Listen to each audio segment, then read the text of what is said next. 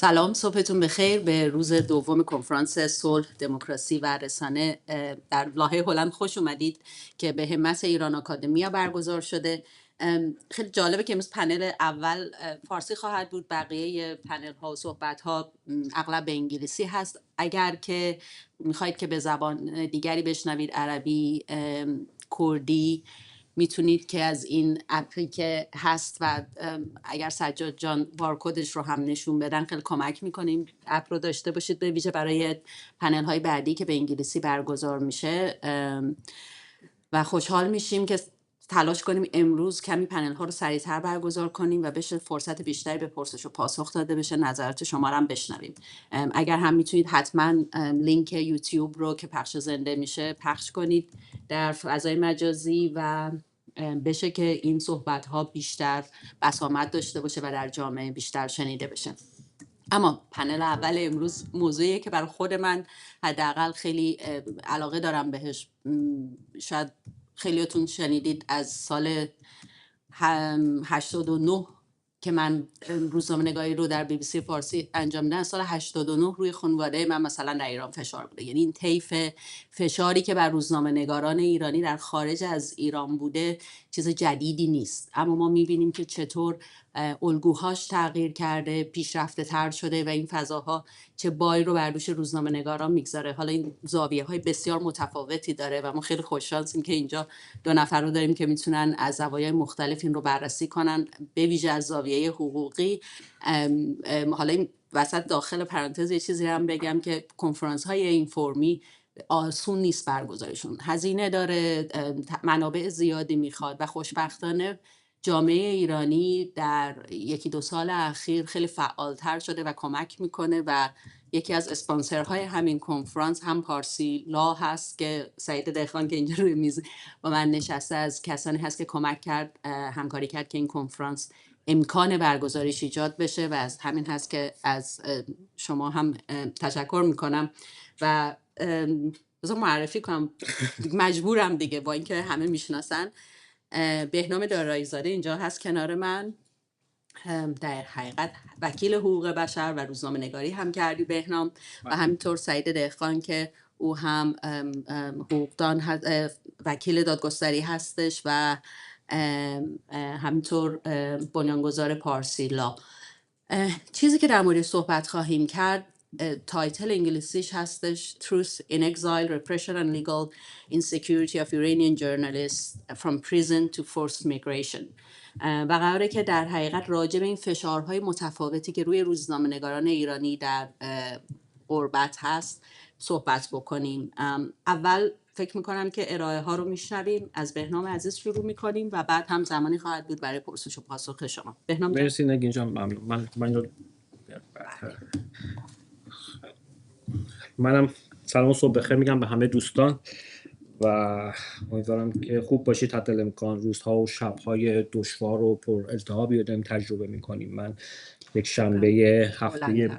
شنبه هفته پیش با یک دوست متخصص روانشناسی بودم درباره تجربه همزمان به نوعی هیجان‌های مختلف صحبت می‌کردیم که چقدر در همچین فضاهایی نیاز داریم که با هم دیگه صحبت بکنیم، گفتگو داشته باشیم. حتی یک تماس ساده، گفتگوی تلفنی میتونه برای سلامت روان ما و بتونیم ظرفیتمون رو ادامه بدیم. به این اعتبار لازمه که دوستان ایران آکادمیا که این فضا رو به طور کاملا تصادفی حداقل در این میزان فشار فراهم کردن که ما بتونیم این روزهای سخت رو به نوعی در کنار هم دیگه باشیم، تشکر میکنم. تردیدی ندارم که در سالهای آینده این روزها رو حتما به یاد میاریم و میگیم که در فلان تاریخ در ژوئن سال 2024 میگه، درسته 25 ما در لاهه بودیم، در کنار هم بودیم، اون روزها و شبها رو داشتیم تجربه میکنیم، خبرها رو میخوندیم، بیخوابی داشتیم، جت لگ داشتیم و غیره. به هر حال روزها و دشواری رو داریم میگذرونیم و حقیقتا امیدوارم که از این فضا بگذریم. من یه توضیح فقط بدم در ادامه صحبت نگین جان که ما دو بخش رو تقسیم کردیم. بخشی که من پیش میبرم خیلی شاید حقوقی نیست و متاسفانه تا اندازه‌ای هم با صحبت‌هایی که دیروز بود برخی از دوستان محمد، آرش و غیره همپوشانی داره، اما بخش دومش که سعید جان پیش میبرم مرتبط هستش با پیامدهای حقوقی که حالا در ادامه صحبت‌های من هست. یعنی من در واقع یک توصیف شرایطی میکنم که در ادامهش سعید میاد به پیامدهای حقوقی سیاسیش اشاره میکنه. من بیشتر موضوعاتم موضوعی هستش که تا اندازه‌ای به روز گذشته مرتبط هستش و تحت عنوان پوپولیست راست جمهوری اسلامی و سرکوب ساختاری اشاره داره و این سرکوب ساختاری حالا ناظر میشه به بخش روزنامه‌نگاران و فعالان و کنشگرانی که در خارج از کشور در طول این سالها قربانی سیاست‌های تروریسم دولتی جمهوری اسلامی بودند. سجاد اگه محبت کنی اسلاید منو بگذاری ممنون میشم.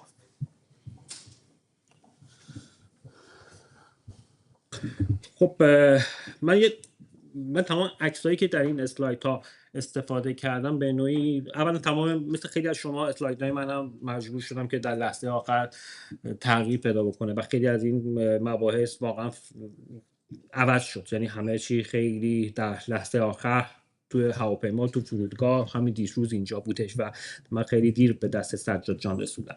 به هر حال چیز خیلی ابتدایی هست ولی سعی می‌کنم که در ادامه نسخه در واقع بخشایی که با شما در اشتراک میذارم مطالبی هستش که یک فرمت ابتدایی یادداشتی خواهد بودش که بعدا کامل خواهد شد، ولی همه چی خواستم بگم که تغییر کرده. من عکسی که برای کاور این اسلاید استفاده کردم و دوست دارم که یه دور با شما مرور بکنیم و عناصرش رو ببینیم. این تصویری هستش که در همین روزهای گذشته در تلویزیون جمهوری اسلامی شبکه 2 چیز شده و جدا از برای خود من جالب بود. حالا من تلویزیون جمهوری اسلامی معمولا نگاه نمی‌کنم اگر واقعا اتفاق خاصی افتاده باشه، ولی حالا مدل لباس موجی و تیشرت جینو و آستین تاز زده بالا اینها رو به کنار، تصاویری که خب می‌بینید در پشت در واقع یک چهره اسطوره‌ای شاهنامه و از اون مهمتر شاید برای من گوشه سمت چپ تصویر اون بالا هست زمانی که نوشته انتقام ملی همراه با پرچم جمهوری اسلامی و تأکیدی که روی ملت و ملی بودن و عناصر ملی داره برای مواجهه با شرایط بحرانی که داره تجربه میکنه. به نظرم خیلی مهم بودش روی تمرکزی که روی انتقام ملی داره و این انتقام ملی و شما همین روزا در خیلی از بیلبوردها رو در تصاویری که تهران و بقیه شهرها می‌بینید که تمرکز رژیم روی این هستش که ما داریم انتقام ملی داریم میگیریم. خب در اسلاید دوم حالا من دیگه میرم برای مطلب. ببینید من اینطوری دارم تعریف میکنم که پیشینه ای از این پوپولیست راست جمهوری اسلامی و دیروز در صحبت‌های دوستان دیگه هم اشاره شدهش و به این ترتیب برای من مشخصا بعد از شکست پروژه حکومتی اصلاحات هستش و روی کار آمدن دولت احمدی نژاد در ایران بنا به یک خواست اقتضای سیاسی تبلیغاتی و همینطور بعدا مشخص شد نظامی جمهوری اسلامی اومد روی سعی کرد که یک به اون المان‌های پوپولیست راست رو در کشور به نوعی ترویج بکنه با استفاده حالا از ابزارهای تبلیغاتی که در اختیار داشت، با استفاده از پروپاگانداش. در این چارچوب خب این سالهایی هستش که تقریبا شبکه‌های اجتماعی هم داره خیلی گسترده میشه و ماشین پروپاگاندای جمهوری اسلامی آروم آروم از این فضا تونست استفاده بکنه برای اینکه بخواد یک روایت خودش رو از اون چیزی که حالا بعداً در خدمت سیاست‌های تبلیغاتی و نظامی خودش بودش پیش ببره، مشخصاً در سرکوب کنشگران و حاشیه راندن کنشگران بیشتر و سرکوب در گروه‌های مرجع الیت جامعه. دو کنار دیگه‌اش هم 2 تا پروژه دیگه هم داشت که به اینا همه به نوعی یک پکیجی هستش که ما میتونیم اینا با هم بخونیم. یکیش برنامه هسته‌ای و اتمی جمهوری اسلامی بود و دیگه برنامه نفوذ منطقه‌ای جمهوری اسلامی. در واقع ما اینا رو همه داریم به نوعی الان که بالا نگاه می‌کنیم بعد از گذشته 20 خورده سال داریم نگاه می‌کنیم بهش می‌خونیم میتونیم اینها رو در یک پکیج ببینیم. حداقل باور من در این یادداشت این هستش که اینها تکمیل کننده همدیگه بودن برای پیشبرد یک سیاست مشخصی که همونطور اشاره کردم سه تا هدف داشت. یکی بتونه مشروعیتی بده به نفوذ منطقه جمهوری اسلامی، برنامه اتمیشو پیش ببره و از اون ور بتونه الیت جامعه رو بیشتر گذشته بعد از سرکوب‌های دهه 60 بعد از پروژه شکست اصلاحات خاتمی بتونه بیش در حاشیه قرار بده و اون عاملیت رو از الیت جامعه بگیره. خب در اسلاید بعدی من در واقع تو این اسلاید بعدی میخوام نشانه هایی از این وضعیت رو با شما در میون بگذارم و این سال‌ها در واقع سال‌هایی هستش که شما مواجه میشین با رونمایی از چهره قاسم سلیمانی و این قاسم سلیمانی دیگه صرفا یک فرمانده سپاه قدس نیستش، فردی هستش که حالا یواش یواش داره به عنوان سردار ملی، به عنوان یک چهره ملی، به عنوان کسی که نماینده ایران بزرگ، ایران مقتدره داره معرفی میشه و صرفا هم شما همچین روایتی رو در کانال‌های رسمی، تریبون‌های رسمی جمهوری اسلامی نمی‌بینید. در شبکه‌های اجتماعی می‌بینید، در حساب‌های کاربری می‌بینید که فکر می‌کنید اینا مستقل هستن، خیلی‌هاشون خارج از کشور هستن و به نوعی می‌خواد همانندسازی بکنه قاسم سلیمانی و فرضاً با یه سری چهره‌های اسطوره‌ای ایران یا حتی چهره‌های تاریخ معاصر ایران به عنوان سردار ملی و با در واقع قهرمانان نهضت مشروطه باش مقایسه میشه.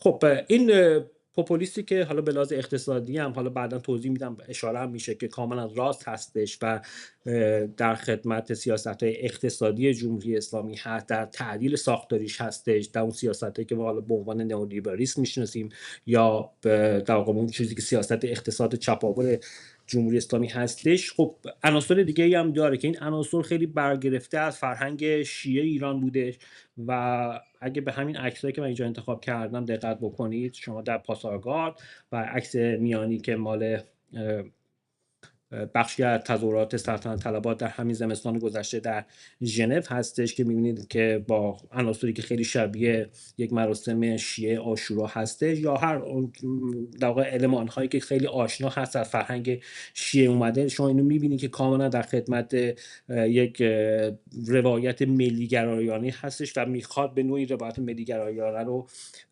پیش ببره، هرچند که شاید در ظاهر ببینید که اینها متفاوته. یعنی شما یه سلطنت طلبی داری می‌بینی که با یه فردی که فکر می‌کنید در خدمت در برابر جمهوری اسلامی هست، ولی در نهایت من حالا توضیح خواهم داد که اینها به نوعی در نهایت یک هدف رو دنبال می‌کنن و اون به حاشیه راندن هرچه بیشتر گروه‌های الیت و مرجع جامعه هستش، حالا چه نیروهای چپ که حالا هر نیروی سکولاری که به نوعی الان زیر عنوان 57 دارن حتی به عنوان فوش ازش استفاده می‌کنه و اینها رو من در یک راستا می‌بینم.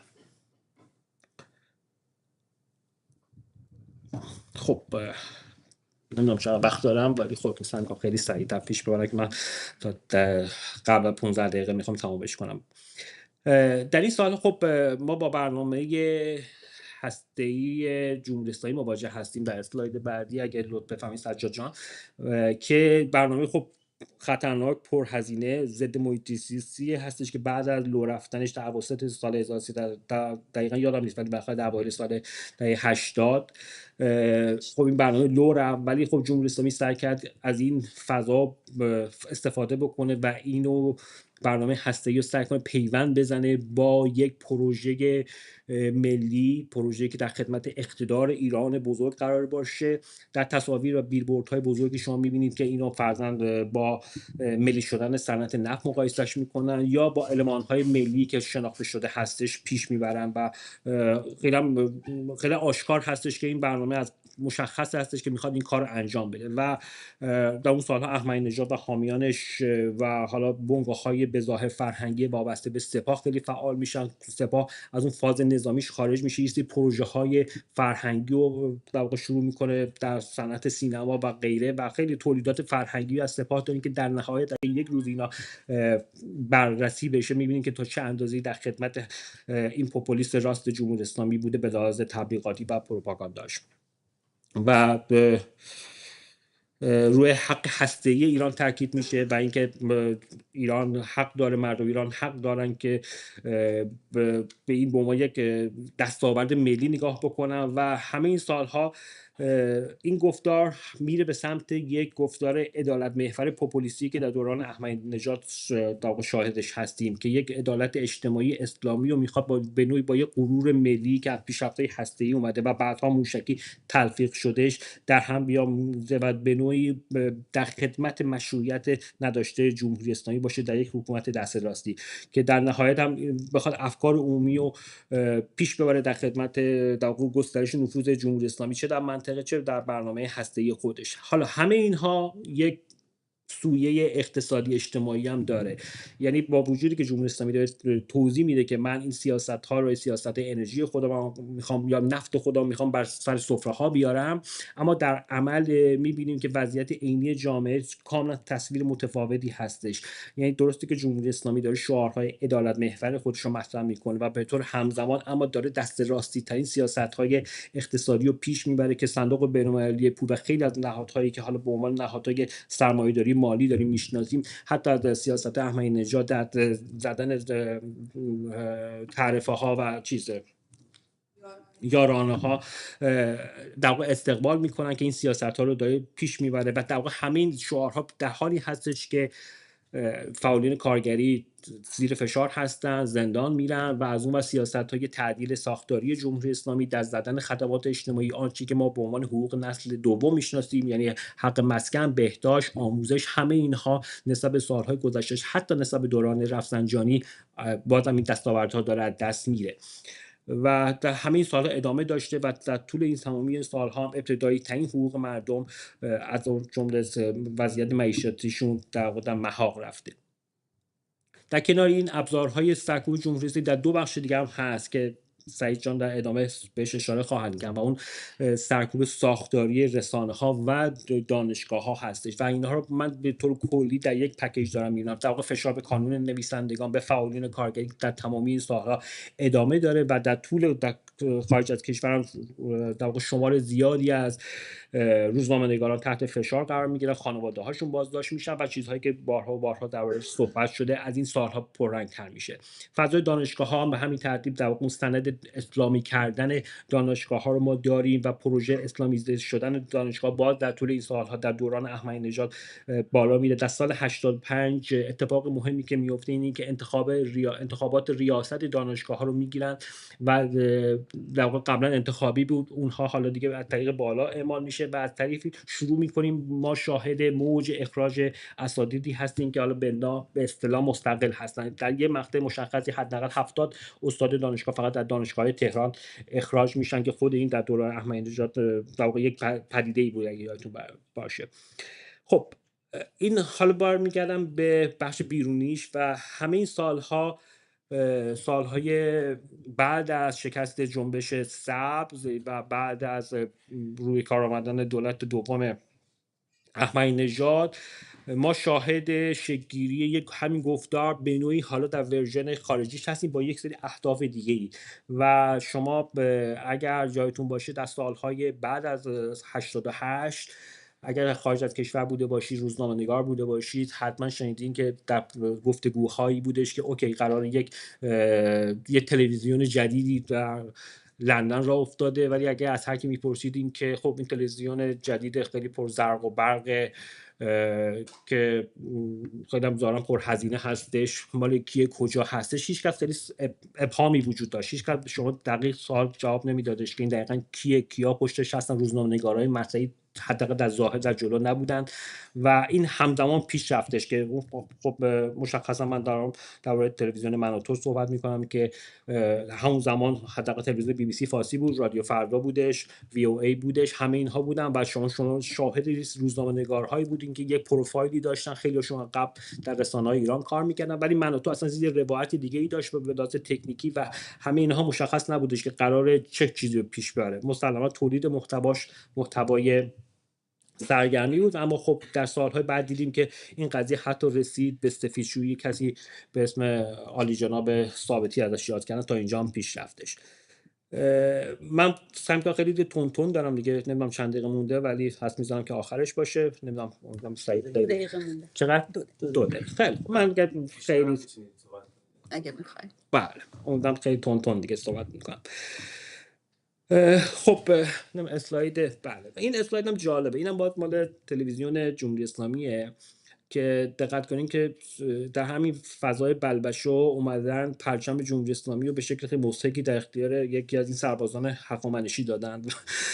من اینو دیدم واقعا، و بالاش هم خب اون المانای موشک و اینها رو داریم و برای ایران رو داریم. فضایی هستش که بعد از فکر می‌کنم حمله موشکی اسرائیل به استودیو خبر هستش و اینها ظاهرا در یه استودیو پلن بی اینو پیش بردن. به هر حال همچین دکوری رو پیش بردن که برای من جالب هستش که در واقع تاکید میکنه رو همین گفتار ناسیونالیستی در مواجهه با وضعیت فعلی که در ادامه این صحبتایی هستش که داشتم. به هر حال ولی اسلاید جالب هستش که واقعا کمیکه اون پرچم در دست سرباز هخامنشی.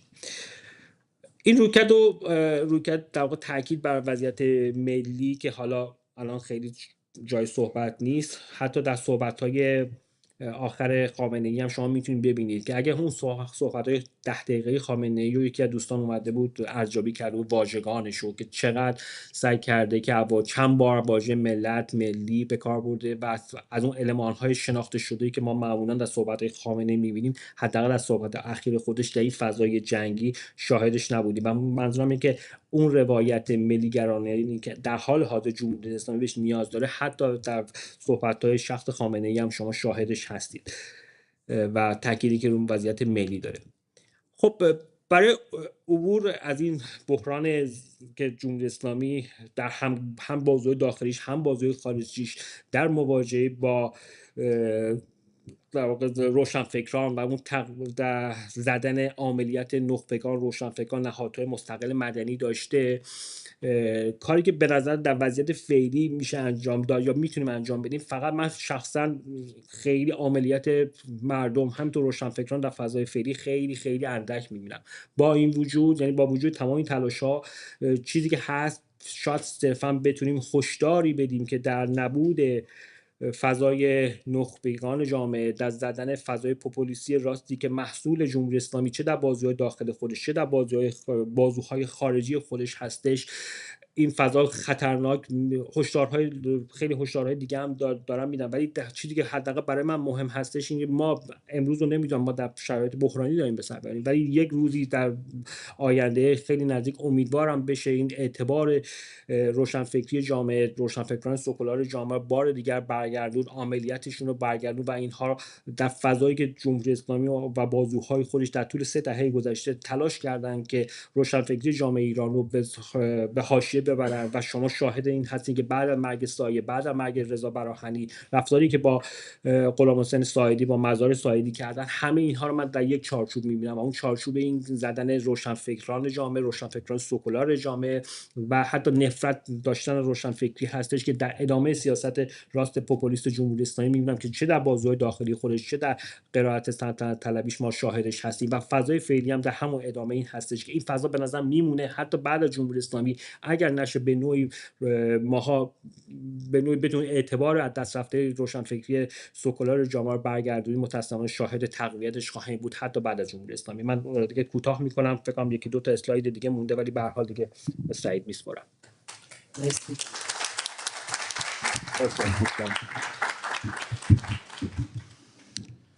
وقت شما گرفت.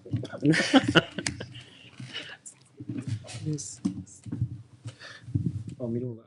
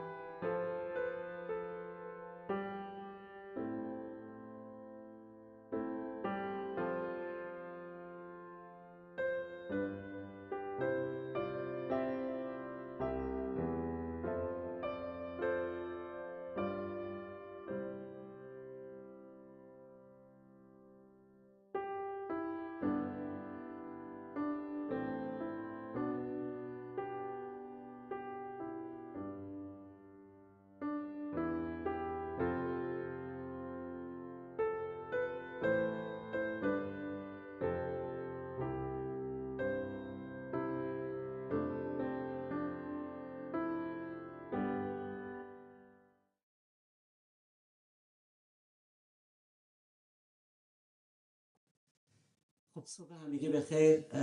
من در اینه که خیلی خوشحالم که در اینجا در کنار شما هستم برای صحبت در رابطه با صلح دموکراسی. متاسفم که در بدترین شرایط ایران در وسط تاریخ که آیندگان ما رو قضاوت خواهند کرد، ما مجبوریم در حالی از صلح دموکراسی حرف بزنیم که وسط جنگیم. و در این حال یکی از دوستان چون قبل از اینکه بیام بالا به من گفته بود که یکم عجله کردی، من نتونستم بخونم اینجا چی نوشته، این آرم ایران چی نوشته. میخوام بگم چی نوشته و بعد بگم اتفاقا زیاد عجلهشون نکردیم این شد. چون ایران نباشد تن من مبود. و اتفاقا چون خیلی عجله نکردیم ایران ما در وضعیتی قرار گرفته که باید بگیم تن من مباد چون ایران نباشد. ظاهرا در چنین وضعیتی حرف زدن خیلی راحت نیست. در مورد مباحثی هم که بهنام جان گفتند، این نکته‌ای که از اخبار ایران نشون دادن صدا سیما و اون ملت و ملت و ملت، محمد جواد اکبری یکی از روزنامه‌نگاران دیمپژو اومدن صحبت‌های آقای خامنه‌ای رو آنالیز کرده بودن و جالب اینجاست که عدد ایران و ملی اینقدر زیاد بود، میگن ایرانی‌ها میگن چون گفتی باور کردم، اصرار کردی شک کردم، وقتی قسم خوردی یقین پیدا کردم که دروغ میگویی. و واقعا در اصل بر بحث رسانه، بحث راستگویی و دعوای ما بر سر حقیقت اینجاست. و خب طبیعتاً یه اصطلاحی هم هست که خود روحانیون اصطلاح زیاد به کار میبرن، میگن لایتچسبک. وقتی شما نمیاد بهتون هی مدام میگید ایران ایران، شما اصولاً همش دنبال امتید، اصلا ملت رو درکی ازش ندارید. اولا دموکراسی رو در سطح رأی، صندوق رأی آوردید پایین، ولی همون هم قبول ندارید، بیعت میخواین، شما رأی نمیخواین، بیعت میخواین. و چنین ادبیاتی از سوی جمهوری اسلامی اینقدر میچسبه به خودش، خیلی شبیه خودشه، که هر وقت صحبت از ایران و ایرانی و ملت میکنه واقعا لایتچسبکه. و خب معروفه که میگن ذات نایافته از هستی بخش کی تواند که بود هستی بخش. این مقدمه بود برای صحبت بهنام جان که بسیار خوب تحلیل کردن و آنالیز کردند و روایت کردن. اما بحث من اجازه میخوام بگم که همه ما در واقع توی موقعیت جنگی در وضعیتی قرار گرفتیم که همه چیمون عوض شده. حالا سجاد جان بگه وقت شما کمه، کمتر بکنه اشکال نداره، ولی واقعا خیلی حرف برای گفتن، حتی 15 دقیقه هم کمه براش. من یه تغییراتی در اسلاید خواستم بدم، پشیمون شدم، فکر کنم همین یکی کافیه، من با همین یکی میتونم کلی جلسه هم حرف بزنم. واقعا من یه سوال از جمع دارم، خیلی دلم میخواد بدونم و بپرسم که فکر میکنید ما مردم ایران قبل از جنگ و تجاوز اخیر اسرائیل، تجاوز به ایران و جنگ با جمهوری اسلامی، این دوتا با هم فرق داره، قبل از این جنگ چند تا جنگ تجربه کردیم؟ هزاران. واقعا شاید در نگاه اول بشه که کلاسیک همه جنگ 8 ساله یادشون بیاد، ولی جنگ هایی که من فکر میکنم ما در ایران تجربه کردیم، به ویژه به طور عام مردم ایران، به طور خاص جوانان ایران و به طور اخص زنان ایرانی، همزمان در 3 جنگ دیگه بودیم. همزمان، فقط این جنگ 4م. همزمانیش خیلی مهمه. جنگ اول با غاصبان سرزمینمون که خود جمهوری اسلامیه و ایران رو در واقع به گروگان گرفتن و غصب کردن سرزمین ما رو و با ما در جنگن. و برای اینکه فکت بیاریم از تاریخ، این نظام ولایی یادمون باشه، ما بنیانگذار انقلاب 57 آقای خمینی جمله‌ای که گفته بود در همون سال 57 این بود: ایران غنیمت اسلام است. ایران رو از غنایم اسلامی میدونستن، یادمون نره. و در همین سالهای اخیر خلفی که ناخلفتر از خودشه، آقای خامنه‌ای، جمله‌ای که گفته بعد از حالا غصب ایران و گروگان گرفتن ایرانیان، جملهش اینه: دشمنان میخواهند ایران را از چنگال انقلاب اسلامی بیرون بیاورند. اصلاح میکنم، چنگ. ایران را از چنگ انقلاب اسلامی بیرون بیاورند. دیگه از این بهتر شما میتونید جنگ با غاصبان رو در کجای تاریخ، شما میتونید در مورد مغول صحبت کنید، چنگیزخان مغول، ولی یادمون باشه فرستاده مغول توسط رهبران وقت ایران چند بار سر بریده شدن. یعنی اون وضعیت یه ریشه داشت. ما اینجا نمیفهمیم ریشه این درد چیه. این همه نفرت مقامات جمهوری اسلامی از ملت ایران ما نمیفهمیم چیه. غصب کردید، ما رو به گروگان گرفتید، ما رو غنیمت بردید، تازه دو قرتونی میتونن بالاست. ما اینو نمیفهمیم، یعنی جز تکبر نه، فراتر از این پلشتی واژه کم میاره واقعا. جنگ دوم جنگ با جاهلانه، جنگ دوم جنگ بدتریه. ما با مخصوصا نسل جوان ما و زنان ایرانی با مغزهای پوسیده قرون وسطایی در حال جنگن، در حالی که شما اگه خوب نگاه کنید در واقع این مغزهای پوسیده فقط داخل حکومت نیستن، خارج حکومت هم هستن. یعنی ایران حتی همون اصلاح طلبان حکومتی که معطوف به قدرت کار کردن ظاهرا خارج از ایران که نیستن، داخل ایرانن، ولی مغز پوسیده‌ای دارن. نتیجهش این میشه که این جنگ رو به نحوی ادامه میدن که حق زندگی از مردم ایران سلب بشه و همون ابتدایی ترین حقوق اولیه ما از پوشیدن، نوشیدن، خوردن، رقصیدن، خوندن، دوچرخه سواری، استادیوم، من نمیدونم چی باید بگم، اتسترا، همه ما میدونیم از حق زندگی، حق اولیه. این جنگ با جاهلان. جنگ سوم جنگ با همدستانه. ما بخش عمده ای از عذابی که در ایران کشیدیم و میکشیم جنگیه با کسانی که ما بهشون میتونیم بگیم عافیت طلبانن، منفعت طلبانن، گفتار درمانی میکنن، روزنه گشایانند و اصلاح طلبانی که توجیه میکنند و علاج میخوان بکنند. حتی اگه بزنید 176 به علاوه یک انسان رو بکشید منتظرن گفته بشه تا علاج بکنن. خیلی هم با ظرافت آقای ظریف و گنجشک رو رنگ میکنن جای قناری میخوان بپوشن. این همدستان. من معتقدم شما با دشمنی که مستقیم با در جنگ راحت‌تر مبارزه میکنی تا از پشت خنجر بخوری و همدستی ببینی با ادبیات، با انگلیسی آنچنانی بیای این حرفا رو بزنه. اون بیشتر ضربه میزنه تا اونی که مستقیم در جنگ با تو. سلامی باشه بمیره نمیره، خامنه‌ای باشه، هر کی باشه مهم نیست، تکلیفت روشن باشه لااقل. اون جنگ با همدستان خنجر از پشت. و جنگ آخر، جنگ که قبل از اینکه اسمشو بگم خیلی دلم میخواد حالا رابطه بهشت و دموکراسی رو از شما بپرسم. فکر کنم جمله سازی در دبستان همه از یاد گرفتیم کلمات جمله بسازیم. واقعا من خیلی دلم میخواد ببینم که بین بهشت و دموکراسی چه رابطه‌ای هست. کسی میتونه واقعا بگه بین بهشت و دموکراسی؟ بفرمایید.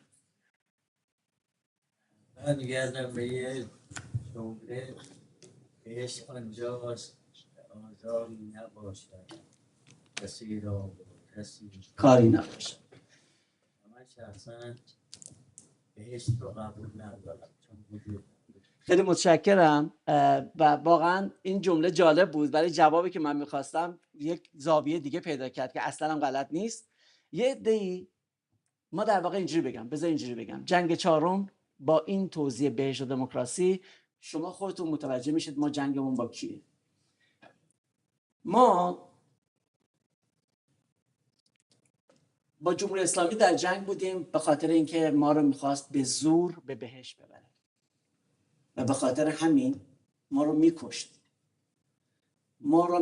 به ما تجاوز میکرد، زندانی میکرد، گروگان میگرفت، آدم ربایی میکرد، ترور میکرد، ترور شخصیت، همه جور کاری جنایتی کرد که در نهایت ما رو به زور به بهشت ببره. ما از این نظام اومدیم، این همه رنج ها، ترومای جمعی.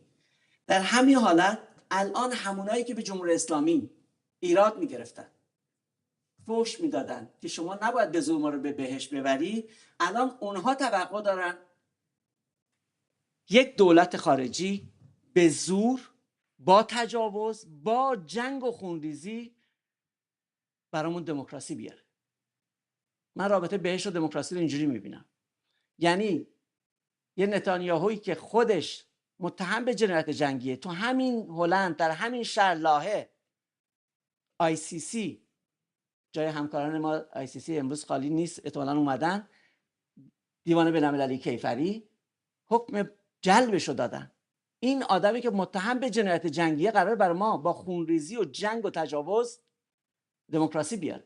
همینها کسانی بودن جز جنگ سوم همدستان که الان یه دفعه وطن وطن میکنن، همینایی بودن که میگفتن جمهوری اسلامی ما رو میخواد به زور به بهشت ببره. بعد از اون آدم که تحت تعقیب بین‌المللیه، از سوی دقیق ترین و معتبرترین مرجع قضایی بین‌المللی ICC، از اون میخوام ما دموکراسی بیاره. این یک طنز تلخ فقط نیست، این فاجعه تاریخ در وسط تاریخ برای ایرانیان.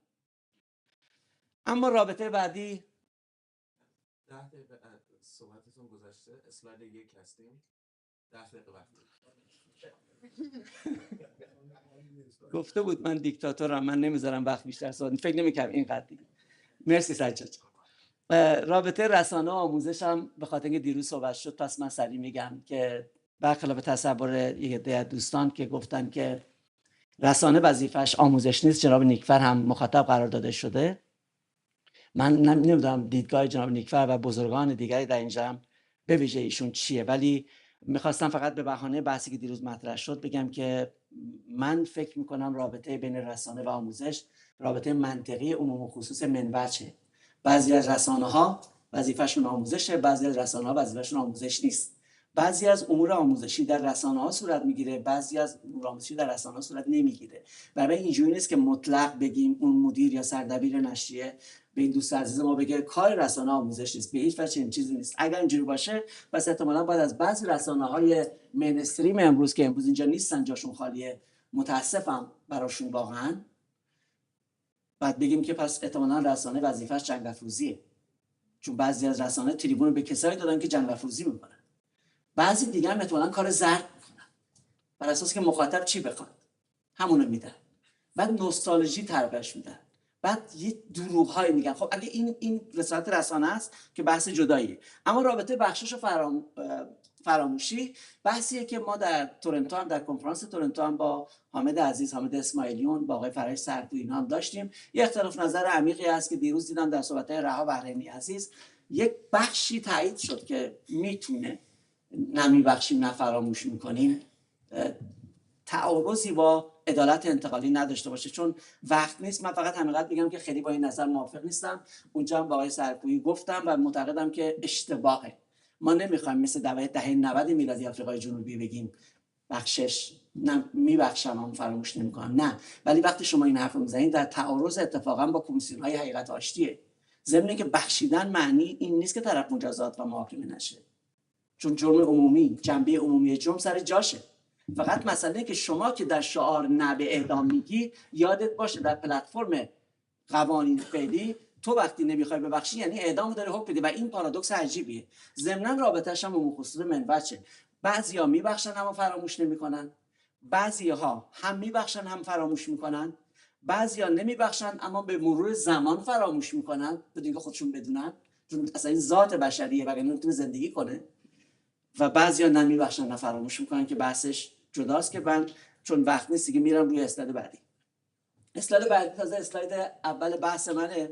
خیلی ممنونم وقتمو دادید. 12 دقیقه شده است. من آلردی میدونم. نه سجاد بنسکاپی چشم‌قره میره.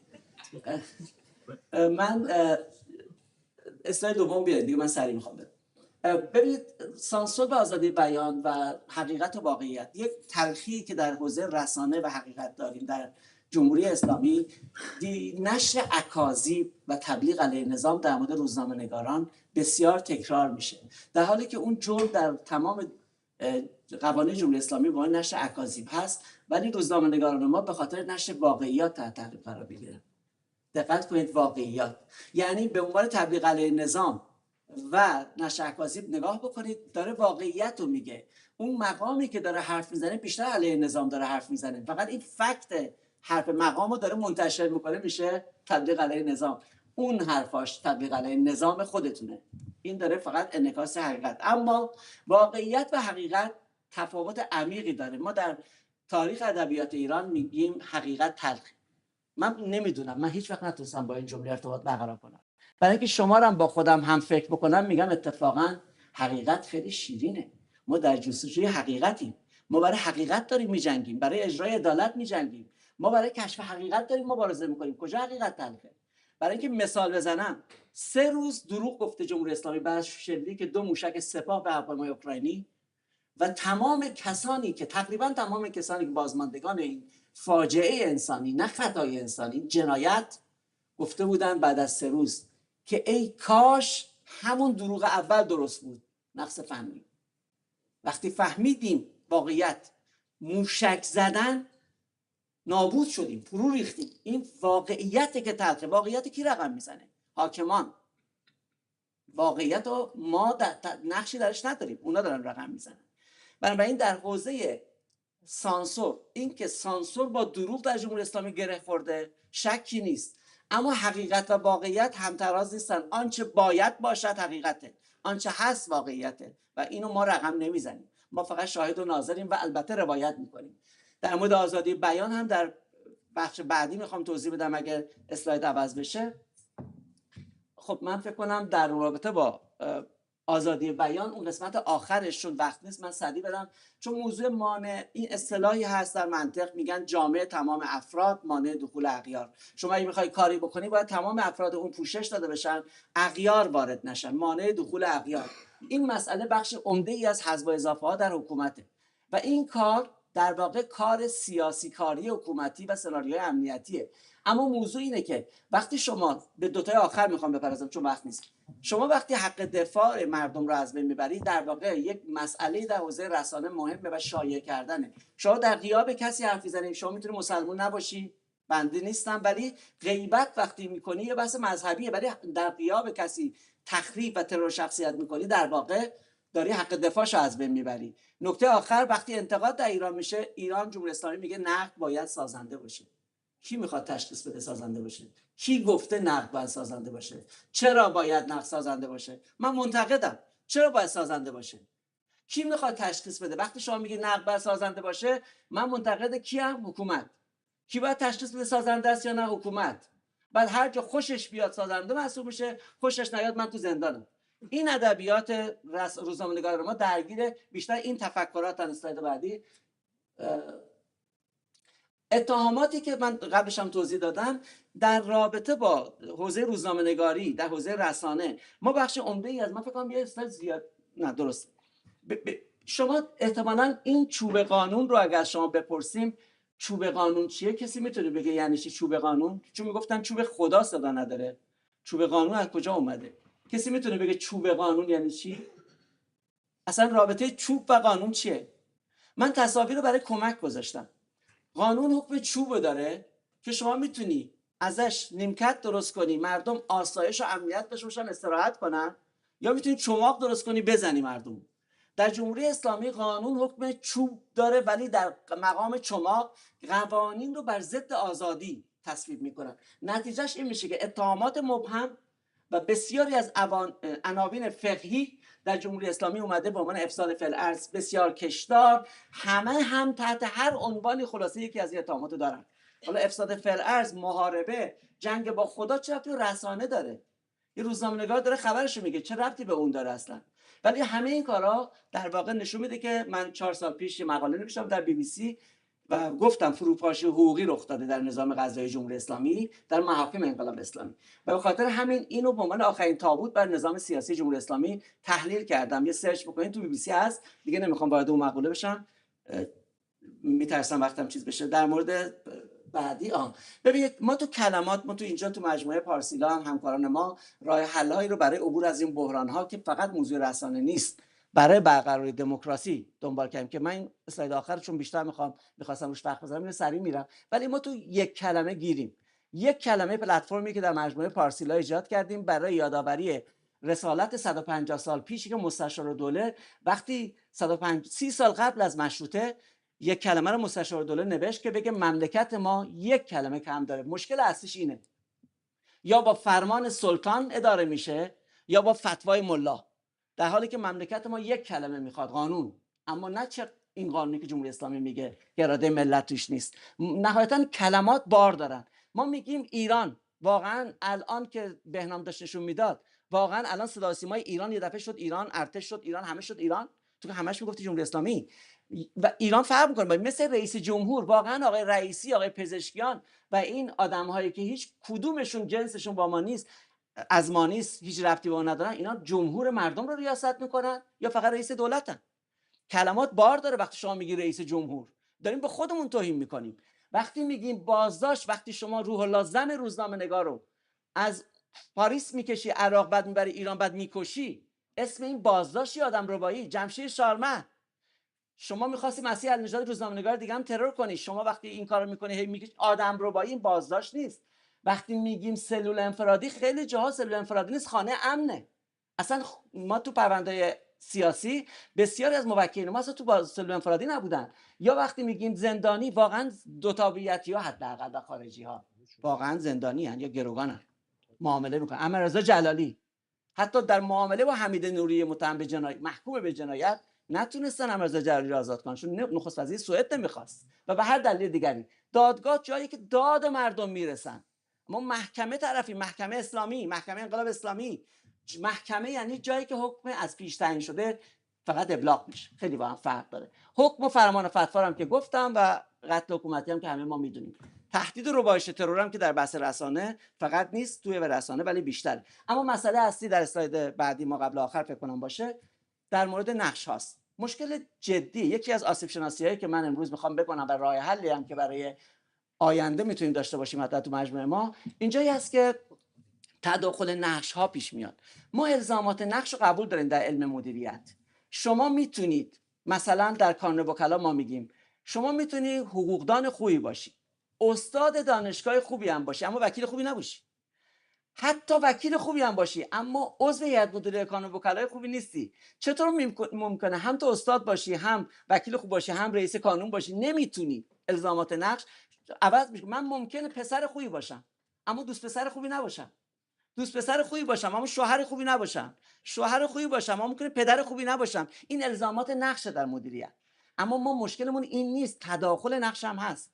یعنی شما وقتی مسئله حقوق بشره، شما با حقوقدان طرفی و حقوق بشر، اما ما میبینیم که فعال حقوق بشر، فعال سیاسی، فعال مدنی و روزنامه‌نگار تداخل نقش آنچنان زیاده که معلوم نیست کی داره چیکار میکنه. ژورنالیست باید ژورنالیست باشه، نباید الان بیاد در نقش اپوزیسیون به حزب کار بکنه. نقش احزاب کم بوده حزب ما رو نباید ژورنالیست پر کنه. اون از بی‌طرفی خارج میشه. اینجوری میشه زرد، اینجوری میشه جبهه، خشونت و زراعتی ها در اینترنشنال ترویج بدن، هی مدام آدم پروموت کنن تروریستا رو. خیلی جدیه قضیه. اگر ژورنالیست باشه نقشش رو جدی بگیره و تداخل پیدا نکنه خیلی اتفاقی خوب میفته. و اینقدر من زمانم عقبه که دیگه میترسم همه تموم شده. معذرت میخوام 10 دقیقه فرصت این پنل مونده، اگر که از پرس و پاسخ کم کنیم. حیف هم میاد پرسش پاسخ کم بشه. آره 5 دقیقه مثلا. من باشه. خیلی ممنون. خیلی ممنون از نگین عزیز و از شما. خیلی ممنونم که همراهی کردید. معذرت میخوام. من بنابراین اصلا قسمت بعدی رو بیارین چون فکر کنم بنزکافی گویا بود تداخل نقش و الزامات نقش. بعدی هم بیارید. ما در سرکوب قضایی حقوق قضایی در ایران تقریبا آزادی بیان که اصلا فراموش کنید شوخیه، ولی موضوع اینه که بسیاری از اتفاقاتی که در ایران در خلاصه قوانین جمهوری اسلامی الان نشون میدیم، شما نگاه کنید چقدر خلاصه قوانین نگاه کنید همش در واقع ممنوعه، همش حرامه، همش ممنوعه. به خاطر همین مکارم شیرازی یکی از معروف‌ترین مراجع تقلید در جمهوری اسلامی شده چون همیشه حرامه. اگه خوشتان بیاید حرام است. واقعا شما به شوخی میگید ما با این زندگی کردیم.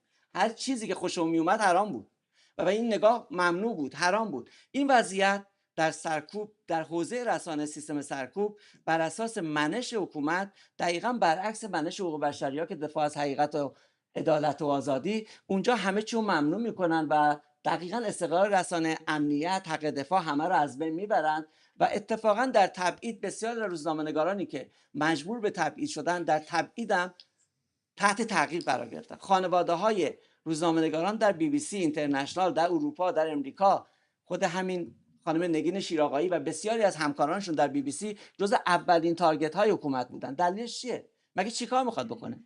میخواد اون حقیقتی که تو سانسور میکنی، صدا و سیمای جمهوری اسلامی نه ایران، اون داره اونو به جامعه میده. به خاطر همین مخاطب داره این در واقع مخاطب به خاطر گفتن حقیقت از سوی اونه و شما میخوای اونم بکشی. این در تبعیدم ادامه داره. یعنی اینکه انفعال و یا یه وقتای همدستی ناخواسته مقامات اروپایی به عنوان کسی که وکیل 7 سال وکیل سفارت فرانسه در تهران بودم، میگم بسیاری از مقامات اروپایی فقط منفعل نیستن، نادانن، اصلا نادانن، یعنی اصلا نمیفهمن حوزه سیاست در خاورمیانه رو، متاسفم.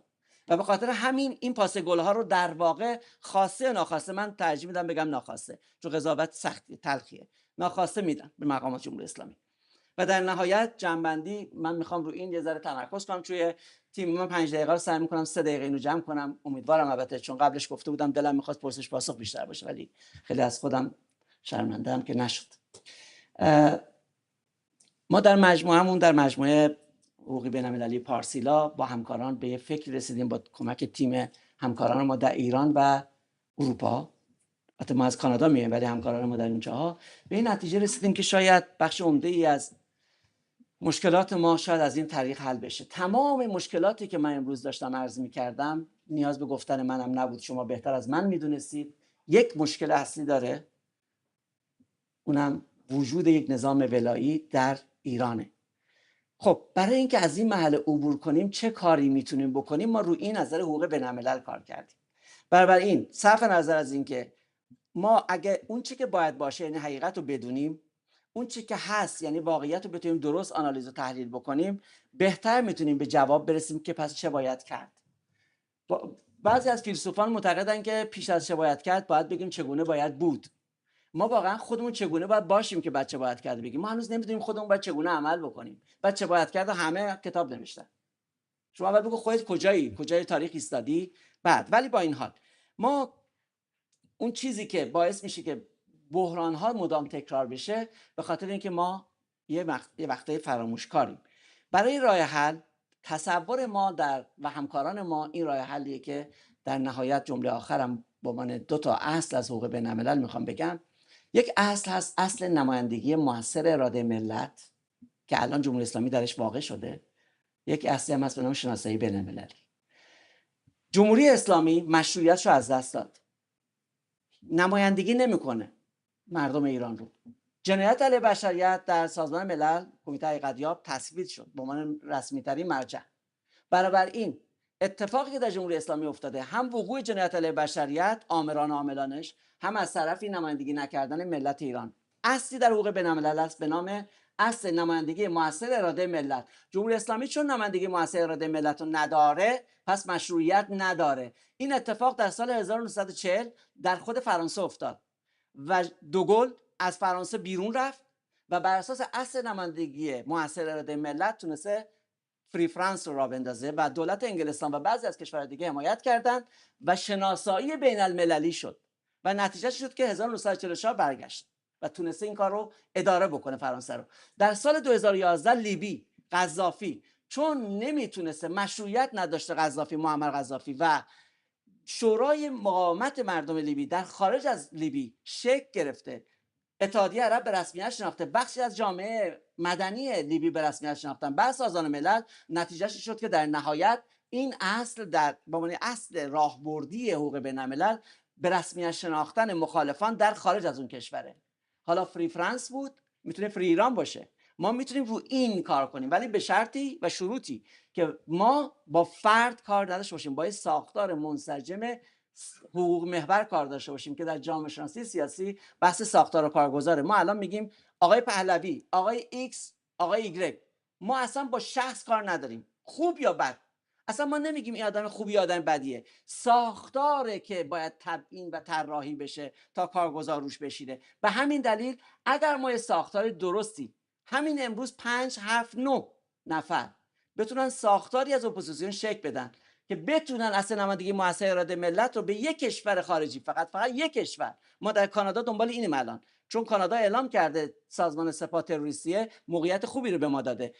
بیایم چند نفر رو به عنوان واقعیت مردم جامعه مدنی ایران نمایندگی بکنه، فقط بتونیم این حرف رو بزنیم، مطمئنا شناسایی بین‌المللی صورت بگیره. دیگه خلای قدرتی که بعضیا بخوان خودشون پر کنن شخصی دیگه نیست. دیگه جامعه ایران از مرحله گذار به این نحو میتونه عبور کنه که تاریخ هم قضاوت کرده.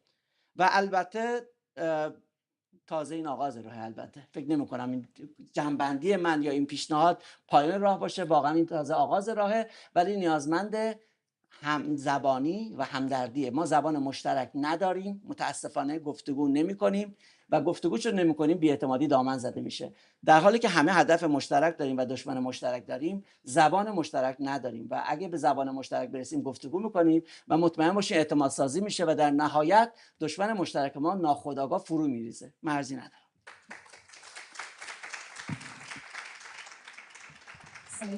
میدونم اتفاق باید یه کاشی میبوندی روی چیز که میشه یه نقد سازندهی هم کرد، ولی فکر کنم دیگه فرصتی باقی نمیده برای سوال. 2 دقیقه کافی نیست که سوال بپرسید.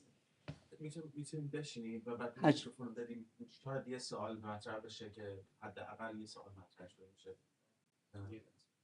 لطفا بشینید سعید جان و اون میکروفون رو بدیم به پرسش کننده ها.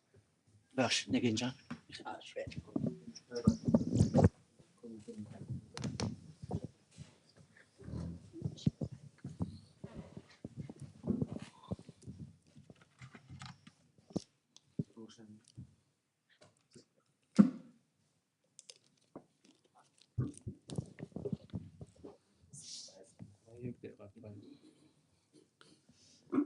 ممنون از هر دو تا سخنران عزیز. من میخواستم یه سوال بپرسم آقای دهقان، شما چجوری میخوان گفتمان سازی بکنین با سیاست جهانی که شدیداً پرو اسرائیله؟ این فضایی که شما و اعتمادی که شما به قوانین بین المللی و پرو ایران بودنشون دارین یه مقداری قابل شکه. نمیشه روی سیاست جهانی حسابی باز کرد. نظر منه، حالا من نمیدونم. نمیدونم میکروفون در ندارم ولی مرسی. حق دارید. حقیقتش منم اعتماد نکردم کامل، فقط گفتم که راهی که وجود داره اینه. ضمن اینکه این راه شما اگه شک بکنید و وایستید متوقف بشید، حرکت نکنید، ناامیدانه وایستید، این اتفاقی که اون کسی که میگه من شنبه براتون خبر خوب دارم، اون فرد و فرض کنین حذف کرد، نفر جایگزینش هم میره سر جاش. در این صورت در توجه داشته باشین از سیاسی حقوق با سیاست درآمیخته است. من نمیتونم حقوقی حرف بزنم سیاسی نگم. وقتی سیاست رو درک بکنم باید راههای حقوقی بدن. ابزار من قلمه، ابزار من قانونه. من با 2 قاف قلم و قانون به جنگ قاف سوم میرم که قدرته.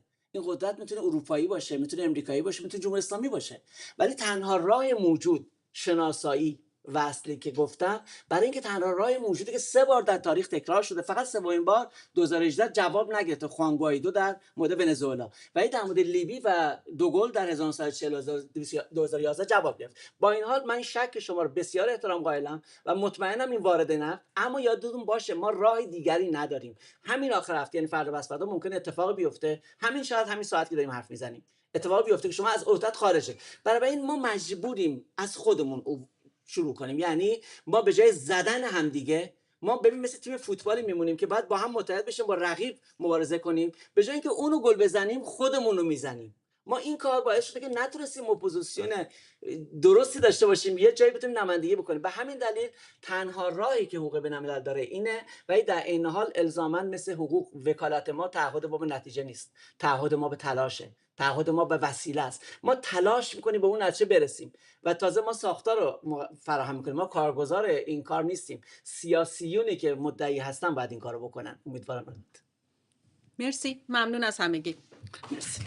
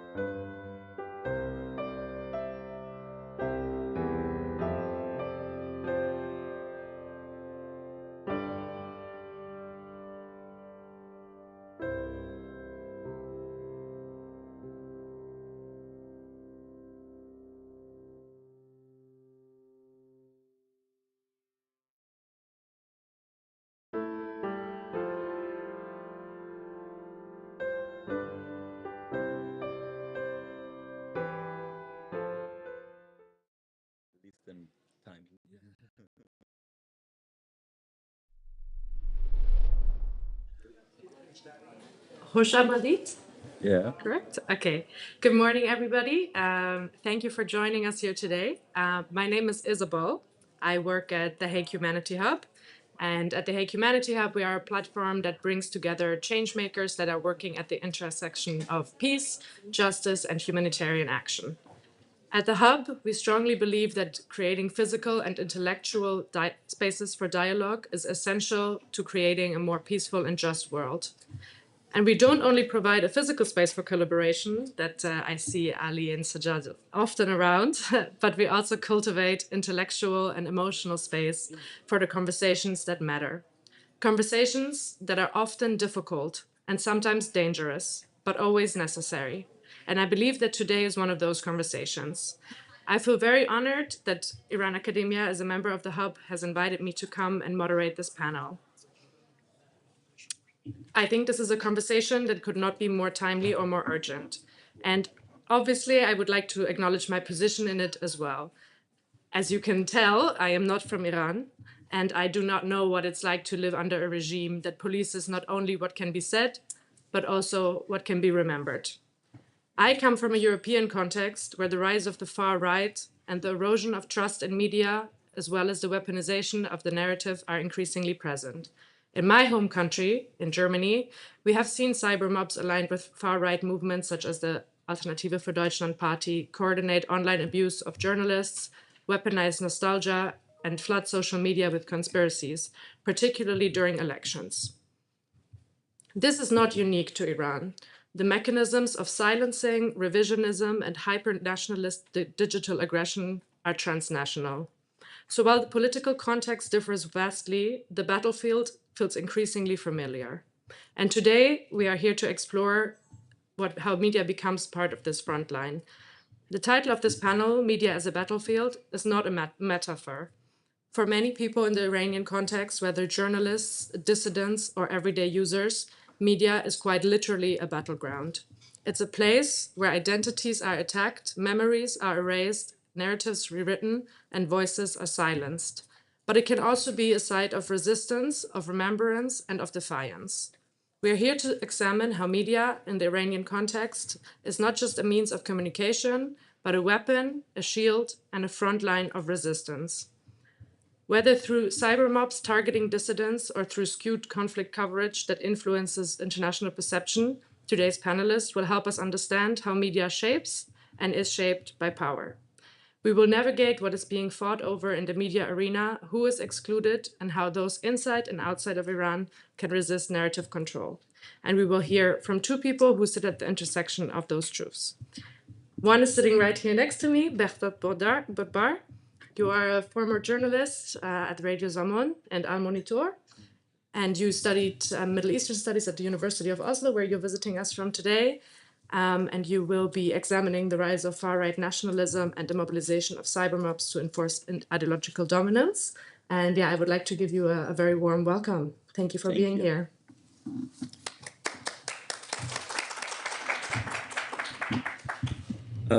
Initially, I presented a paper in English, and then yesterday everybody presented in Persian, and I thought, okay, that would make sense. The audience is from Iran, and I will talk in Persian.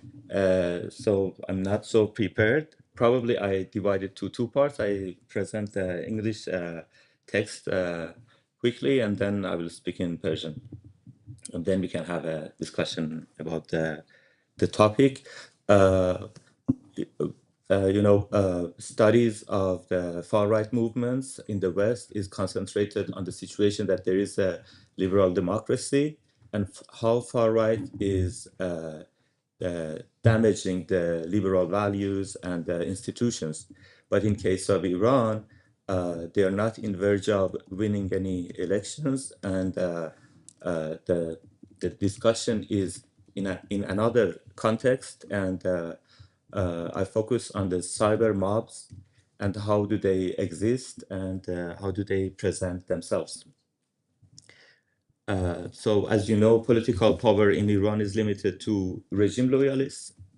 And even though there are many right-wing political actors, I'm not including that. I'm talking about people who are opposition to the system, and they have been absorbed by the far-right movement, the international far-right movement, and the especially election of President Donald Trump from 2016 has gave energy to this cyber movement. And their yes, Arash had a presentation yesterday, and their existence is in the cyber spaces, not in the real political system. The Israeli military strike on Iran has intensified their rhetoric, feeding fantasies of regime collapse and monarchical restoration. So this group hopes that with the recent attacks, the next king of Iran, have an opportunity to return back to the power. Although they claim to support freedom and democracy, their discourse is exclusionary. My motivation to write this paper was when I read that three former political prisoners of the Shah regime in the United States brought a case against former head of Savak, Parviz Sabeti. He's still alive in the United States. And they have been tortured, and then they want to bring the case in the court in the United States.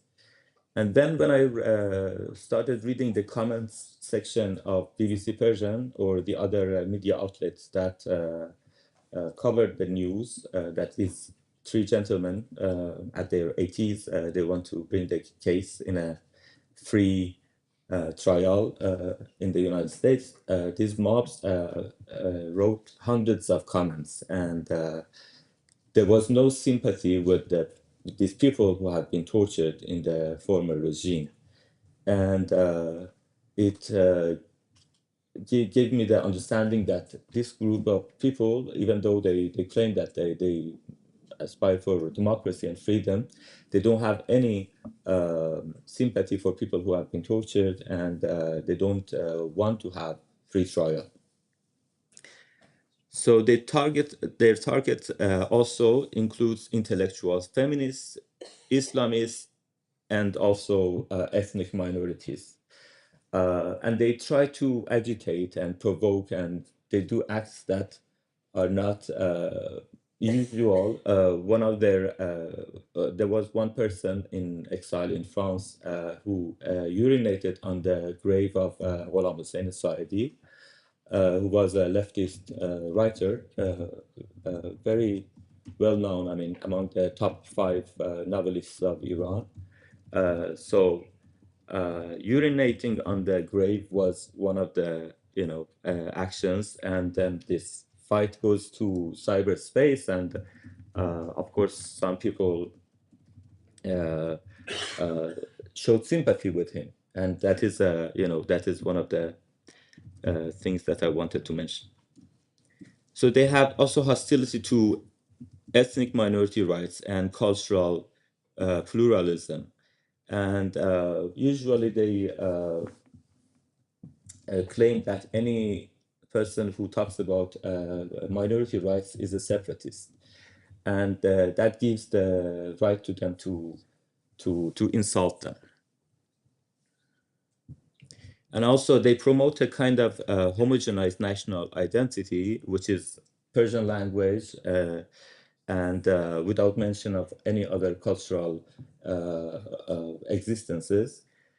And the contradiction here is very interesting, that even though they are, they know themselves as patriotics, but now, because they have this fantasy of freedom in the future, they are ready to support Israel and occupation of the country for this fantasy that they have.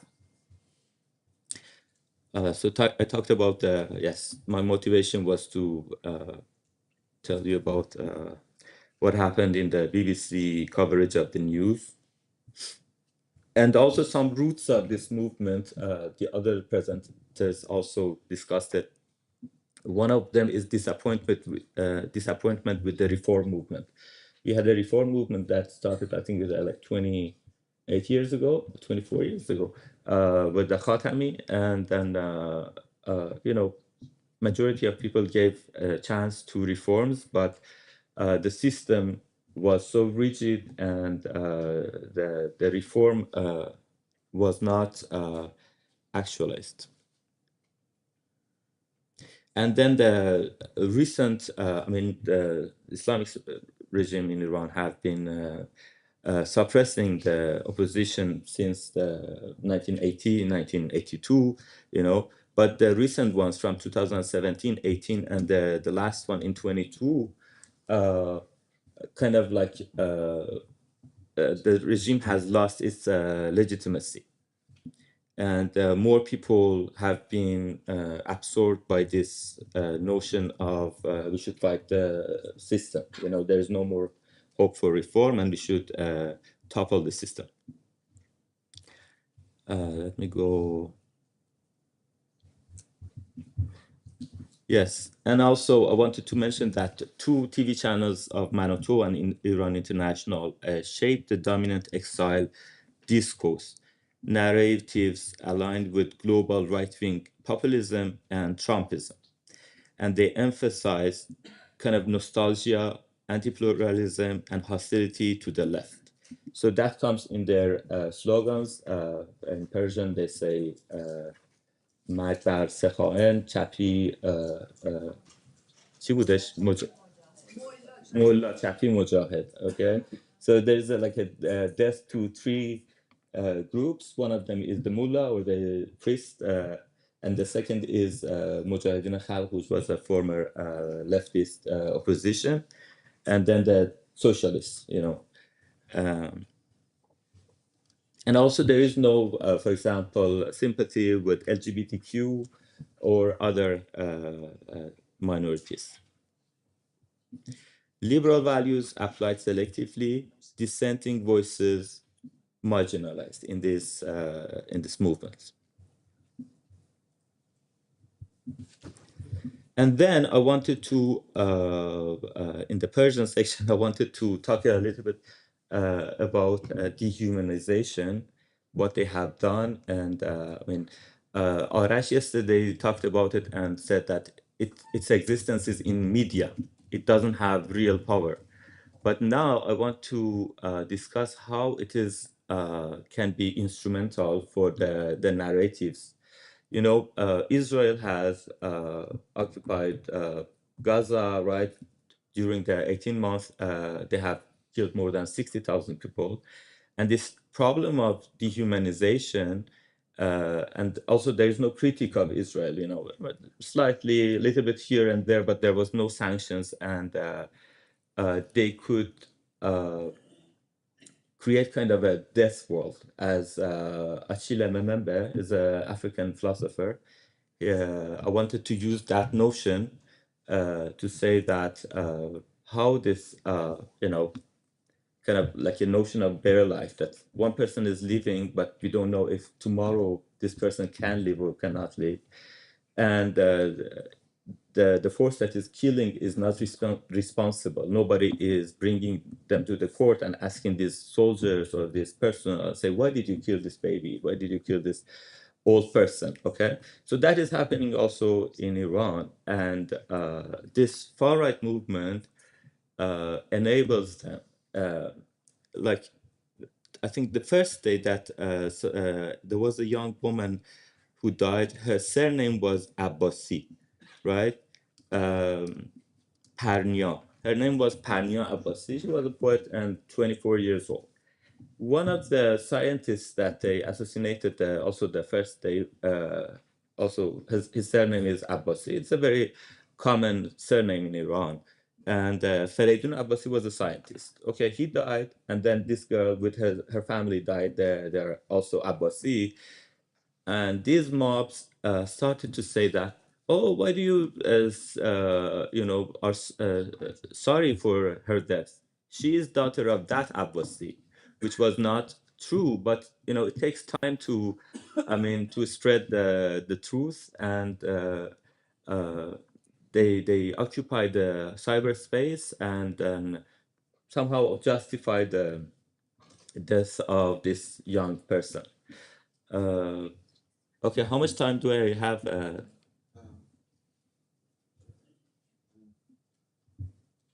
You already done. Really? Yeah. I thought, okay. So you can have 2 minutes to wrap it up and Yeah. دوستان عزیز، من فکر میکردم که مثل دیروز منم میتونم به فارسی صحبت کنم. اول میخواستم در مورد نقش به اصطلاح این فعالان راست افراطی ایرانی که هواداری میکنن از سلطنت طلبی صحبت بکنم و اینکه چگونه خودشون رو پرزنت میکنن، چه فعالیت هایی در فضای مجازی دارن. اولا کاغذ پیپری که نوشته بودم تمرکزش روی کامنت هایی بودش که زمانی که 3 نفر از قربانیان شکنجه در زمان شاه تصمیم گرفتن که آقای پرویز ثابتی که از رؤسای ساواک رو بیارن به دادگاه در آمریکا، این افراد بسیار عصبانی شده بودن و به جای اینکه از حق یک فردی که شکنجه شده دفاع بکنن، این افراد رو به خیانت، به مزدوری و به هر چیز دیگری متهم می‌کردن و این خب نشان دهنده این بودش که هیچ احترامی برای مسئله حقوق بشر، مسئله آزادی بیان یا دادخواهی قائل نیستن. در ادامه یک اشاره کوتاهی کردم به موضوع انسان‌زدایی و اینکه حضور اینها در فضای مجازی خیلی الان میتونه کمک بکنه به اون روایتی که اسرائیل لازم داره برای کشتن شهروندان عادی.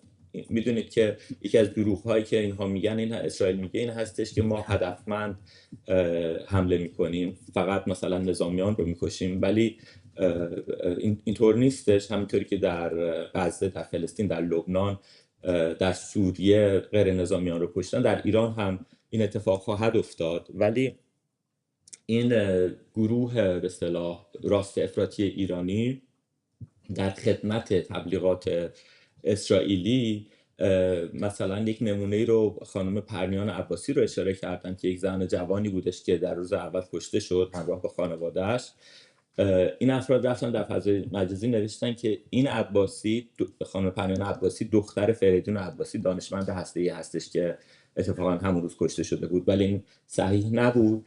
به هر حال این جنبش راست افراطی کمک میکنه به مسئله انسان‌زدایی.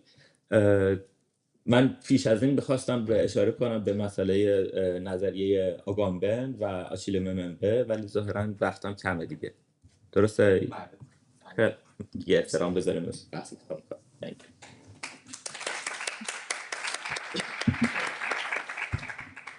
Thank you very much. Even though I did not understand the last part, I'm happy to hear later what was said. And thank you so much for your presentation.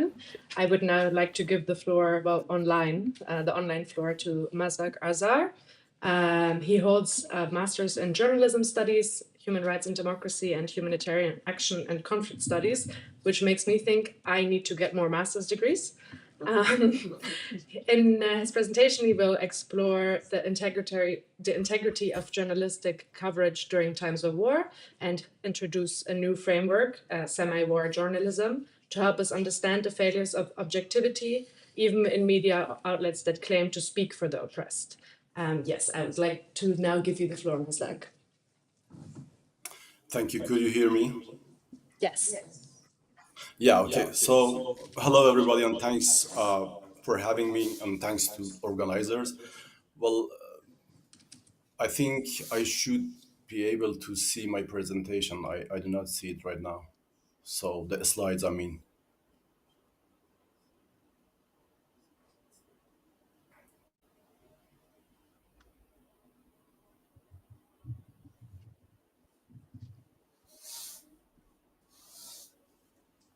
Yeah, great. So,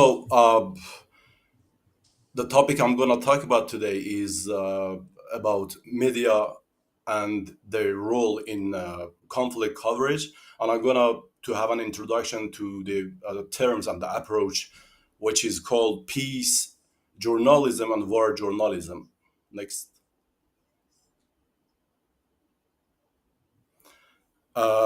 Yeah, I mean, today, along with my presentation, I'm gonna show you an analysis I've done upon BBC Persian, BBC Farsi, and Iran International as an example to show how media are functioning not only as those who are covering the coverage, but as those are acting as weapons in the battlefield. Next.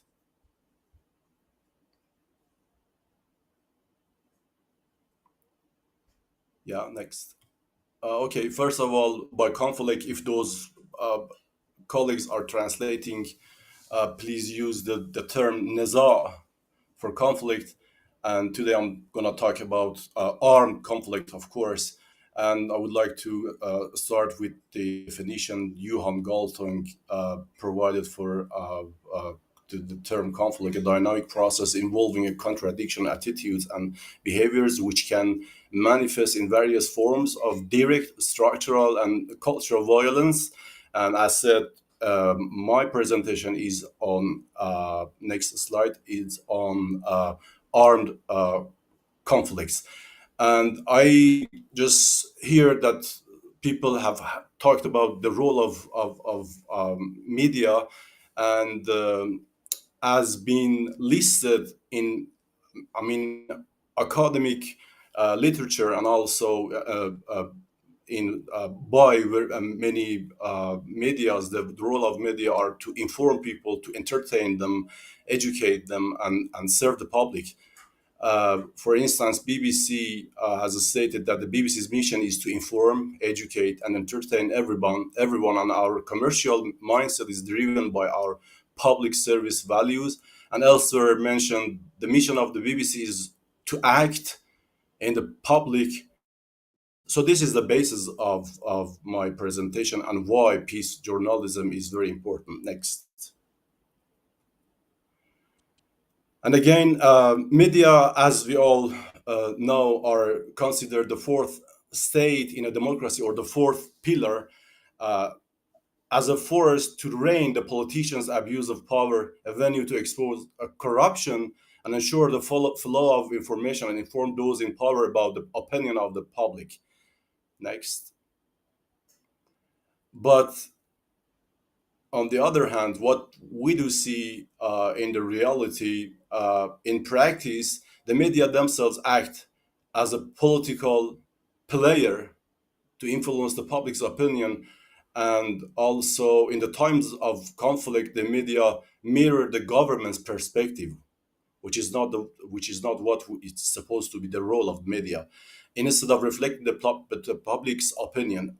In the case of covering conflict, media are more giving special attention to conflict as a news value, something sexy to be covered, and a product to be sold and consumed better. Next. Now, how to assess media conflict coverage, how to measure it, how to conceptualize and operationalize the way media should function. Here I start the presentation about the two terms and the approaches, peace journalism versus war journalism, how to differentiate these two approaches in conflict coverage. What do I mean by peace journalism? Peace journalism is when editors and reporters make choices about what, and so naturally what not to report, and how to report it, how to frame it, which create opportunities for society at large to consider and to value non-violent developmental response to conflict and not to fuel it. Next. Journalists who follow the peace journalism approach cover conflict as a problem, not as a product, not as something sexy that needs to be solved, not to be re-escalate in their reporting.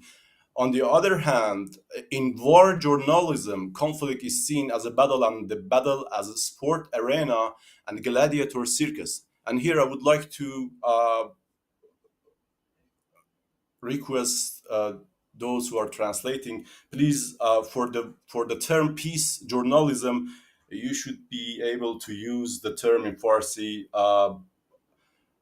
روزنامه‌نگاری صلحگرا، نه روزنامه‌نگاری درباره صلح. Or war journalism is not روزنامه‌نگاری درباره جنگ یا روزنامه‌نگاری جنگ، بلکه روزنامه‌نگاری جنگگرا، روزنامه‌نگاری که جنگ را حتی میتونه شروع بکنه، تقویت بکنه، به ادامش کمک بکنه.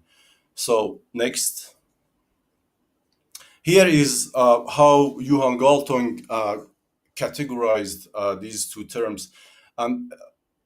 On the one hand, we have peace and conflict-oriented journalism, which explore conflict information. How is it formed, and who are the parties, and what are the goals and the issues? And it is a win-win orientation. On the other hand, war journalism, which we see today very much, for instance, by Iran International covering the Iran-Israel conflict, they focus on conflict arena. It's only two parties, which is not true.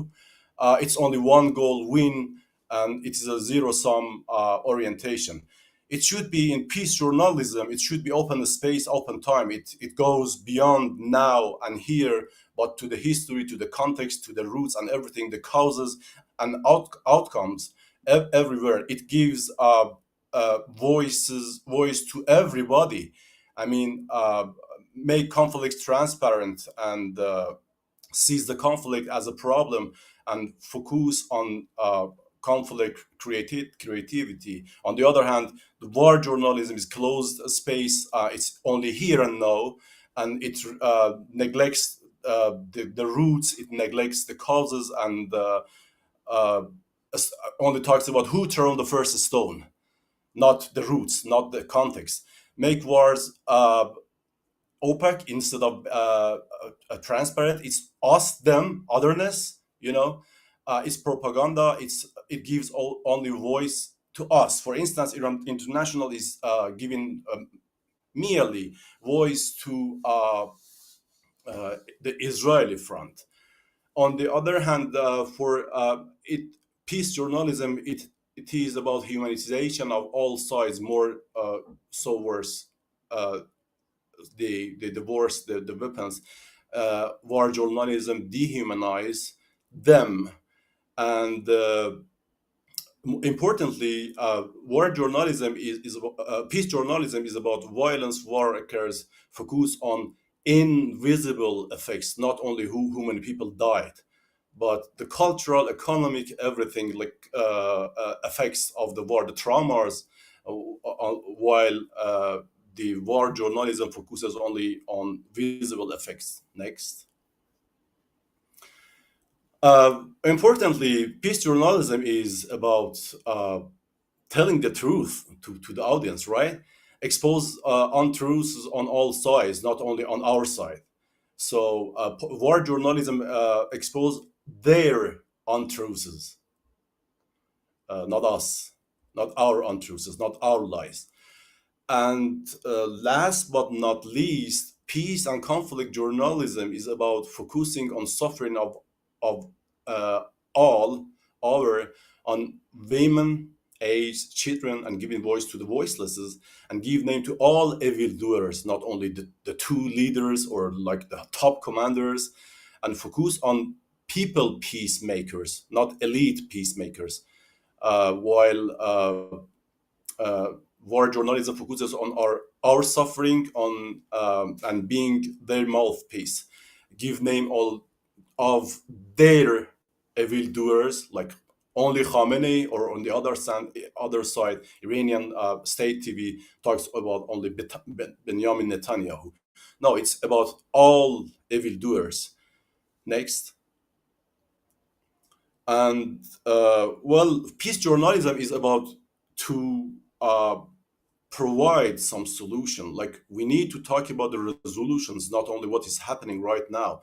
So it talks about peace and non-violence ones and creativity. It highlight peace initiatives. Also, to prevent more war, focus on the structure, culture, the peaceful society, aftermath, resolution, reconstruction, reconciliation, while war journalism, which we see today very much, is about victory and only ceasefire and conceal peace initiatives before victory is at hand, and focus on treaty institution, the controlled society living for another war, and return if the old flares up next.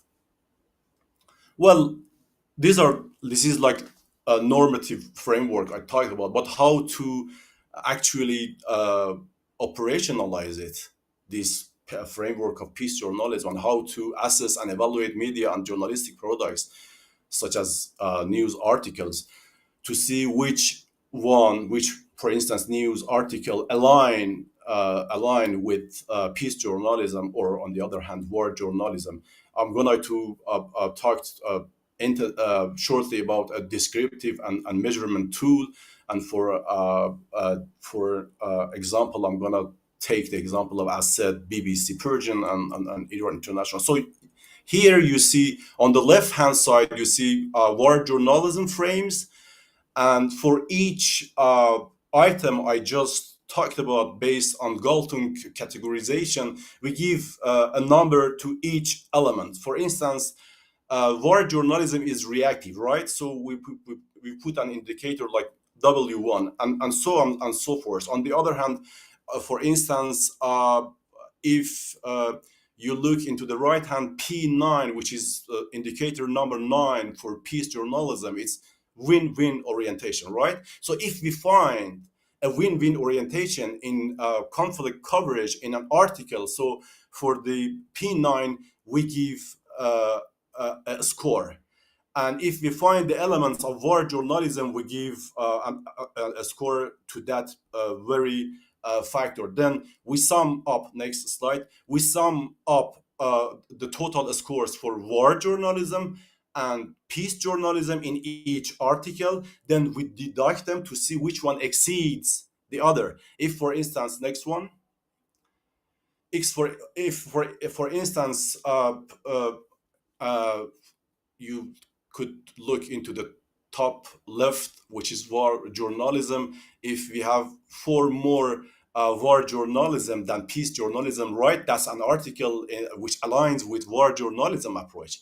And if we have more peace journalism factors, then we have peace journalism. And here I do present shortly my own theory based on the Galtung theory, which is I proposed semi-war journalism, arguing that, well, this is a social phenomena, it's not binary, and there are things in between, just like justice and injustice. You cannot say here we have, in this border we have justice, and on the other side is injustice. So there is a gray area in between. So I presented the concept of semi-war journalism.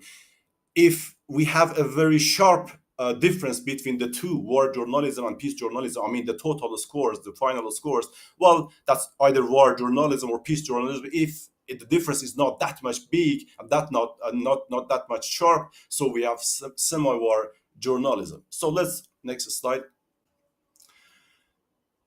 Here, this is a pilot study, which I should say, if someone is concerned about generalizability of the findings, I have repeated the very same analysis upon 100 news articles by BBC Farsi and Iran International. So I did analyze their coverage on the 2022 war in Ukraine, and here I'm just presenting the analysis upon only 8 from each news outlet, Iran International and BBC Persian. Next. So as said, I have analyzed each article, like I1 means Iran International article number 1 and so forth. And total war journalism scores for the article 1 is 7. So we have 7 factors or framings of war journalism, while only 1 peace journalism. So if you deduct them, it's 6.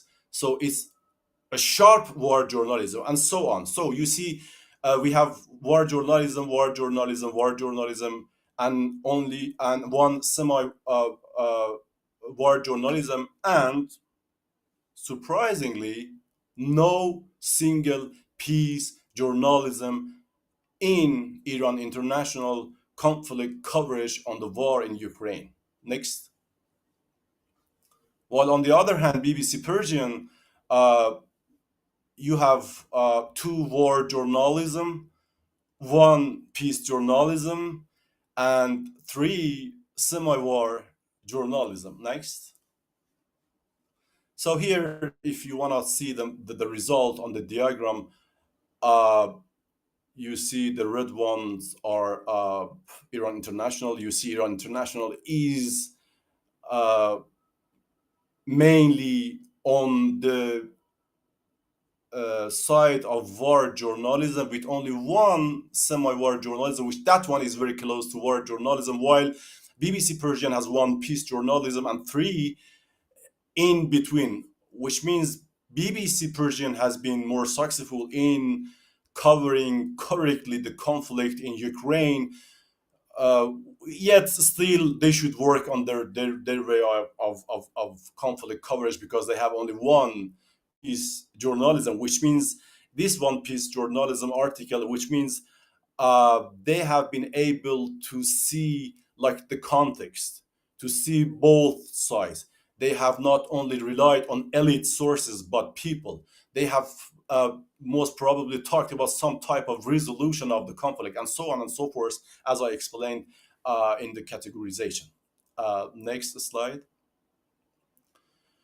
So you might think, I mean, the dear moderator in the introduction talked about like Farsi language media, which is of concern these days.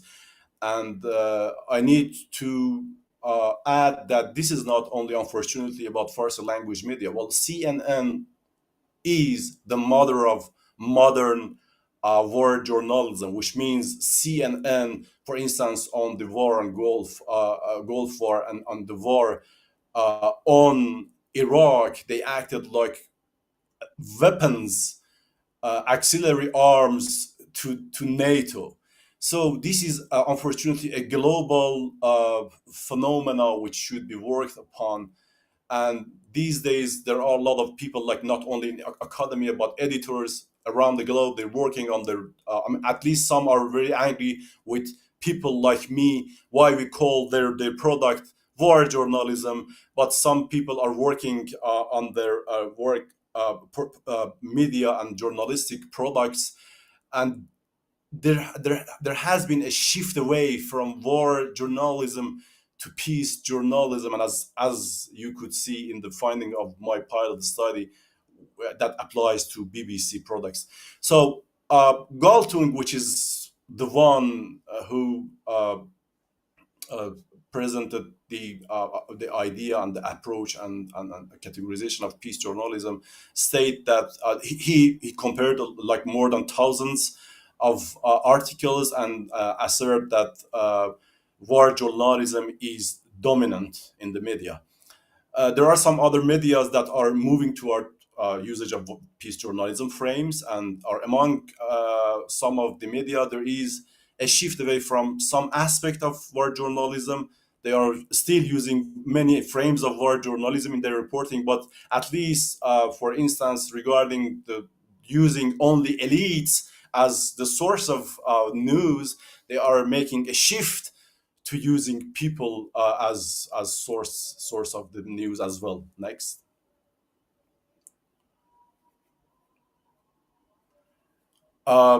So as a result, instead of being the media being the fourth state of democracy, like there are thousands of studies analyze the media products, journalistic news article, which shows that they are unfortunately acting as the fifth column of the army, not fourth state in democracy. They are not serving public. They are serving elites. They are serving armies. They are serving NATO. They are serving Israeli government. They are serving Iranian regime government. And that should be worked upon. That should be modified. That should be changed. Next. And in the case of, for instance, the case of Kosovo war, CNN followed NATO's lead. You know, it acted like the PR of NATO. And as a de facto public information partner, to NATO. In a BBC report, she, if I'm pronouncing correctly, NATO spokesperson compared the bombings with the sound of angels. So it seems that like BBC reported was like glamorizing the bombings. And the media has elsewhere been described as weapons. So here the title allocated to this panel is media as battlefield, but media is not only battlefield. They're weapons. Battlefield is our minds. Battlefield are the minds of the audience. The media has elsewhere been described as weapons targeting the mind of the audience, and these minds are depicted as battlefield. Or other considered media as key weapons in a conflict situation or any war, or some argue the media themselves are an element of conflicts, a key player in the conflict. Next, which is thanking you to listening to my presentation. I would like to give more time to Q&A instead of me talking more on details. This was an attempt to give an in-depth categorization on what is going on by media coverage of the conflicts. And I wanted to give you a measurement tool how you could analyze the media articles and journalistic works to see whether they are fueling the wars or they're acting to at least do something better, or even they could be maybe able to provide some type of resolution or give more context, or generally saying, are they serving the public while they're covering the conflict, or they are serving the military commanders, the governments, and the elites, as I just mentioned. And a lot of studies shows, unfortunately, media are chiefly serving the elites, not people. They're fueling the wars. They're acting as weapons. Thank you very much.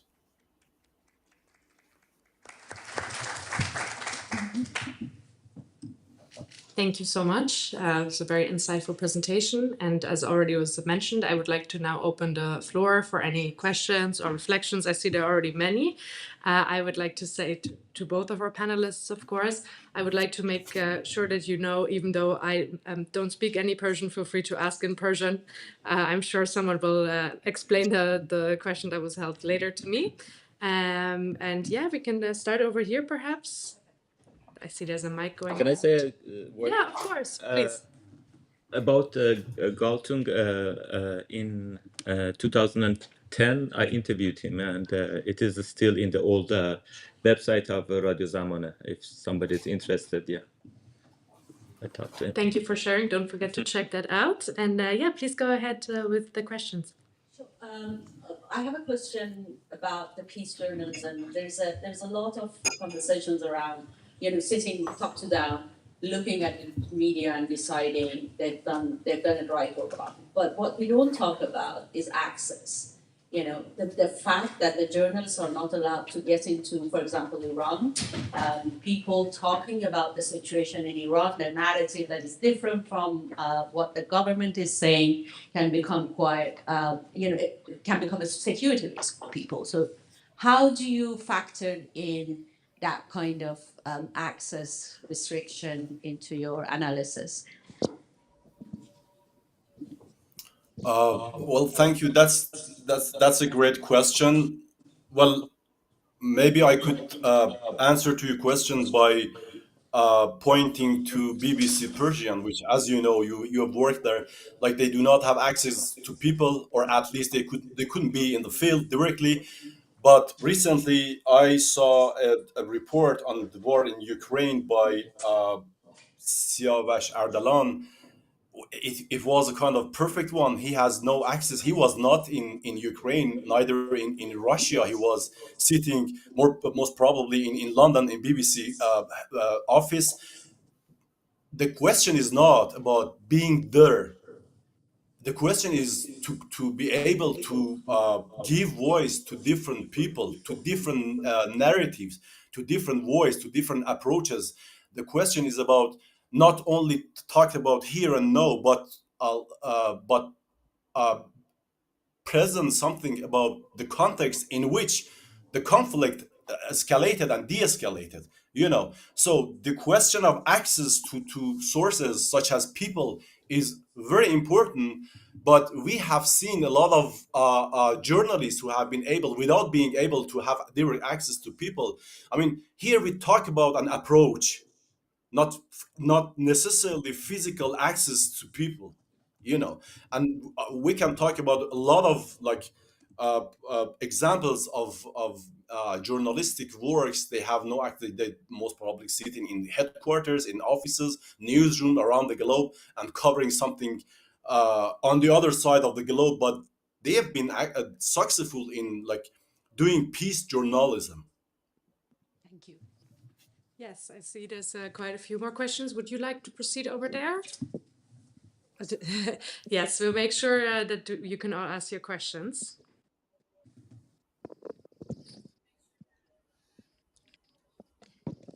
ممنون. من با اجازه فارسی صحبت میکنم. میخواستم از مزدک بپرسم که اگه شاید بتونیم بگیم که مثلا رسانه تولید کننده گفتمان، در این حال گفتمان غالب جامعه هم میتونه تعیین کننده تولید محتوای رسانه‌ای باشه. اگه بتونیم اینو بگیم از منظر لکانی. پس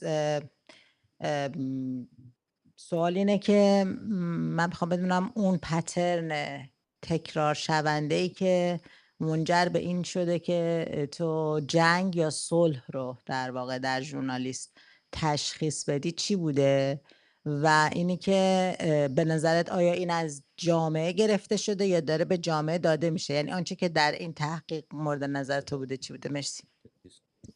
Sorry, I'm going to quickly translate that for the moderator.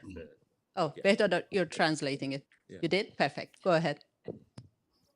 Should I respond in Farsi or English? English if you can. Yeah, okay, sure. Well, there are two things should be differentiated in your question. First is the way journalists are covering the conflict, and the second one is why they are doing so. So your question is about why. My presentation about how. The way they are covering the conflict is in a way they are fueling the conflict. But your question is why.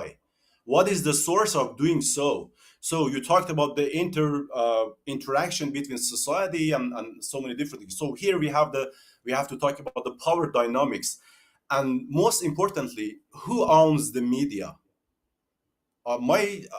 First of all, this is not the terms and approaches I presented. This is presented by Johan Galtung, and so many people have been using it. So many media have started to instruct their journalists about these terms and these approaches.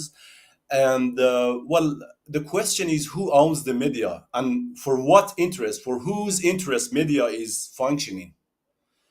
If today there are many even academics talking about media even generate wars because there are money in wars. Media are owned by elites, given the very fact that we now live in the era of neoliberal policies. So governments are cutting the budgets on public service. So we seeing more and more private oriented capital media outlets. So who are they serving? I would say my short answer to that could be the subject of a study. My answer would be they're serving the investors. If there are money in selling weapons, why not Iran International fuel the war? That's the question they should answer. Why they're doing so? Why they're acting like a PR of NATO army in the case of Ukraine, war in Ukraine, or the PR of Israeli government in the case of the very armed conflict we're witnessing 2 days between the two regimes, oppressive regimes of Israel and Islamic Republic of Iran. Thank you very much. I think this was a very insightful answer. Of course, protecting the stakeholders' interest unfortunately affects every industry. Let's see, we had some more questions over here, or maybe they were already answered partially. Yeah, partially, yeah. It was more about the criteria, defining criteria of war versus peace journalism. What are the precise criteria? How do you do the scoring job? If you can do that. Would you like to answer Yeah, that? yeah, sure. I think, I mean, if we could go back to the slides, I mean, well, that's some practical like question. Well, you have an, as said, you have a news article, for instance, then people use different methods. For instance, critical discourse analysis, for instance, I use. So you start reading the article, you have these quote lists, and then you have like factors or frames for war journalism. If they are present in the text, then you give a score to one for war journalism. War journalism number one, for instance, if you find it in instances, you find it in the article. If war two present, then you give 2 scores, 3 scores, and so on and so forth. The very same, if in the very same article, in an individual article, if you find like they're giving voice to both sides, right? So you give a score to peace, peace journalism factors.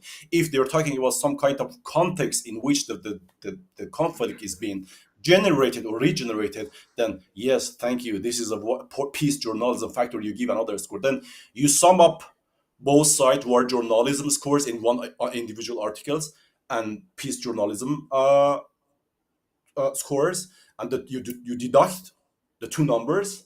If one exceeds the others, for instance, peace journalism factors total scores exceeds the war journalism ones, then that's a peace journalism article. You know, we can talk about more details, but I think we do not have that much time for that. Well, there are a lot of articles, I mean, a lot of literature. You could just simply search for peace journalism, war journalism, and how to operationalize it, how to assess it, how to do the analysis. And there are lots of them. You could study that. Thank you so much. I'm sure there will be an opportunity to connect further on this later and delve deeper into the topic, because it is definitely very interesting. I see that we have some more questions. Just, yeah. I have to just ask Mazdak Aziz, Mazdak John, why you didn't even mention Al Jazeera? Why you didn't even study this part of, I mean, he's gone, I think, or? No, I'm here. Okay. I mean, Yeah. I want your own opinion about it. How you did study Yeah, well, these kind of things. Well, I think I have already answered that. I said, unfortunately, what you see here done by Iran International and partially BBC Persian is not only about Farsi language media. Al Jazeera the same, like CNN the same. Well, I don't know. That's why it's mainstream media. If you analyze their work, their their job accord with, unfortunately, war violence journalism. And if you want my personal opinion about Al Jazeera, so I should say we do not have only one Al Jazeera. Al Jazeera English, you find something. Al Jazeera Arabic, you find something else. So they're doing different jobs in different languages, and that they do it deliberately, I would argue.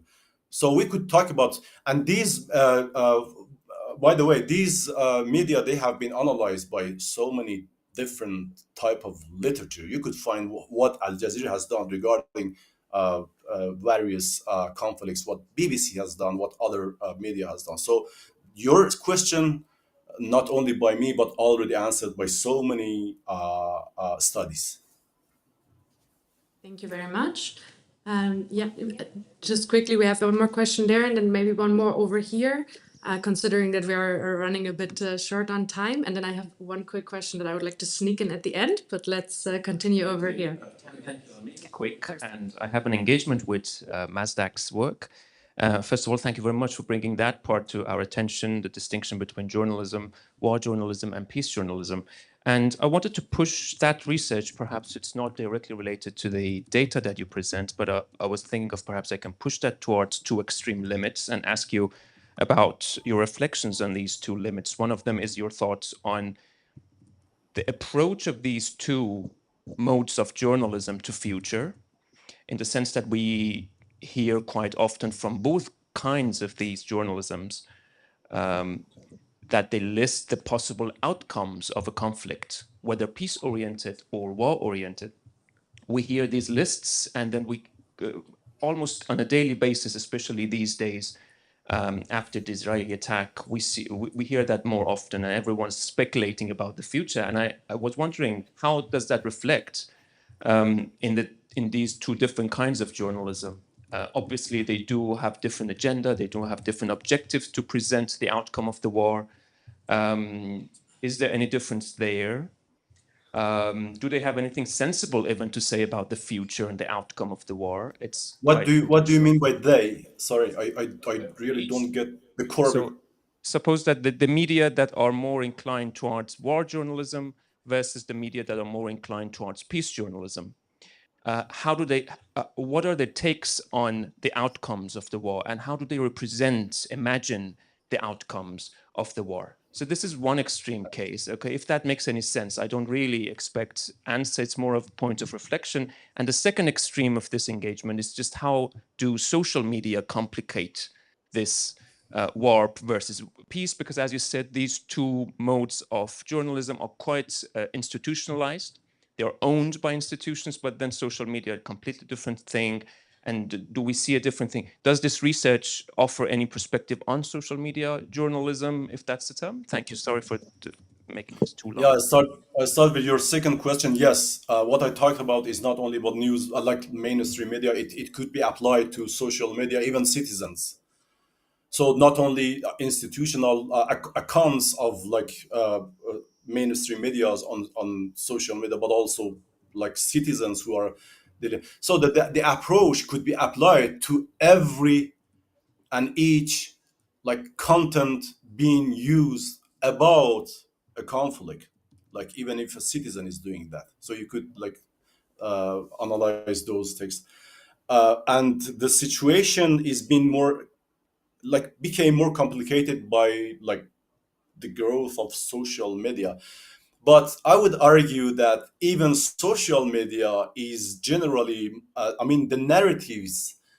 Some might say that, well, people are now allowed, they are free to express themselves on social media. But I would argue the contrary, which is like you see people being presented to the society by being a presenter at a news media outlet. For instance, if you are a presenter at BBC Persian, then you have millions of followers. So you're the one who influence the minds of more audience, and you're the one who's shaping the narratives because you are a famous one, you famous person, So I would say that social media are generally and in average are negatively affected and impacted by mainstream media, not only because of mainstream media's institutional accounts, but because like Puria Zeraati, who knew Puria Zeraati? Who is this guy?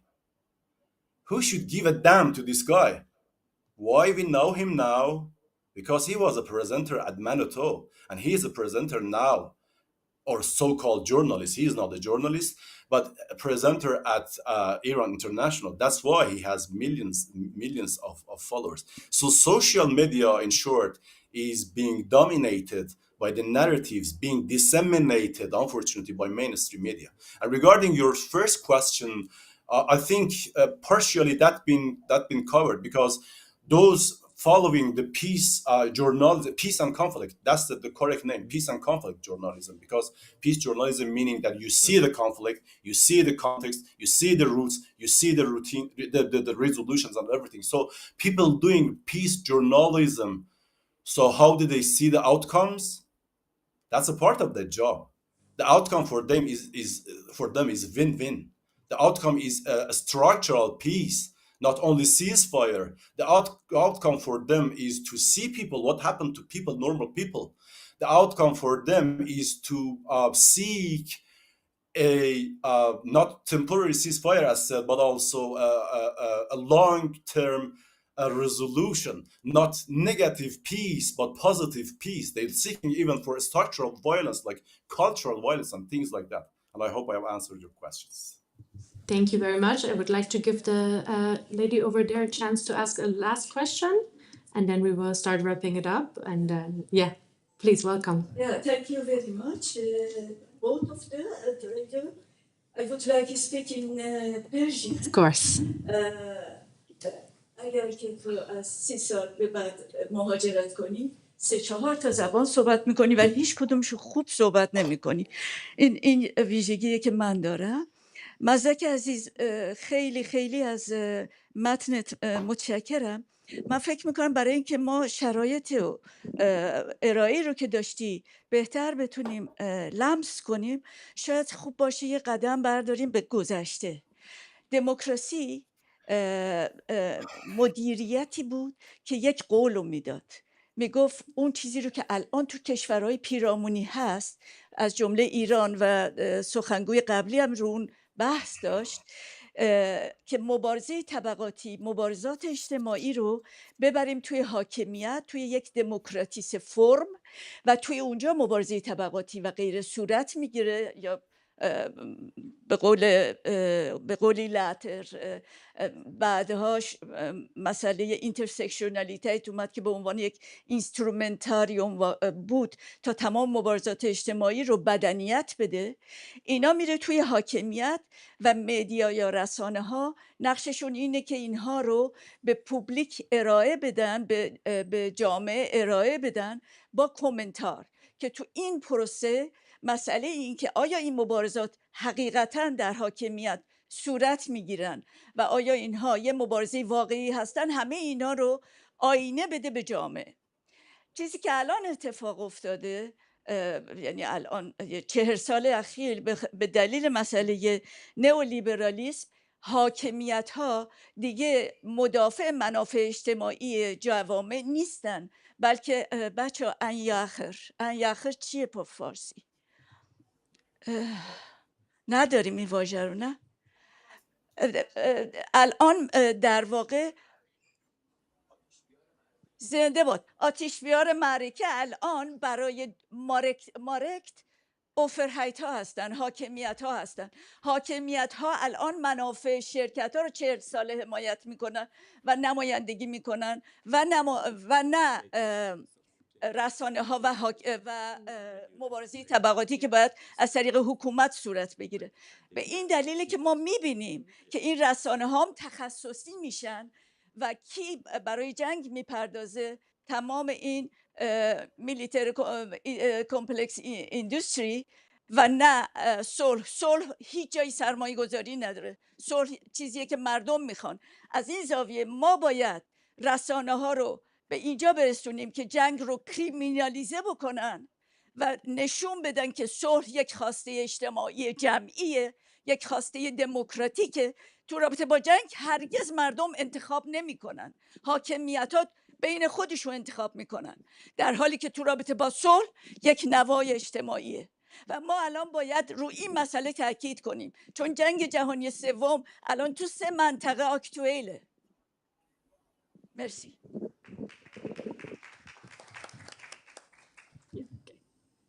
Yes, thank you very much. I understood some of the words. I got some help translating. I would love to hear later what was said. It sounded like it was spoken from the heart and very passionately. So thank you very much for that. Unfortunately, for now, we will have to wrap it up here. But I'm sure you will stay around maybe for a conversation or some questions. And yeah, online, I'm sure there will be some connection points highlighted as well, how you can get in touch. I would like to thank both of you very much for your clarity and for your urgency as well. And it was incredible to learn more about the current media landscape in Iran. But as I said in the beginning, this is not just about Iran. It is about all the shifting terrain of media and how stories can protect, harm, or erase communities. And thank you all again to the audience for participating, for showing so much passion. And I hope this is not the end of the conversation, but another step deeper into it. And on behalf of the Humanity Hub and Iran Academia, thank you very much and have a great rest of your day.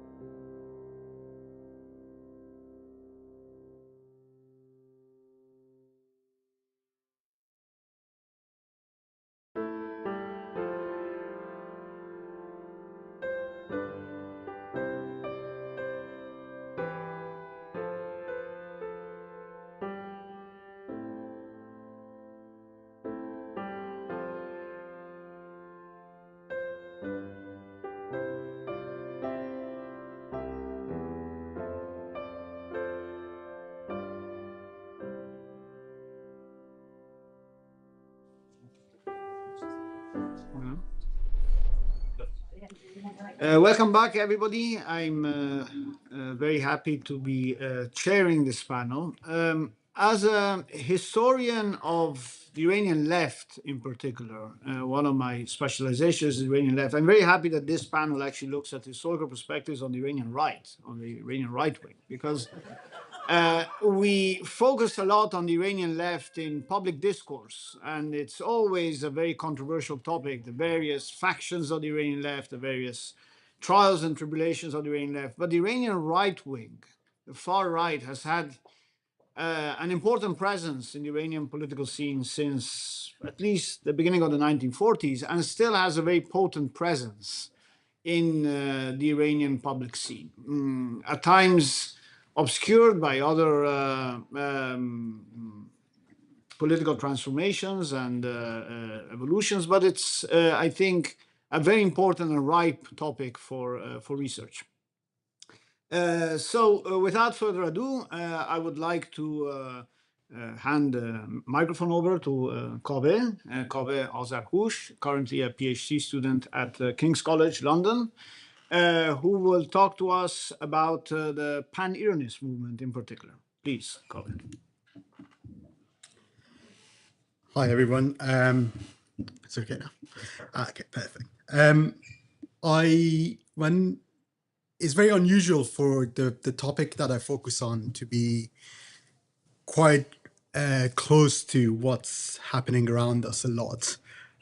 So when I was reading and rewriting, I found myself at different points wanting to make comments about what's going on in Iran right now, but I want to get some of those out at the beginning so I can get on with my presentation. I want to express my full solidarity with everyone who's in Iran and in the strongest term, condemn the hateful accusations against minorities, in particular Baha'is and Afghans in Iran over the last 48 hours. And without any hesitation, I want to condemn the war of aggression by Israel against Iran. So with having said that, I can just focus on what happened in the past without trying to focus on similarities so much.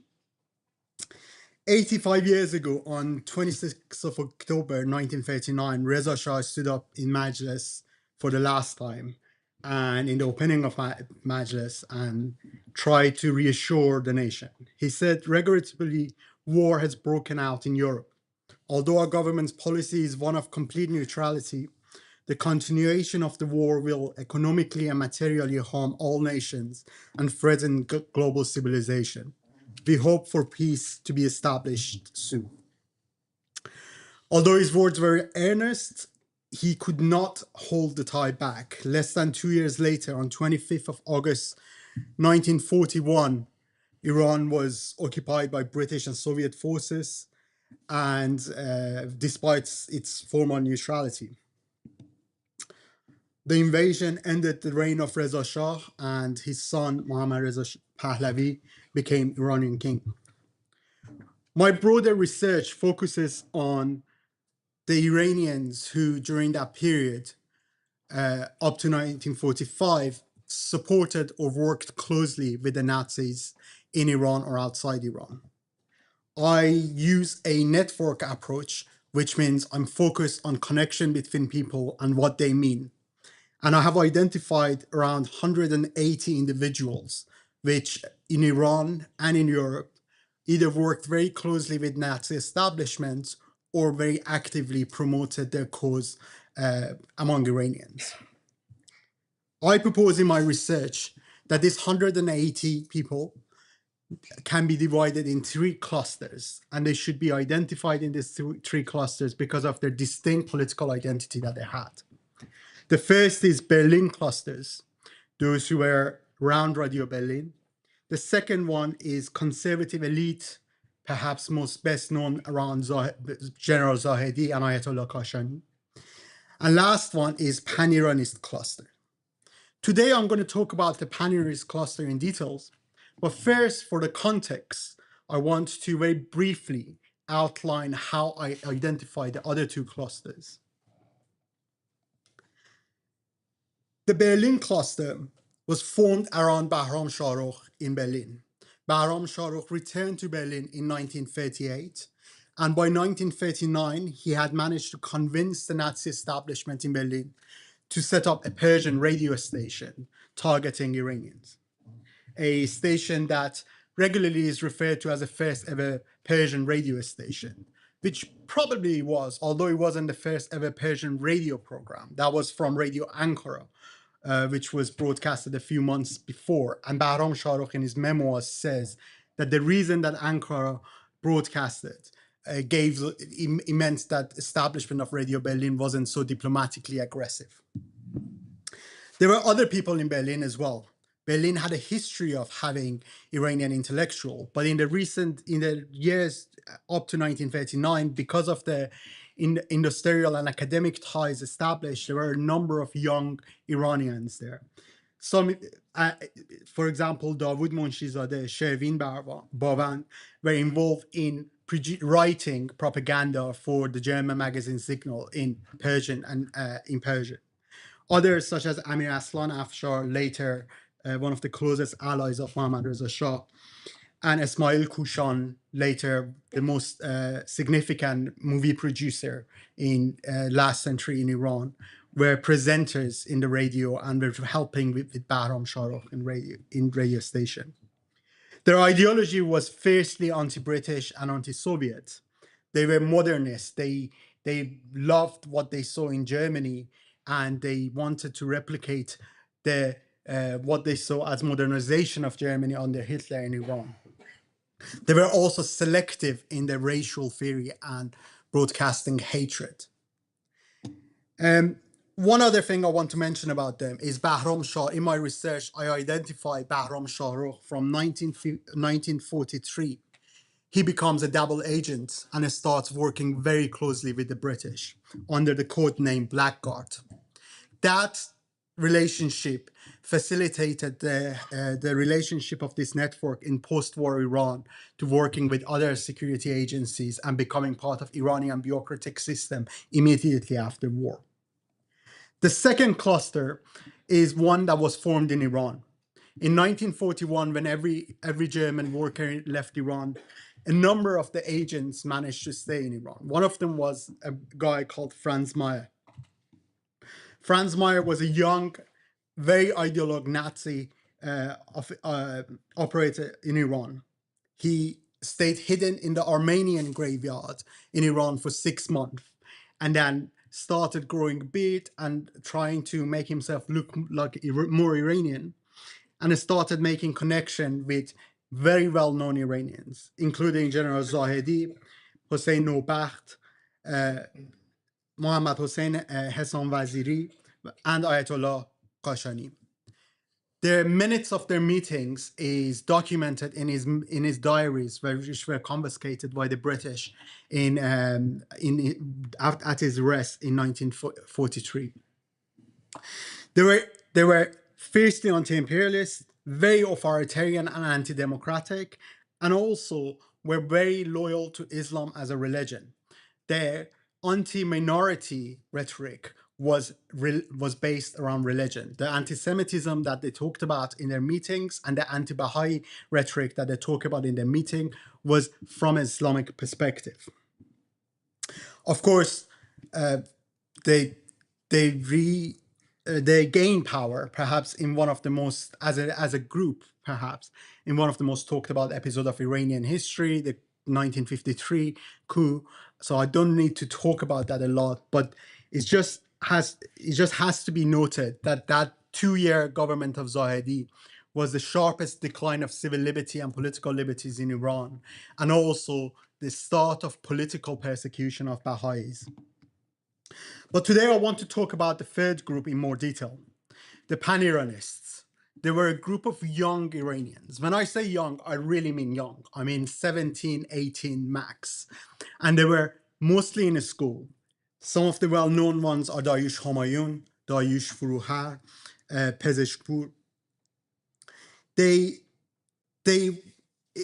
as Dayush Homayun puts it, when the Soviet and British tanks rolled in Iran, they felt shame.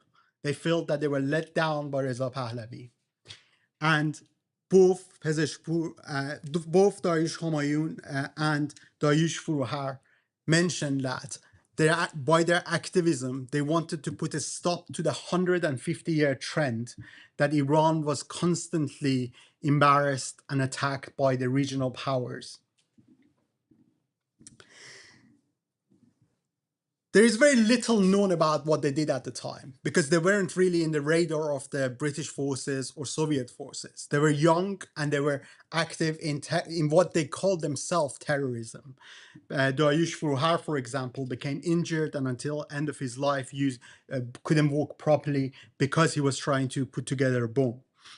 They were very much against the old establishment.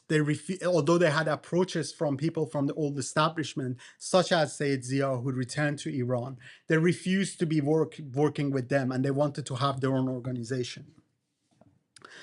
When the war ended, they were one of the parties that they finally could, in 1945, they finally could come out of underground and form the party publicly. They started supporting the Pan-Iranist Party. They published a pamphlet in 1947 titled Ma che mikhahim, What We Want, which was written by Pezeshpur. I want to highlight parts of that, which is one of the most comprehensive political manifestos of the right of the last century in Iran. They talk about unity. All chapters of Iranian polity are to be summed up in one word, unity. تمام فصول سیاست ملت ایران در یک کلمه خلاصه می شود. آن وحدت است. The Pan-Iranists meant unity and solidarity of all Iranians in their great homeland. They often talked about greater Iran and great Iranians. Although at that time and for the rest of the time, they were very vague whether they want a unification of greater Iran or they are happy with Iranians living in separate countries and considering that a greater Iran. They were anti-imperialist. They said we are alive and we want life. Life is not servitude. Their membership was open to. How long do I have? Okay. The membership was open to all Iranic people, Afghanis, Tajik, Kafkazis, Kurd, and Baluchs. They had a huge focus on liberation rhetoric. They also had very exclusionary language targeting at the Jews in particular. They said the fraudulent domination of the Jews and those like them needs to be defeated. غلبه مزورانه جهودان و جهود صفتها.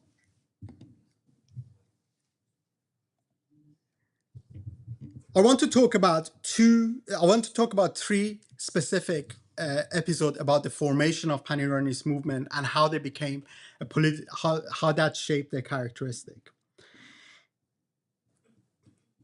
In 1950s up until 1951, all members of the Pan-Iranist movement were under one umbrella, the Pan-Iranist Party.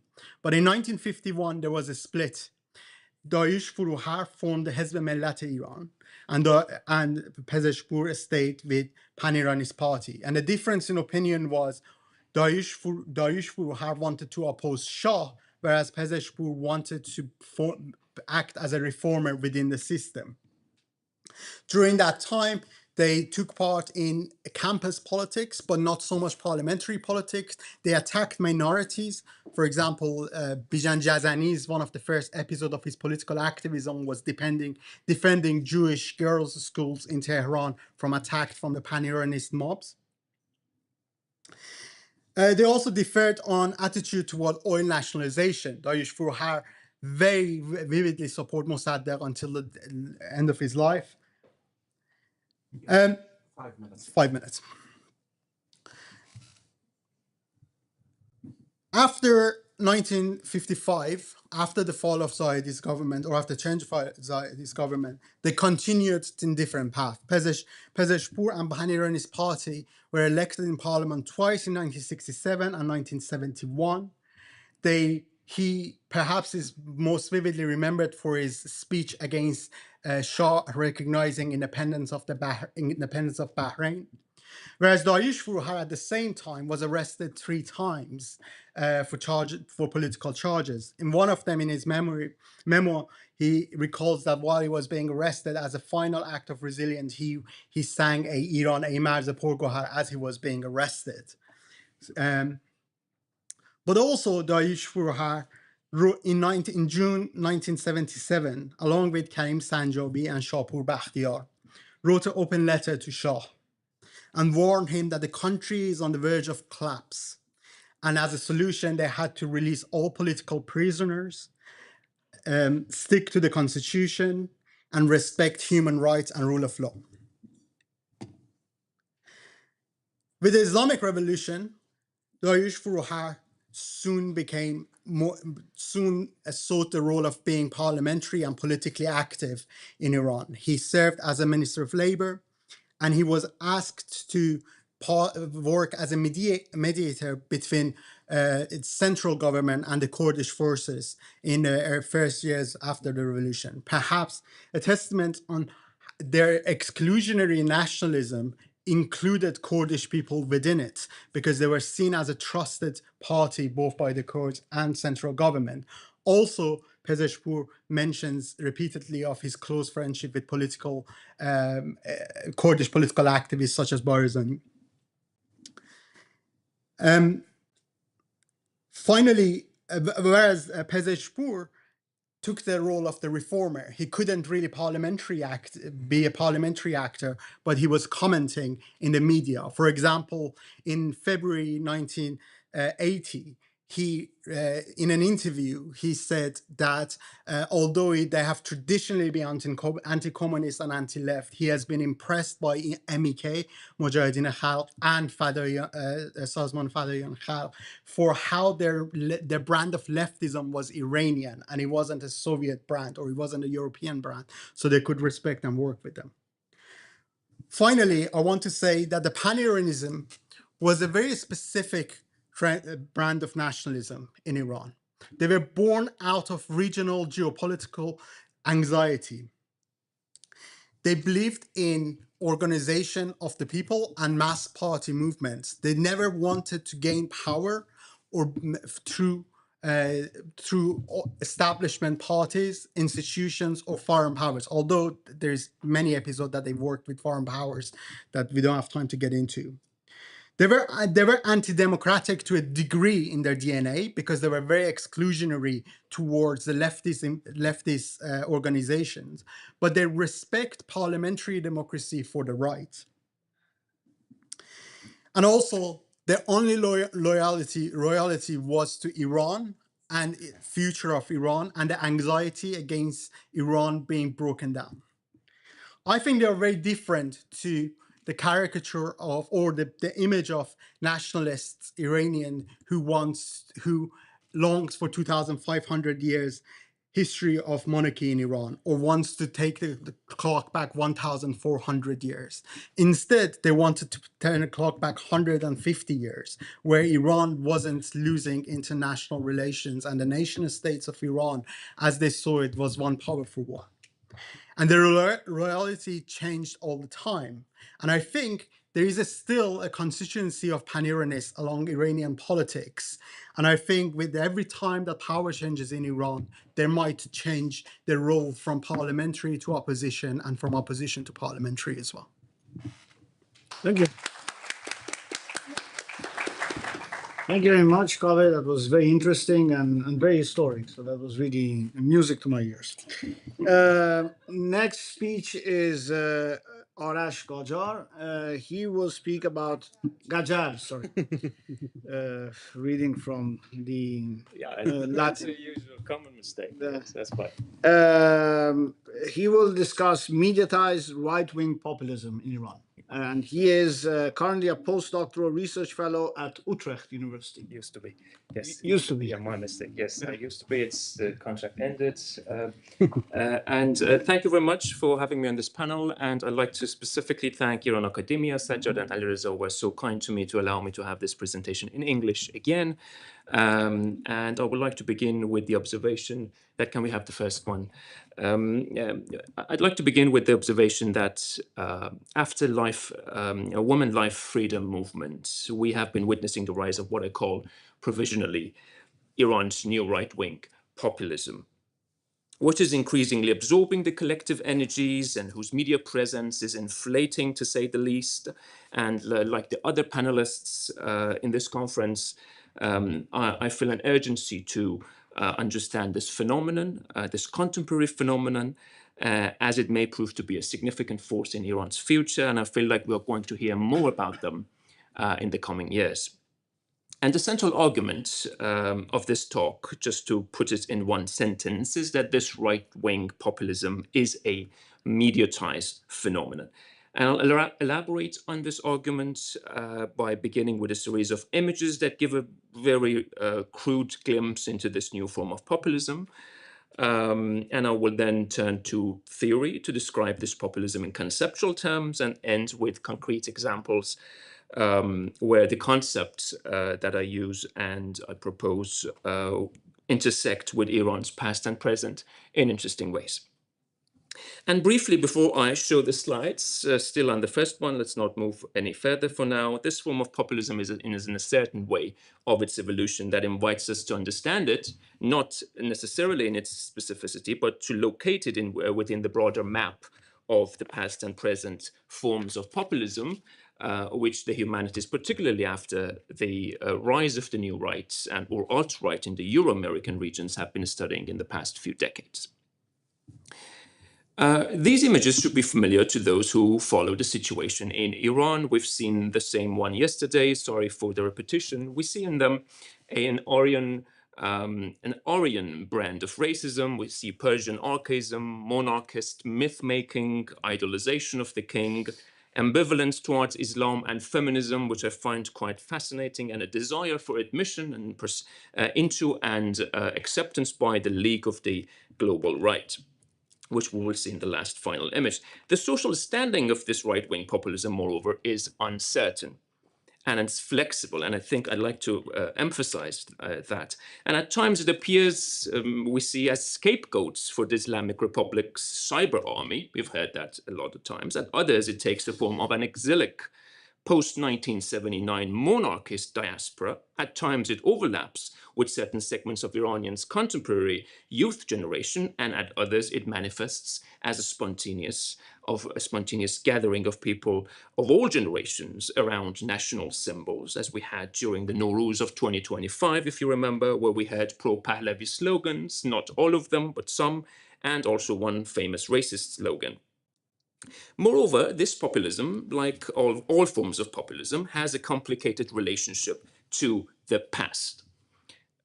Although it often imagines itself as a continuation of the Pahlavi dynasty, and although its right-wing tendencies to connect with Kaveh's brilliant presentation at times resemble those found during the Pahlavi era, with extreme cases such as Pan-Iranism or the Persian Nazi Pahlavi era, the Persian Nazi party before the 1953 coup, it does not replicate or repeat those tendencies, although it has some connections to it.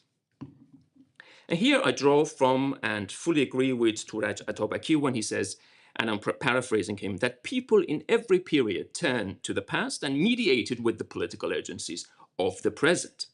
And Atabaki has shown us this conversation with the past, especially with regard to early and mid-Pahlavi authoritarian politics and historiography. And it's interesting. If in the first and second Pahlavi era, as Atabaki has it, the necessity to retrieve and remake the past was a project shared among historians, among literary figures and statesmen. In the present era, the third Pahlavi's relationship with the past is purely mediatized. And think of Manotor's Time Tunnel program and other media contents that remember Pahlavi's glorious past. They're not historiographical in the professional sense, not political, not literary, but mediatized heritage in the making. And there is a brilliant PhD in the making. It's going to come out in a few months, precisely on this topic of Manotow's time tunnel by Nina Wabop from Utrecht University. It's a brilliant dissertation which comes out soon. But aside from that, the question then for me is, what does this new Iranian right-wing populism want, and how should we understand and conceptualize its relationship to the past? And important for me is that I do not wish to pathologize, as I said yesterday. I don't want to pathologize this form of populism. I have no normative view on it, although in its own way, a normative view is important. But this research and this view, this conceptual take is not normative. It's rather a more cultural, historical, semiotic approach to it. And as a step forward towards answering those questions, I would like to offer a general proposal for conceptualizing this phenomenon. And I would like to offer this through an approach that draws on public observation, connections to populism studies. It's a growing field. We hear about that also in the roundtable. And more importantly, media studies, also modern Iranian history and cultural studies. And as a step towards conceptualizing this phenomenon, I suggest the notion of distant right instead of far right. It's a readjustment of what we call in English far right. It's distant right signals first that the figures representing this form of populism are distant from Iran.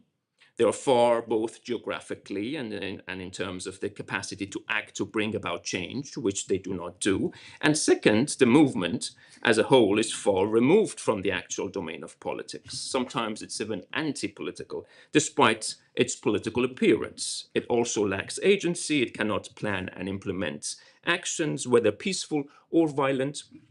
And of course, doesn't have electoral power, which is an important theme in populism studies. And here I can make a comparison with two general categories of far right offered by Cas Mudde, political Dutch scientist, who in his very recent book, he talks about two categories of far right. He calls it radical right and extreme right. The radical right, according to Mudde, is a democratic and reformist right. It seeks radical change, granted, but through democratic means. By contrast, he also talks about extreme right or revolutionary right, which is anti-democratic, it's basically willing to change things by whatever means necessary. And crucially, both of these categories, both of these far rights have the capacity and power to mobilize in the street. They have agency. They have the capacity to carry out violence in public space, and most importantly, they can vote. But the Iranian distant right, at least for now, and this is one of the characteristics of populist movements before coming to power, is that they are none of these things, the Iranian ones. Its violence is discursive and verbal. It's confined to the television screens and social media posts. They don't seem to be action-based, and they're being increasingly described, as we hear very often in social media and media, as bloated balloons, which will pop up one day, probably. But the populism seem to also differ from Islamic populism, which does have agency. Its violence is both discursive and physical. It's both rhetorical and physical. It's also ideological, which is something that we lack in the distant right of Iran. And it can act politically or with or without media. Iranian right-wing populism, by contrast, lacks such agency. We have not seen any evidence of their genuine political praxis. However, and I say this with some suspicion, that this does not mean that they are irrelevant or insignificant for Iran's politics. It doesn't mean that they should be dismissed. In fact, precisely because their actions are limited to and depend on mass media, they are gaining a new form of power that needs to be understood in relation to how media work. How then, we might ask, should we think about the nature of this power? And given the lack of their action, how might we make sense of Iranian distant right, powerful inaction? And let me be clear here, this populism has real power. It's been mentioned that I might have suggested yesterday that their restriction to social media and media doesn't mean that their power is not real. Their power is quite real. It's just that the form of it we should understand better. Now, with these questions, we arrive at the concept of mediatization. The term belongs to a relatively recent paradigm in media studies. I'd like to bring that in, that the views of scholars of mediatization, although the concept has been around from as early as 1930, it's also been used by Habermas in a slightly different sense, in a more normative sense. I thought perhaps I had more time for that, but I'll skip that. But the recent paradigm that I connect with has been seminally developed by the Danish scholar of media and communication studies, Stig Harvard. It draws a distinction between what is called mediation and mediatization. So if mediation refers to the concrete act of communication through a medium within a social context, mediatization, by contrast, seeks to describe a more complex process through which social and cultural institutions, as well as modes of communication and meaning-making, are themselves transformed as a result of increasing influence of media. And then we lose the distinction between what is mediated and what is not, between basically reality and representation. And from this perspective, mediatization is a process that places media in a curious ontological position. On the one hand, media function as autonomous, as objective institutions and technologies that seem to be driven by logics exterior to us. And on the other hand, they also constitute an inseparable part of our everyday experience. They become subjective, internalized, and implicated in our semiotic behaviors, in our emotional stance towards reality, and our political engagement.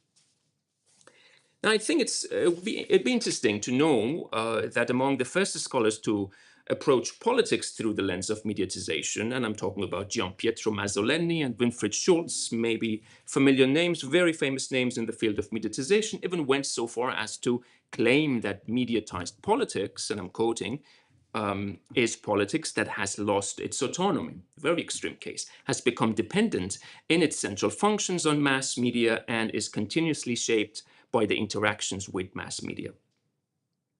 Now, in this sense, within a mediatized world, it is less that politicians or even media institutions themselves are able to control the media, and more that the media, or in more accurate terms, just to be clear, ecosystems and logics of media control politics, control governance, and the media institutions themselves even.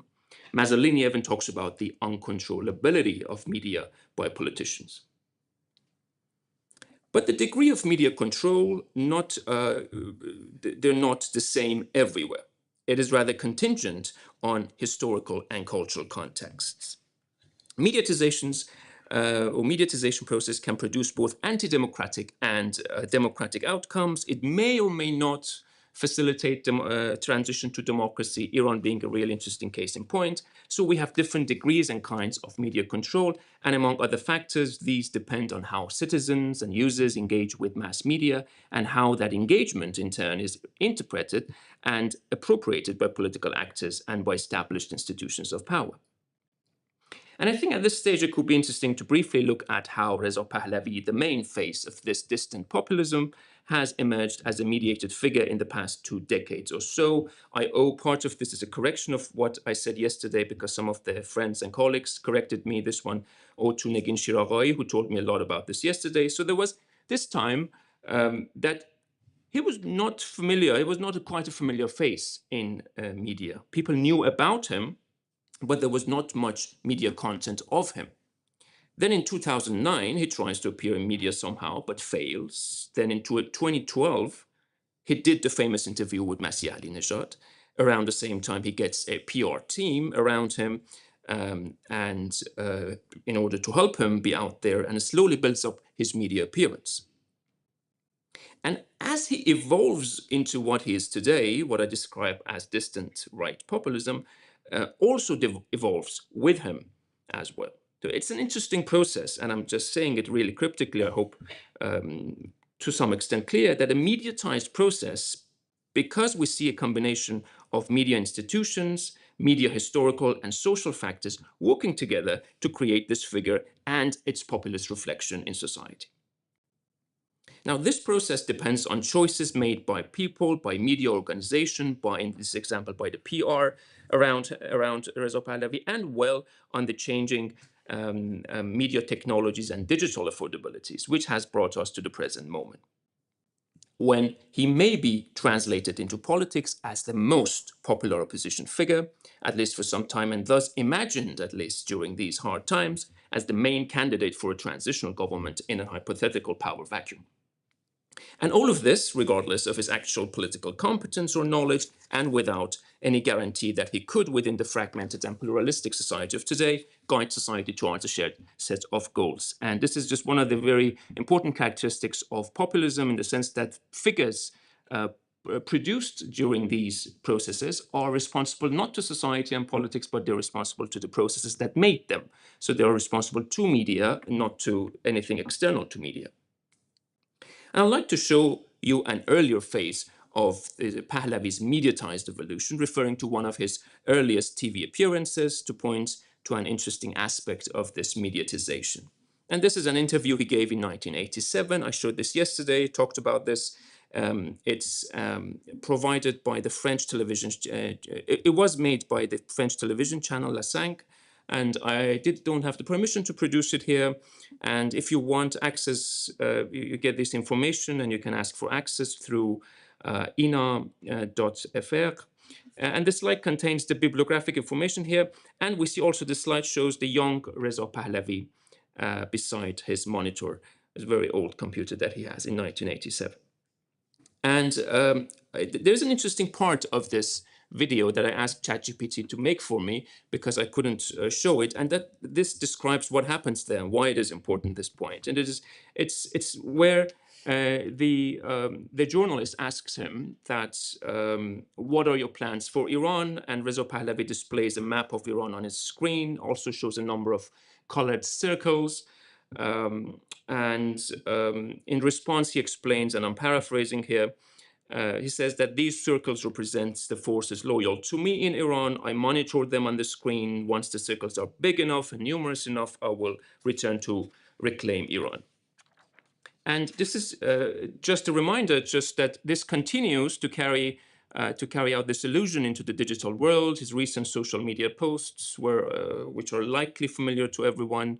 And these posts are basically showing that he still thinks that he has connections with IRGC and Basij in Iran. And this is also another excerpt from his last interview, which I showed yesterday. And just as a reminder, which basically says, I couldn't subtitle this, that I have relationship with IRGC and Basij, and I have conversation with them. So these moments, they're important because these moments show that Reza Pahlavi continues to imagine that there exists a segment of Basij and IRGC loyal to the monarchy or to the people, and that one day they will support him. And this, I think, has analytic value for cultural history of media and for populism in Iran. The fact that Reza Pahlavi has remained committed to this vision from 1987 to 2020 or what should invite us to ask what kind of media environment is forming around him such that it sustains and drives such political fantasy. Now, as a media historical note, I think it's interesting, important to remember that the interview took place just 5 years before the birth of the internet, when the development of the so-called TCP/IP protocols made it possible for personal computers to connect with other personal computers and to scale globally. And this is only 3 years before the emergence of World Wide Web. It's an earlier stage of the history of mass media in Iran, at the digital part of it. And at that earlier stage, Reza Pahlavi was already captivated by this internet imaginary, imagining decades before social media even became a thing that he has connections in Iran. So from one perspective in this example, we can see that there is this individual who is gripped by this illusion that he has connections in Iran. So it's perhaps because he's distant from Iran or whatever connections that he has to Iran. But from the other perspective, we witness how the rise of online media, and this is important, has shaped such a delusional figure, has made it possible for this figure to express this fantasy, providing him with a technological and institutional substrate for his fantasy, one that has been extended all the way to the present. And by way of a historical comparison, 2 clicks, Saeed, I think it's interesting to note that just as the introduction of wireless technology and the establishment of national radio during the battles of the airwaves in the 1940s provided the technological imaginary for the young Khomeini and for his Islamic populism. Interesting for you to know, it's perhaps you've heard about this, that Amir Tahiri in his book Spirits of Allah said how Khomeini went to Qom with a radio set in as early as 1938. So too did the advent of the internet form the network imaginary, the internet imaginary for the development of the young Reza Pahlavi and his distant populism. So we have here two distant media environments, two divergent populisms, and undoubtedly with profoundly different political and social consequences.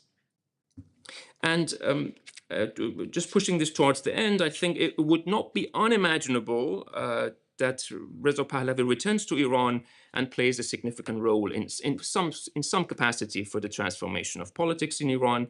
And those colored circles become real and large enough for him, perhaps one day. And I think this compels us to take media seriously as foundational in understanding the form of populism that is emerging around this figure. We should also then think seriously about this claim that it is media and not only ideas and people that make populism. And I think we should ask, as scholars, as journalists, media practitioners, and politicians, and what is happening within a media environment, and how, despite the absurdity of its content, does this environment exercise power? And I think this is a crucial question to ask today. And I'm going to conclude by just saying that, as I said, these are just fragmentary pieces in the service of proposing media studies as a key field to approach Iranian populism today. And I'm sure that there are so many questions that I haven't answered and many things I might have got wrong. And I look forward to hearing from the audience. Thank you very much.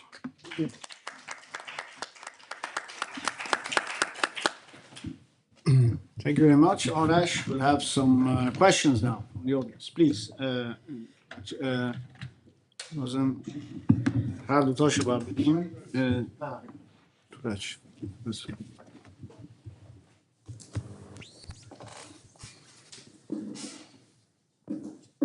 Should we go in English or Persian? English. Very nice. Two very nice paper. Great.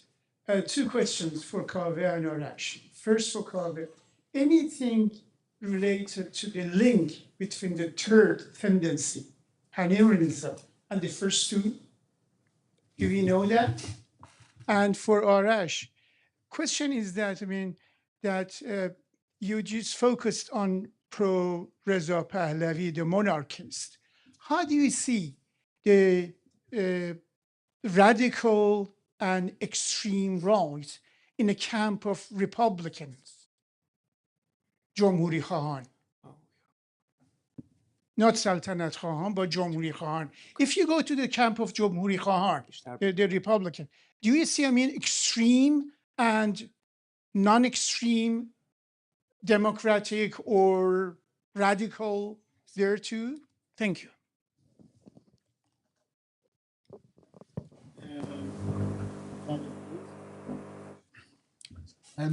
Yes, and I think the pan-Iranists are very much product of the other two clusters, the formations. So Radio Berlin was the introduction of many of these people to Germany and Nazi Germany, and how Bahram Shahrukh glorified what Germany was doing during the war, regularly portraying Germany as most likely victorious until 1944, 1945.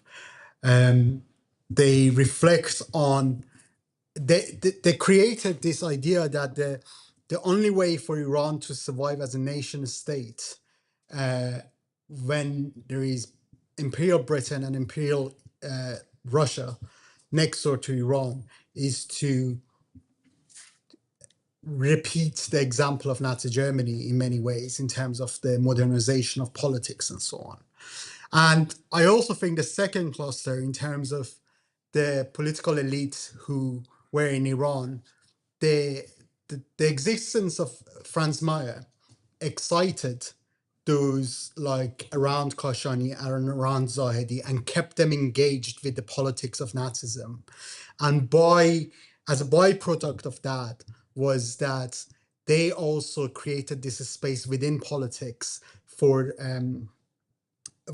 this kind of ideas to be expressed. For example, Senator Norbert was closely in contact with Maya and regularly would make speeches in Iranian parliament against the Allies' forces. And this is at the time where obviously all kind of political parties were active apart from pro-Nazi political parties in Iran. So there was some contact as well in terms of individuals who went between the groups, but they very much wanted to stay independent from the old elite, but they were product of their activities. Yes, and thank you for this question. Thanks for bringing that to my attention. I have to say that I don't have much to say about this. This is something I'm going to think about. And thank you for bring that out. And I think that for the mere reason that this republicanism, as kind of similar but distinct and more sophisticated than the far-right populism, is more sophisticated, it kind of pushes it towards the more thin description of populism. But I'm using thin in the sense that Kasmuda uses thin and thick populism. Thick when it's too much out there and it's a lot of bloated sort of rhetoric, but then thin, maybe it's just using on the normal level of mass media rhetoric. And maybe that's why that it didn't really caught my attention, but it's totally a lack of my attention. I have to get back to this to see what happens there, because we also have these different shades which have to be accounted for in terms of the modalities of populism, in terms of the degrees to which mediatization work for them or against them. Just thank you for bringing that up. Short response. Yes, that you can just keep it.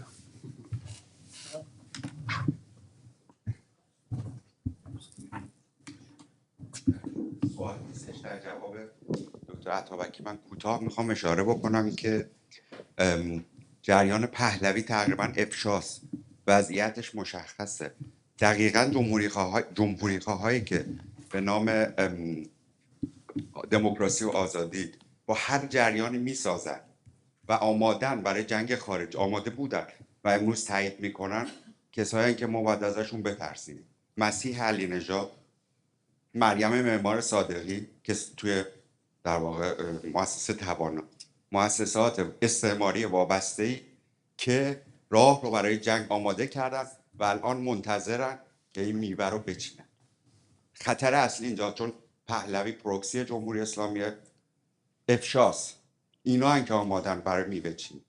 کوتاه. Yeah. Questions for the speakers, if possible, please. Yes.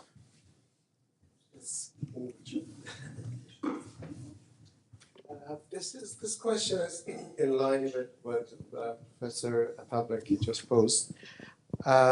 Do we have an access to the official list of people who are around Reza Pahlavi, so that when we talk about, some people call it fascism, some people call it far right, but do we have access to this official list? Because to this date, I haven't been able to know who is his advisor.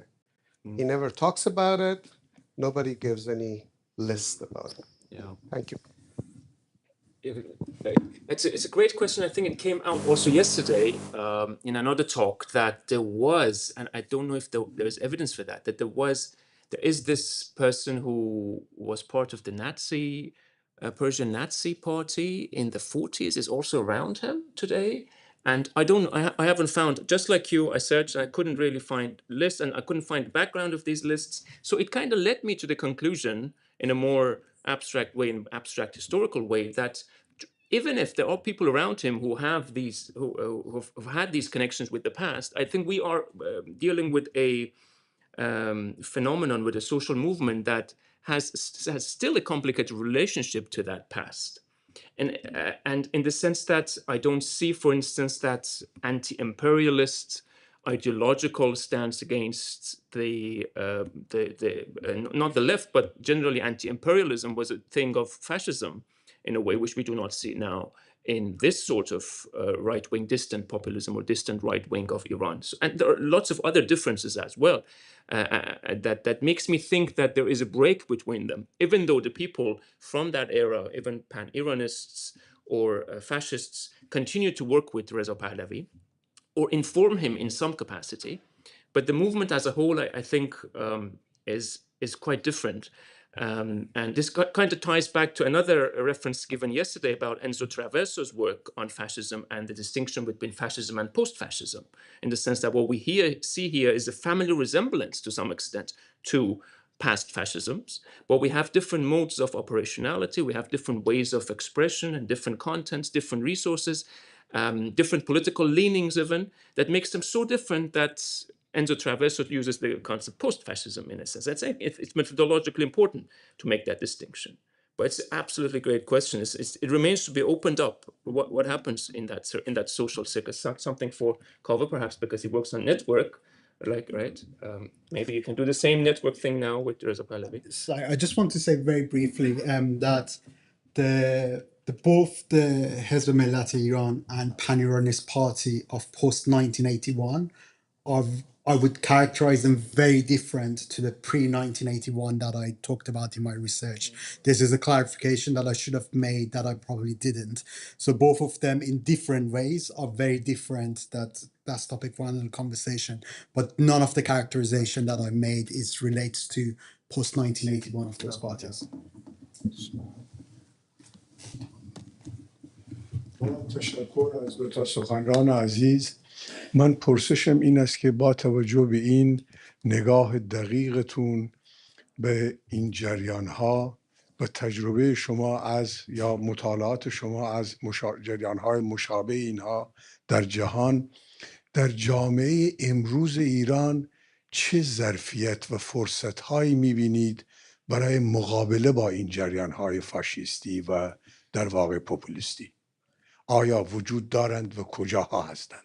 کجا بگردیم در جامعه ایران دنبال ظرفیت‌ها و فرصت‌هایی که بشه با اینها مقابله کرد و به سوی آینده رفت؟ If I'm going I to may quick. translate that. Yeah, please. Thank you. The question is very, very important, very urgent.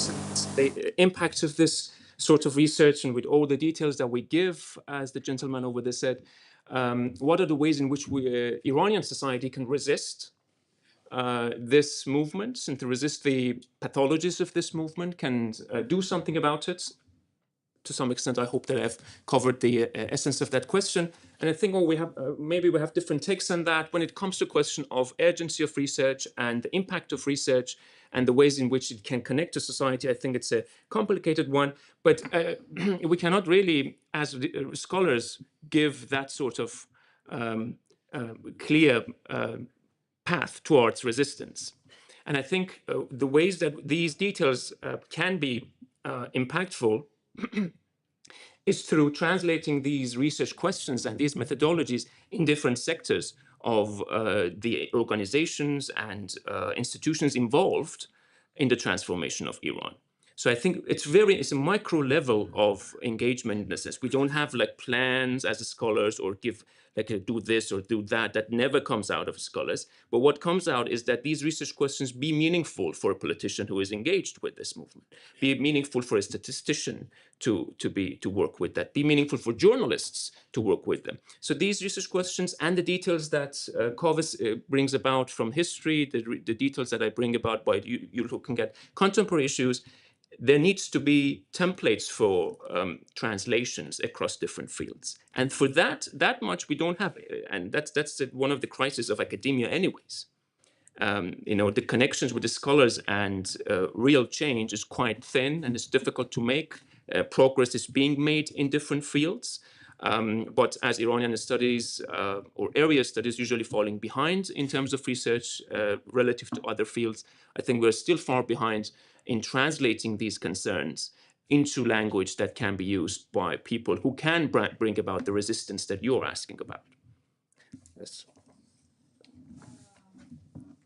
I don't know, but regarding your question, I think there are two references which could maybe recently could be, related to this, which is this Projet Shukufai Iran, which was announced, I think, 2 months ago, that has been started with the all Pahlavi, pro-Pahlavi people or team, that they are just coming out and they are having their fest. There are some researchers or artists. And something has started 2023 in Stanford University, which was گذار به دموکراسی, کنفرانس گذار به دموکراسی. There are also, I think, I don't know, hundreds of people who are related to Islah Talab or, I mean, Pahlavi, I mean, Saltanat Talab or whatever. Maybe these, and they are also online. You can also just read about it online, and maybe it could be a good orientation to understand and discover who are these people. I know, but I mean, these are also the people. Yes, I think they are also the political advisors. This is what I think. They are not. They don't have to be only Iranian. These, I mean, these are the international people or American technocrats who are just giving the advice. He's not just supporting by the Iranian pro-Pahlavi system. Excuse me, if possible, can we ask questions to the speakers and then maybe have these discussions in the lunch break, which we're about to have, I think. Can I just respond? Yes, please, yes, if you have something. I think historically, politically violent or politically aggressive movements, especially those who rely on mass movements, come out of anxiety of the times. And I don't think everything that happens in regard to far-right and nationalism in Iran is exact mirror of what happened in Europe or where they got their inspirations from, and the anxiety is different. For example, in Europe, those who are concerned about fascism and consider themselves anti-fascist usually look for signs such as economic security to try to identify the moments that fascists might gain political power or populist movement. In the case of Iran, it is geopolitical anxieties that often gives rise to that kind of emotions, that kind of potential for movement. So if you remember, a lot of the, during the Women Life Freedom movement, a lot of the emotional mobilization of the far rights against the activists outside Iran was with the fear of Iranian borders being compromised. And even a lot of the, I genuinely don't believe a lot of the nationalist propaganda that comes from IRGC or Islamic Republic organs is just performative. I do think there is a section of Iranian establishment which I would consider pan-Iranists. I would consider them, they would easily move to a different role in a different setup, and they are there because of anxiety that they have about regional geopolitics. So I think talking about how we can battle them in Iranian context, I think we should understand them in Iranian context first and not assume that they are exact replica of European or any other kind of form of fascism. Yes, please.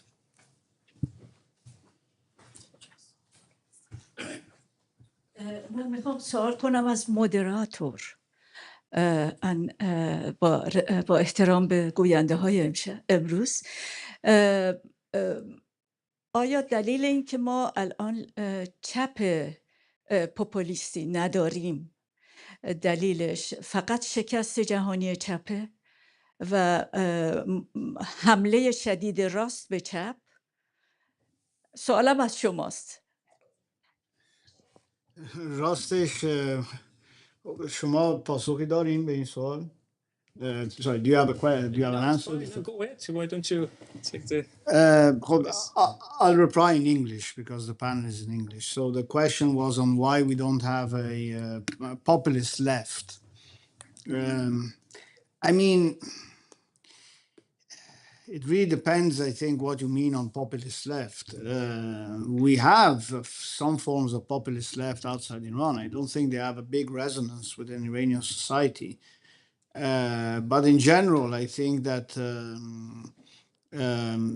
there hasn't been a concrete formulation of the concept of the populist left, which is compatible with today's Iranian society. maybe in this regard, from what we've been hearing, the populist right is further ahead, at least in the formulation of iconography and ideas on social media. We haven't seen something similar on the left. I think it also has to do with a generational problem here as well. The generation of the Iranian left is ahead with regards to the monarchy and also the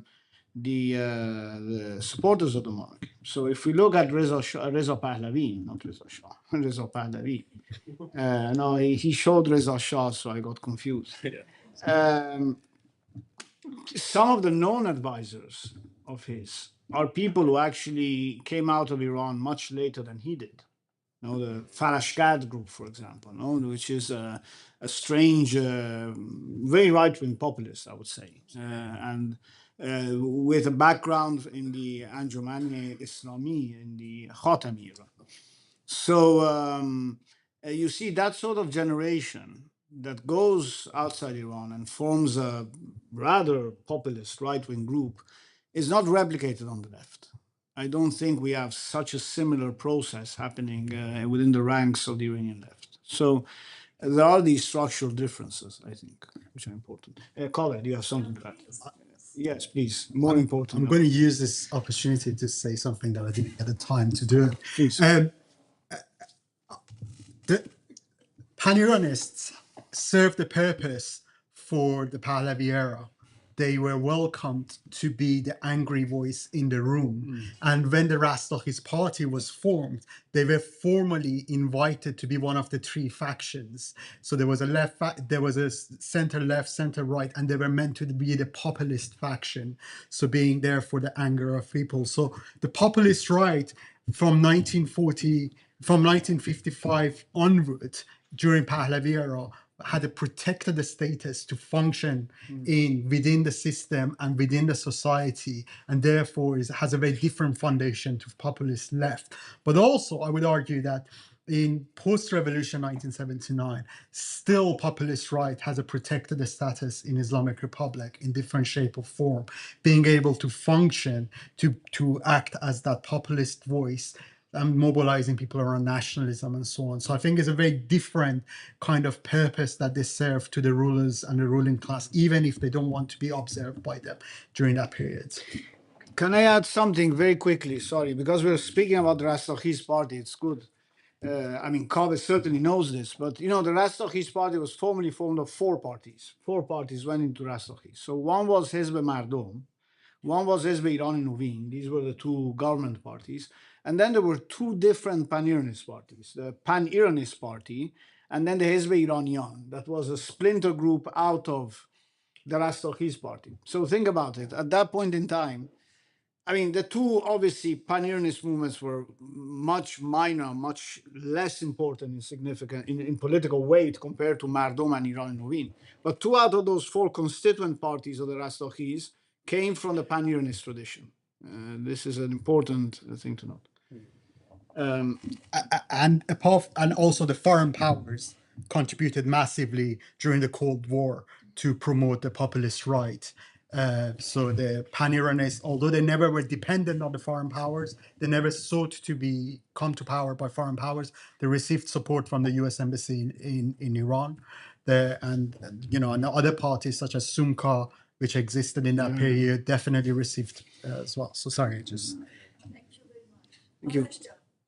I can just say one word, just to bring back media back to this thing, is that I think that differences, all these structural differences are important. We can also, in terms of research and concrete outcomes of the behaviors, we can also observe how their media appearances and use of media are different, and shows us that there's a completely asymmetrical relationship between how left uses media and mass media and how right uses mass media. So that also is open again, is the open thing to research. I don't, left populism could be a term, but then we need to open that up. Mediatization of the left also exists in literature of mediatization studies that also can be opened up. And the emotional ways in which the media is being appropriated there, and the emotionalities that we have in the right, very different kinds and degrees, so very different sorts of phenomena here really have. Just a small comment. Can I ask a question? Sorry. This is just a pure question to Kaveh. I'll abuse my role as chair here. So regarding pan-Iranist, a couple of quick points. I was always very fascinated by the name, right? Because this name doesn't come from the European right-wing tradition, no, the very term pan-Iranist. So if you know anything about the etymology, and then also the symbol, right? The non-equal mathematical sign that you see, especially in these big banners in the rallies of the Moscow era, you see it always in these photos. Where did that come from? Because again, Sumka aped the Nazi symbol to some extent, right? The swastika. And then the others had proto-fascist. But again, the non-equal symbol, I know what it means, obviously, the sort of contrast between Arabs and the people you mentioned that are part of Pan-Iran. But who came up with that? Because that's quite interesting. And then the other question I have today, right? If you look at Iran today, the Pan-Iranist movement is still active. I mean, it's active semi-publicly. In certain parts of Iran, it's very active in Khuzestan, for example. But even in Tehran, they have these circles. One of the old MPs of the monarchist era is still rather vociferous, Houshang Tahleh. He was there, no? He was part of the Pan-Iranist factions in the very last parliaments of the Pahlavi era.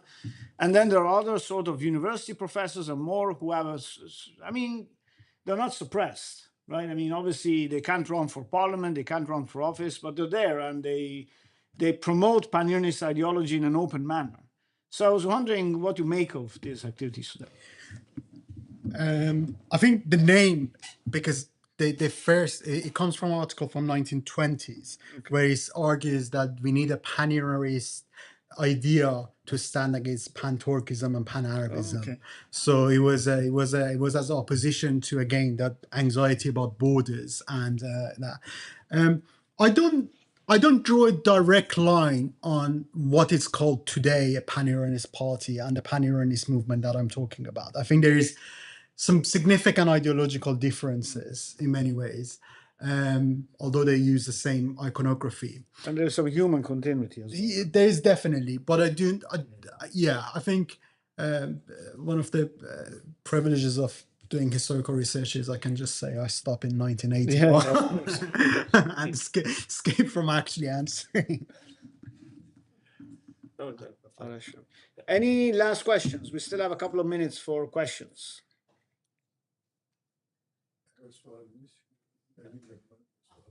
Please, yes. And the symbol you don't really know. Not equal. Mystery.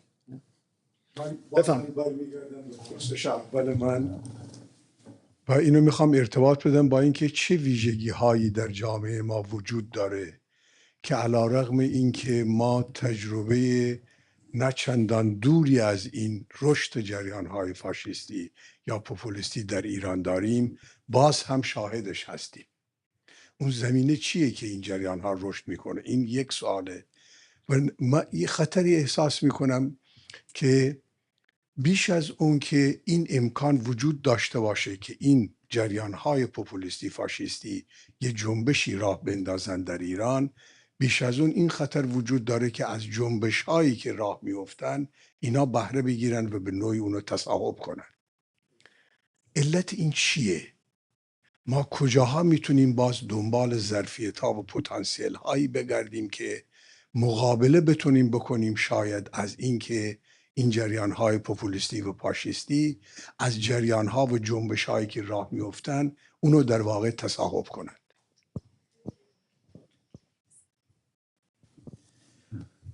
Okay, yeah, it's a $1,000,000 question. I mean, this absolutely.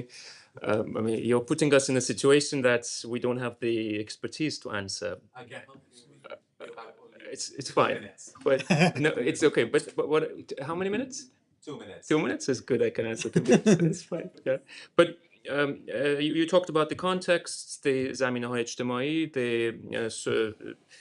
the ways in which the society is prone to be manipulated by populist movements, and also you mentioned importantly that sometimes these movements are being hijacked by other movements. And I think, again, I'm not in any position to answer truthfully or productively, but I can only say that when we are in a mediatized world in which collective memory instead of historical knowledge reigns and drives attitudes. And when media is more effective rather than informative, the media is more about how to get more emotional response from the audience rather than being involved in the complexities of institutions and world, then I think we have a very kind of dark situation in which we can't really do much about these things. And I can only say that the situation is not that the scholars would put something out there, but it's more that they have to be involved on the micro level of engagement with people who are working in different institutions to, again, translate these concerns to institutions of power who are involved in different ways with different societies. It could be just NGOs, ranging from NGOs to governments or whatever. These are really micro level and very sort of specialized ways in which these concerns can be actually implemented. But in the ways that someone comes on the screen and says, oh, I think that you should do this and that, and do not talk about, I don't know, populism is bad, or taking normative stances, or ethical, or even moral stances, that's not going to get us anywhere. That's the short answer. Okay, I think we've reached the end of this very lively and interesting panel. I would like to thank both Kaveh and Arash for having delivered their wonderful speeches, and thank you, and I think it's lunchtime. Thank you very much.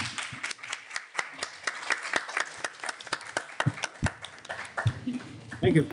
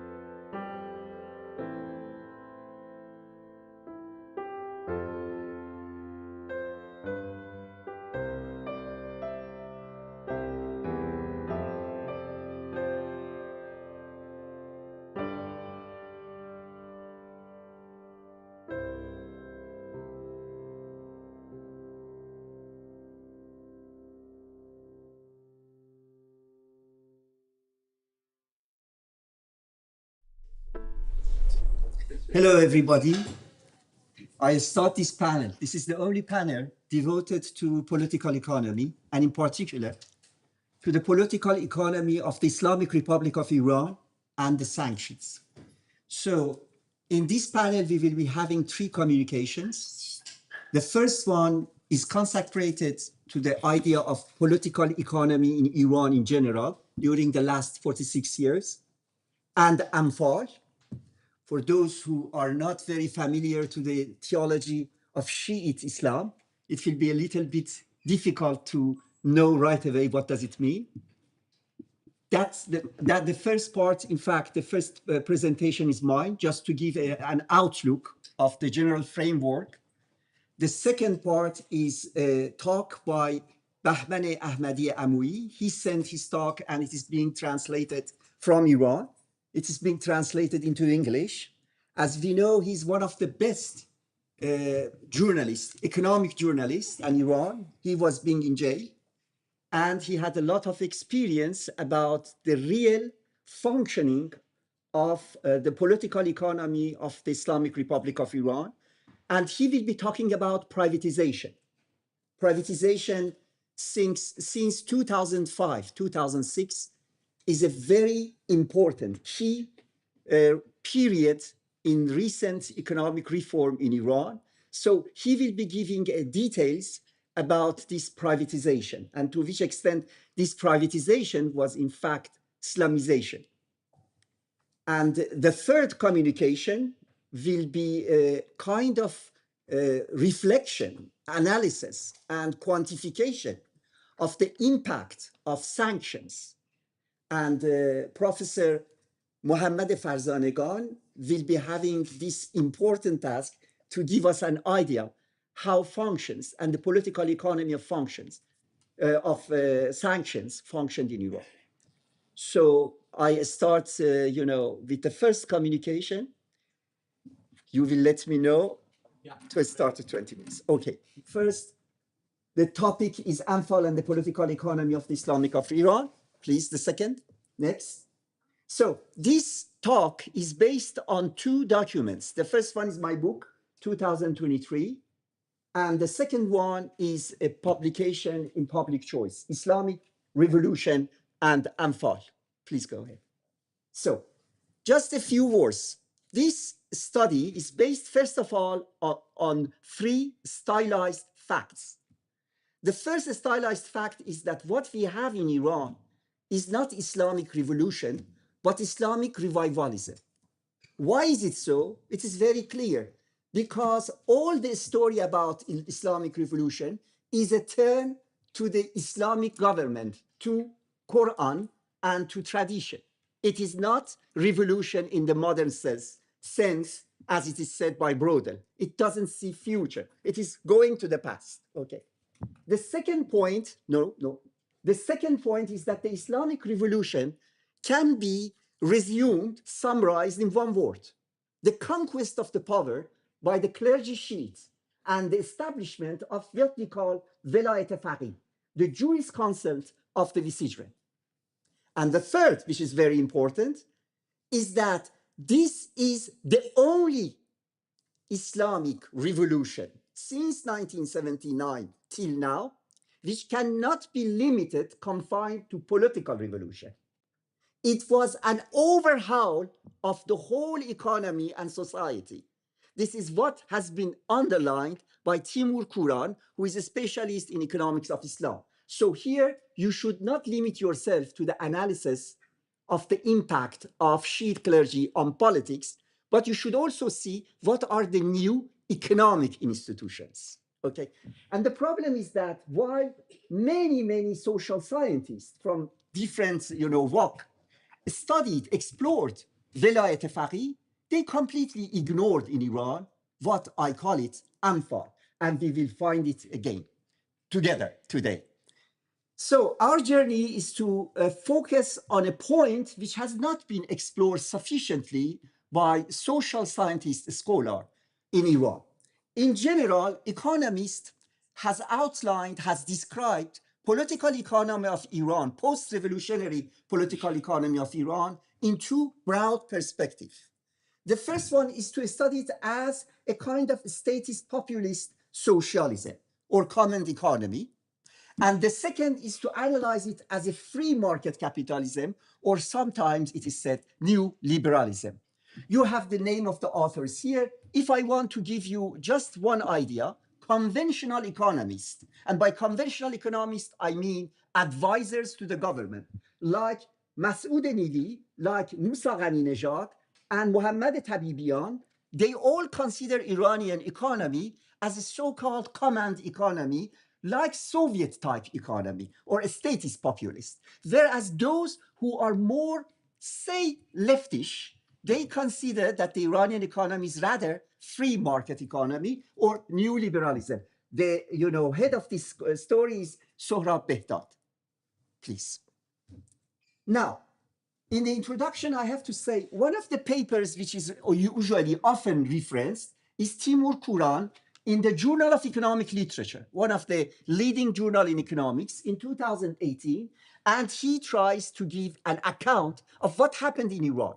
And he says that the political economy of Iran can be regrouped in two steps. The first step was 1979-1992, roughly the period just after revolution at the end of the 8-year war with Iraq. This period, according to Behdad, and following Behdad, according to Quran, is the period during which we have statism and populism. There is a second phase starting from 1992, the end of 8-year war, IMF and the other, World Bank coming to Iran, also negotiating with the cabinet of Rafsanjani. And this period is known as free market capitalism or new liberalism. What is my contribution is that in two types of description, we have either socialism or capitalism. What I offer is to consider the importance of Amfal. Amfal goes back to Shiite theology. And what is Amfal about? It means that all ownerless public goods, including oil, or what is named in Roman laws res nullius, belong exclusively to supreme jurisconsult. And that enhances confiscatory regime promoting rent-seeking through political channels of Amfal. So, Velayat Faqih and Amfal means the Imam, the supreme leader, has the exclusive possession of not only sovereign power, but also property rights on public resources. They create an economic system that undermines private property rights, create failures in the state functioning, and lead to both market and state failures. I have called it Shiite political capitalism, please. So the talk will go in 3 steps. The first one, what is Amfal in Islam and in Shiite jurisprudence? Second, what is Amfal in the constitution of the Islamic Republic of Iran, 1979? And the third, what is Amfal in practice? And a very short conclusion will follow, please. So, what is Amfal in Islam? Amfal, if you look on internet, you find 2 things. Amfal as the pseudonym for the bombardment, chemical bombardment of Kurdish people by the cousin of Saddam Hussein. And the second thing which you will see is this. Anfal is a surah, 8th surah in Quran, which has 75 verses. The first verse is come to Prophet, Apostle, how we can divide the booties of the war in Badr. Badr was the first holy war which, Prophet could expand its power. And there was a lot of conflict. I don't go into details. Prophet, looking into all these stories about how to divide the booties, said that I have to get the permission from God. And God sent this surah, and this surah was that the holy war was won because of the God. And in the absence of the God, Prophet decides how it should be divided. And now everybody should follow the rule announced by the Prophet. So that was the story of Anfal, meaning that the booties will not belong to the warriors. The booties belong to Prophet. Of course, in that same surah, 41, brings the idea of homes, that Prophet does not possess everything. He only possesses 1/5. But I don't go into details. From there comes the idea of Anfal. And etymologically speaking, Anfal means booties and moreover an extra sum over what is required. Because the whole conquest is because of the God. If we give you something more, materially speaking, this is something in excess that God pays. Otherwise, you have absorption of the God, and this is the most important price for someone who is believer. So, I have to say there is a big split between and in different, in fact, divergent and opposed interpretation of what is Anfal. For Sunnis, they narrowed down the scope of Anfal and relegated all the apostles' belongings to the Islamic State. Abu Bakr, one of the first things he said is that Fadak, which was a city claimed by Muhammad's daughter Fatima, he said no. The Prophet has no heirs. So all things delegated by Prophet will belong to the Islamic State. So they narrowed down Anfal, but they extended the idea of other types of public resources. But Shiite is exactly the reverse, the opposite. They said not only the booties, but all public resources without any owner belong to the supreme jurisconsult if Prophet does not leave. Instead, they have to do. Please. So, if you look, the importance of Anfal is in organizing public finance. I say public finance in a country in which there is oil, and public finance means how to divide the share of oil, okay? And in a country which has done a revolution, so confiscation of the properties of the Shah and those who were close to Shah was a key question. Now, there are several types of elements which enter into the public finance of Islam. From Haraj, which is Islamic tax on conquered lands. This is the form favored in Sunni Islam. Then Muqasemat, Khoms, Zakat, alms, Jizya, and fines. And you have these 6 types. Among these 6 types, Sunnis put the emphasis on Kharaj and Shiites on Anfal. Please. So, I will not go through all of this. This is what Anfal is composed of, okay? These all res nullius. But I would say there is 3 big categories. The first category is all the properties confiscated from the king as usurpator and the king as tyrant. So that means that Bunyad Pahlavi, all the foundations belong to Pahlavi, the Shah of Iran, will go to Anfal. The second thing is what is taken during the war period. That is under some consideration will go to Anfal. And the third thing, which is not, the least among these all elements, last but not least, is the idea that natural resources belong to Imam.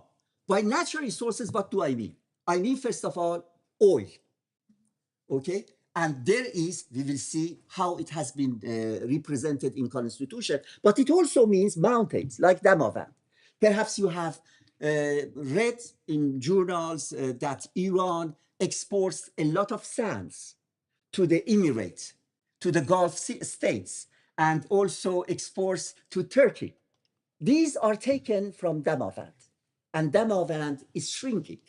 But to whom it belongs? To Bunyad Mustazafat, to Anfal. Please go on. So, What is the role of Anfal in the Constitution? It is Article 45. I read this article because it is very important. Anfal and public wealth, such as barren lands or abandoned land, mineral deposits, seas, lakes, rivers, and other public waterways, mountains, valleys, forests, marshland, natural forest, unenclosed pasture land, legacies without heirs, property of undetermined ownership, and public property recovered from usurpers shall be at the disposal of the Islamic government to act in accordance with the public interest. Law will specify detailed procedures for the utilization of these elements. Okay, that is being taken by Khomeini as an element that in every government we need it. Okay, please next page. So just one point before speaking about this new slide. If you look into foreign translations, and I mean official foreign translations of Article 45 of the Islamic Republic Constitution, English, French, German, Russian, because those are the one which I have checked, you will not find the word Anfal. So it is intentionally hidden. We call it to conduct without any light. So don't create any veil in fashion, okay? So you can imagine there is a revolution. Khomeini comes to Iran as Imam. And now what he claims, that not only what belonged to the Shah belongs to me, I have to add to it oil, I have to eat Damavand, and I have to add to that Caspian and the other things, and so on and so forth. That will be shocking for everyone. Who is this new guy? Who is this, this type, who you ask such a kind of, fortune? But I have to say that these public resources do not belong to Imam as a personal belonging. In other words, Imam cannot be bequeathed, put it as a heir for his children. This goes from one Imam to another Imam. It has a statutory power. It is institutionalized property. That should be mentioned. Okay, so the Imam in Islam, in this sense, we have two public treasuries. One public treasury is all the resources that belong to all Muslims. This is the formal state. And this formal state have a kind of, how to say it, budgeting, always in November of each year, what we, check and we control by the parliament, Islamic parliament, is the official budget. Official budget belongs to all Muslims. But it is not the second treasury, the treasury of Imam. Since the treasury of Imam or Anfal cannot be overlooked, parliament, executive power, judiciary power, they do not have any right to require information and investigate about the activity of Anfal. Anfal is under purview of the Imam only, exclusively. So you have two systems of Anfal, and you have also the idea of two central banks. Okay, imagine in this country how we can control inflation when we have two circuits for the entrance of currency, hard currency, meaning dollars. And when, the control of one circuit is completely covered, not disclosed. Okay. So the second thing which is very important, I said it, that oil is also Anfal. Where is it? It is Article 2 of the Iranian Petroleum Act of 1987, adopted by Islamic Parliament and also by Shurای Negahban, as well as under the presidency of Mr. Rafsanjani. You have this. I will not go all through it, but all the exploitation and income are appropriated not only by the formal state, but by all institutions related to Anfal. What does it mean clearly?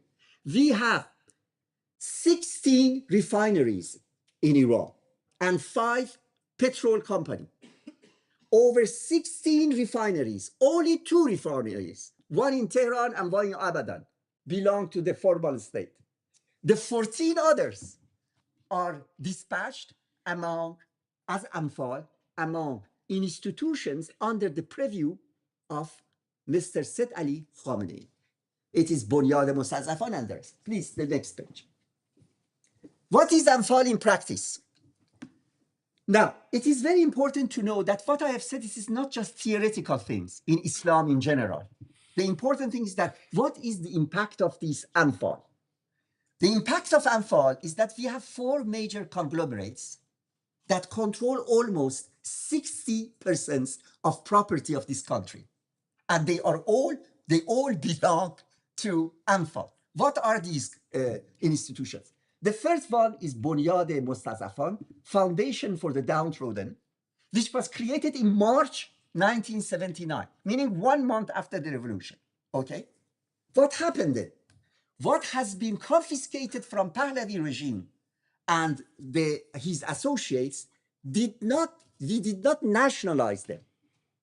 They have been concentrated under Imam Khomeini. So Khomeini controlled these things and create Bunyad Mustazafan. Okay, this is very, very important to say what is confiscated in Iran, post-revolutionary Iran, is not necessarily nationalized, as it was the case, for example, in Soviet Union.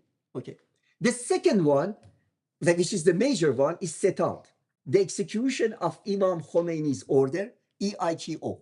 It is 2 months before the death of Khomeini, 1989, after the end of the 8-year war. Khomeini gave a verdict, okay, and in which he said that all the possessions of the confiscated properties of the persecuted religious minorities, like Baha'is, okay, as well as all the property abounded during the war, as well as what is gained illicitly, okay, which did not respect religious, procedures, they all belong. And there is one, 49, the Article 49 of Constitution is related to creating tribunals, how to control these properties.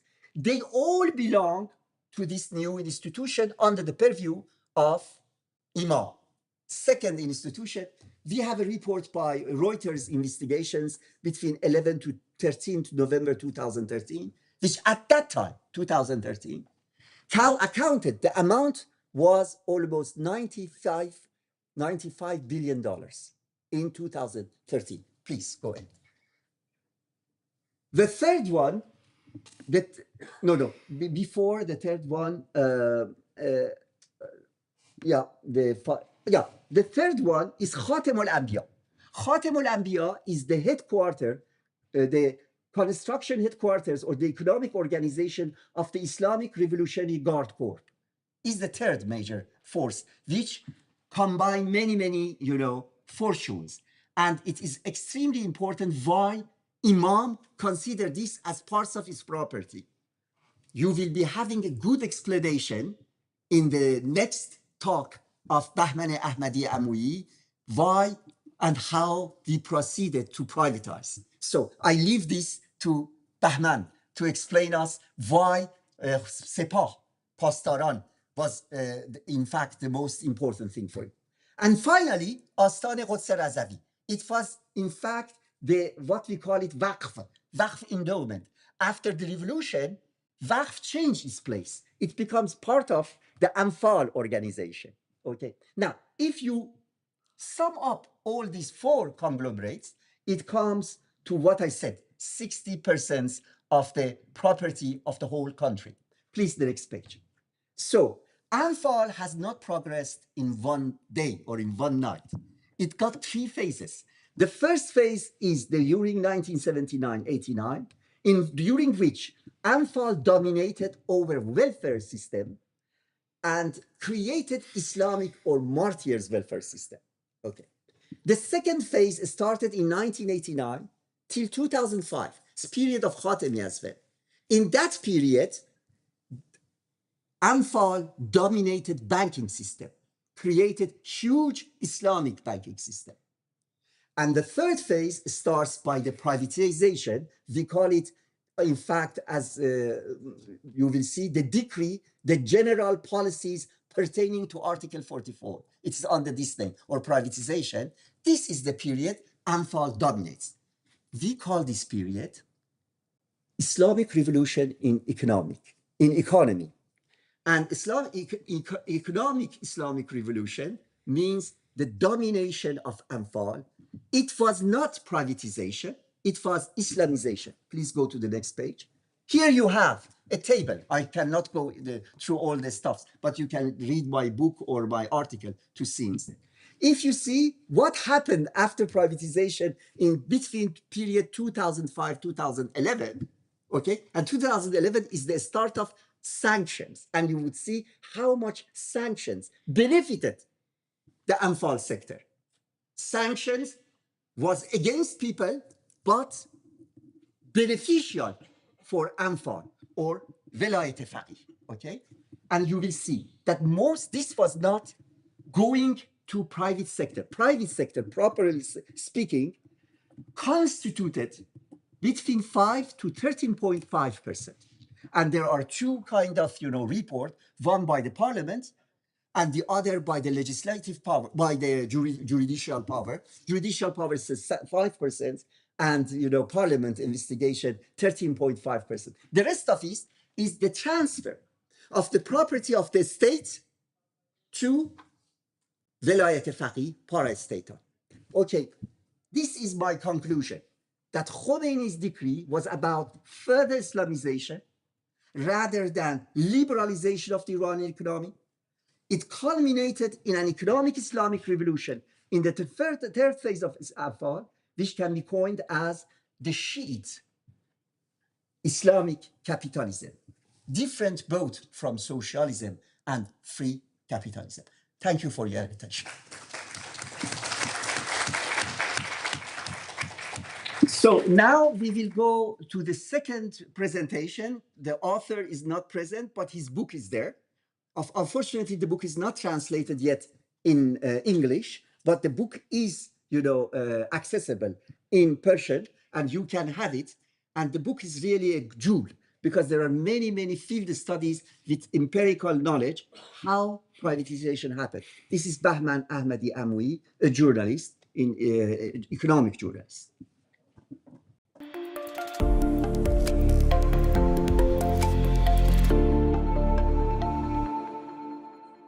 سلام و با تشکر از استاد گرامی جناب آقای دکتر مرداد وهابی که زمینه حضور من رو در این جمع فراهم کرد. من تبارشناسی و خصوصی سازی در جمهوری اسلامی و اینکه در 40 سال گذشته چه مسیر رو طی کرده تا به اینجا رسیده رو در 3 مبحث خلاصه می‌کنم و خدمت دوستان ارائه میدم.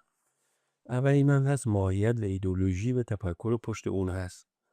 2 روش و نحوه انجام کار. 3 هم نتایج و دستاوردهاست. بالاخره کار از اینکه موافق یا مخالف باشیم و دستاوردهای مثبت و منفی داشته که میشه اونها پرداخت. ماهیت تفکر پشت اون به باور من حکومت‌هایی که روش‌های غیر طبیعی سیر حرکت جوامع چون انقلاب و کودتا برای سر کار اومدن رو طی می‌کنن، ناچار به طبقه سازی، ایجاد گروه‌های ذی نفوذ همفکر، ارادت سالاری و نوچه پروری می‌شود. هر کدام از این گروه‌ها، افراد و طبقات نیز برای اونها یک کار کرد و یک تاریخ مصرف داره، ولی ایجاد و نگهداری اونها طبیعتاً هزینه‌هایی برای حکومت در پی داره که باید اونها رو بپردازه. این هزینه‌ها رو از کجا تامین میکنه؟ از منابع عمومی. در واقع حکومت‌های توتالیتر و اقتدارگرا برای طبقه سازی و نوچه پروری و ارادت سالاری منابع عمومی رو در اختیار میگیرن و اونها رو در واقع به عنوان املاک شخصی خودشون در اختیار افراد همراه و همسو قرار میدن و گروه‌های همسو تا به اهداف و خواسته های خود برسن.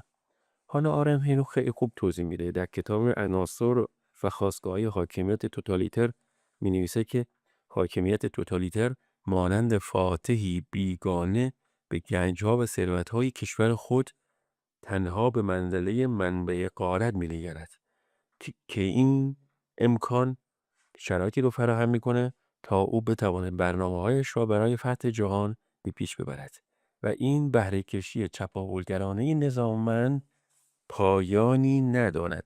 یعنی تا وقتی که ساختار حکومت توتالیتر بر سر پاست، این غارتگری منابع عمومی از روش‌های در اختیار قرار دادن منابع عمومی به گروه‌های هدف ادامه پیدا خواهد. در این راستا مال خودسازی اموال عمومی رو سرلوحه برنامه و هدف خود قرار می‌دهد.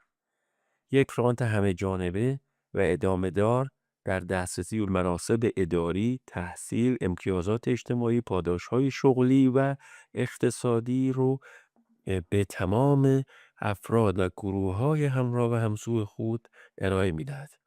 در نتیجه مسابقه برای دسترسی به این رانت همه جانبه تبدیل به سبک زندگی تک تک سلول‌های جامعه و افراد می‌شود، به گونه‌ای که هیچ فرد، خانواده و نهاد اجتماعی و اقتصادی نمی‌تواند در خارج از این روابط فاسد ادامه حیات داده و زندگی کند. آشناپروری، نوچه سالاری تبدیل به یک روال عادی زندگی می شود. بودن در یک باند و گروه خاص ضامن ادامه حیات است و این باندها و گروه ها اقتصاد فساد اون حکومت رو شکل میدن. جمهوری اسلامی هم از این موضوع مستثنا نیست. یارای یک ساختار اقتصاد فساد خاص و منحصر به فرد خودش است که اون رو میتوان در بررسی پدیده خصوصی سازی مورد شناخت دقیق قرار داد. اما روش و نحوه انجام کار، وقتی شما اقدام به طبقه سازی، نوچه پروری و ارادت سالاری میکنید، باید منابعی برای ایجاد اونها داشته باشید. این منابع همان منابع عمومی و متعلق به تمام مردم کشور و آیندگان آن است که به وسیله حکومت استفاده می شود. البته برای چگونگی استفاده از آن باید راه حل‌هایی نیز طراحی کرد. یعنی در واقع توجیهات ایدئولوژیک متناسب با اون ساختار حکومت ایجاد کرد. جمهوری اسلامی با توجه به اینکه نگاه مذهبی داره، این توجیه ایدئولوژیک رو خیلی خوب فراهم کرده. الان شما می‌بینید که ما در جایی هستیم که همه جا صحبت از بین رفتن تمدن و تمام منابع ایران میشه، یعنی منابع آب، برق، خاک، منابع انسانی، تمام سرمایه و همه به هدر رفته و از بین رفته. در واقع در 40 سال گذشته جمهوری اسلامی فقط ایران رو به مثابه گاو شیرده دوشیده و کمترین تزریق منابع رو برای تجدید اون منابع به خود این گاو انجام داده و فقط ایران رو برای سوء استفاده و استفاده از منابع اون برای پیشبرد اهداف خودش مورد استفاده قرار داده. حالا این اهداف چی هستند و چه کارخواهی داشتن موضوع دیگه است. در جمهوری اسلامی تفکری وجود داره که معتقده بخش خصوصی ذاتاً اپوزیسیون پروره و اپوزیسیون ساز. بنابراین باید افسار اون رو خودمون در اختیار بگیریم. برای اینکه دستمون در نره این گستردگی عظیمی که در جغرافیا وجود داره و تنوع بسیار زیادی که در کسب و کار بخش خصوصی وجود داره، بنابراین اون رو باید مهار بکنیم. مهار کردنش هم به این شکله که اولا باید بخشایی از قسمت‌هایی از بخش خصوصی که امکان بزرگ شدن رو دارن کنترل کرد. شیوه کنترل هم به این شکله که بخشی از حاکمیت، حکومت و یا نهادهای وابسته به اون در اون شریک باشن و یا اینکه اجازه حضور بخش خصوصی رو به بخش خصوصی غیر قابل اعتماد رو به اون ندهیم در این ساختار و فقط خودمون و افرادی که متعلق به خودمون هستن وارد این ساختار بشن. برای همینه که شما می‌بینید کلمه‌ای به نام اهلیت در روش خصوصی در جمهوری اسلامی به کار برده میشه. اهلیت یعنی اینکه من برای جمهوری اسلامی میتوانم منافعی رو تامین بکنم فارغ از اینکه توانایی مالی یا فنی انجام اون کار رو داشته باشم. ولی فرد مقابل که توانایی فنی و مالی مقابل رو داره و میتونه انجام بده، اما چون معلوم نیست میزان سرسپردگیشون اهلیت نداره، لذا در واگذاری ها خیلی به اون گرایش پیدا نمیشه و به افرادی داده میشه که اهلیت داشته باشن. این اهلیت هم در دولت‌های متفاوت به سبک و روش‌های مختلف ارزیابی می‌شده که از سال 1984 تا الان به صورت نظاممند و قانونی تبدیل شده به یک سبکی از خصوصی سازی در جمهوری اسلامی که در نتیجه شده خصولتی هایی که ما اونها میبینیم. خب البته جناح راست و چپ از همان دهه 60 اختلاف نظرهایی با هم داشتن در مورد اون اموالی که مصادره شده بود در زیر مجموعه سازمان صنایع ملی اومده گوی. چپ ها به نتیجه رسیده بودن که یا ما اونها رو واگذار کنیم به اون صاحبانشون که با نظام انقلاب زاویه ندارن، یا اینکه همین مدیرانی که خودمون تو این سالها گذاشتیم و اونها رو اداره کردن و یاد گرفتن اداره این شرکت ها و بنگاه ها و مؤسسات رو اونها واگذار کنیم با یک قیمتی. اما به قول بهزاد نبوی راستا معتقد بودن که اینها باید به خود ما واگذار بشه و میخواستن بازخری بکنن. برای همینه که حکومت بر چسب کمونیستی و گاه لیبرالیسم گرایش به آمریکا و هرها در مقاطع بعد از هاشمی رفسنجانی اینا زده میشد، ولی ماهیت دنبال این بود که فقط از این منافع عمومی در اختیار خودشون استفاده بشه. من خیلی نمیخوام وارد تاریخ چالشه خصوصی سازی در جمهوری اسلامی بشم که چه سالی شروع شد، اما یک چیزی خیلی مهم هست و اینجا بگم. وقتی که شما میخواید منابع رو در اختیار خودتون قرار بدید، باید فضا رو فراهم بکنید که افراد و گروه‌ها و نهادهای وابسته با خودتون دسترسی پیدا بکنن به این منابع و امکانات و مؤسسات و شبکت‌ها. برای همینه که ما روند شکل‌گیری سپاه و حضورش در اقتصاد رو توی این سالها شاهد هستیم. نهادهای امنیتی رو شاهد هستیم، کمیته امداد، ستادهای اجرایی زیر فرمان رهبری و حکومت رو داریم، نیروی انتظامی رو داریم، بنیاد شهید رو داریم. اینها هم و نهادهای عمومی مثل شهرداری ها و اینها همه به دلیل وابستگی که به حاکمیت دارن نمیتوانند در واقع ورای اون اهلیتی که فرار بخش خصوصی داشته باشه اقدام بکنن و خود به خود مجموعی شدن به نام خصولتی که نه خصوصی و نه دولتی. یعنی طبق قانون تجارت خصوصی اداره میشن، ولی به شیوه‌های مختلف منابعشون اصلا در اختیار اقتصاد واقعی بخش خصوصی قرار داده نمیشه و در جاهای دیگه میره، مالیات داده نمیشه، یا اگه ازشون گرفته میشه مالیاتی شفاف نیست که وارد بودجه عمومی بشه. ما دو تا خزانه داریم، یک خزانه‌ای که دولت در واقع اداره میکنه و خزانه‌ای که اصلا خارج از نظارت و کنترل دولت هست. اینها همه از اونجا ناشی میشه. به عنوان مثال ما 14 پالایشگاه نفت در سراسر کشور داریم. دولت فقط 2 تای اونها رو در اختیار داره، پالایشگاه تهران و پالایشگاه آبادان. بقیه اونها به نهادهای دیگه که اسم بردم واگذار شده و در واقع بابت اسمشو گذاشتن مثلا رد دیون بدهی‌های دولت، یا اینکه اونها واسه خودشون ظاهرا خریدن. حالا نحوه مناقصه و اینهایی هم که برگزار شده موضوع دیگری است که میشه اصلا روش صحبت کرد و در موردش حرف زد که اصلا اینا رو چطور برگزار میکنن. ما از سال 68 که موضوع خصوصی سازی در جمهوری اسلامی وارد در واقع یه فاز عملیاتی رسمی میشه تا برنامه سوم، یعنی تا سال مثلا 77 78 اصلا کلمه خصوصی سازی وارد ادبیات اقتصاد سیاسی جمهوری اسلامی نمیشه. چیزی داریم به نام واگذاری که میگن واگذاری ها از طریق بورس مذاکره و مزایده انجام میدادن. اون موقع هم که بورس خیلی فعال نبود، بنابراین می‌نشستن مذاکره میکردن و یا مزایده‌ای در روزنامه‌ها ظاهرا زده میشد که مثلا فرض کن به این قیمت حاضر به فروش کدام کارخونه هستن. یکی از معروف‌ترین اینها کارخونه دناست که مثلا قرار بود در این مزایده‌ای گذاشته بشه و اتحادیه کامیونداران او در واقع اونو بخره، ولی خب با نفوذی که آقای یزدی در رئیس قوه قضاییه داشت به یک مجموعه علمی وابسته به خانم‌ها در داده شد. حالا اینکه پولش رو اصلا دادن یا ندادن حالا یه بحث دیگه است، ولی مهم اینه که این روند ادامه پیدا کرد، به این شکل اتفاق افتاد. بیام در موارد دیگه رو ما همینجور شاهد هستیم. اینکه چطور نهادهای نظامی و امنیتی وارد اقتصاد میشن از همین جاهاست. اینکه در واقع امکان اعتماد به دیگران وجود نداشت، بنابراین باید خود اینها وارد عمل میشدن. ایده در حکومت معتقدن که سپاه باید اونقدر گسترش پیدا بکنه و تقویت بشه تا بتونه در همه ارکان اقتصادی، سیاسی، اجتماعی و فرهنگی جامعه حضور داشته باشه و هر نوع کم و کاستی رو بتونه تأمین بکنه و جبران بکنه. برای همین می‌بینیم که در اعتصابات رانندگان شرکت واحد فعال میشه و اتوبوس‌های سپاه میان مسافرها رو جابجا میکنن.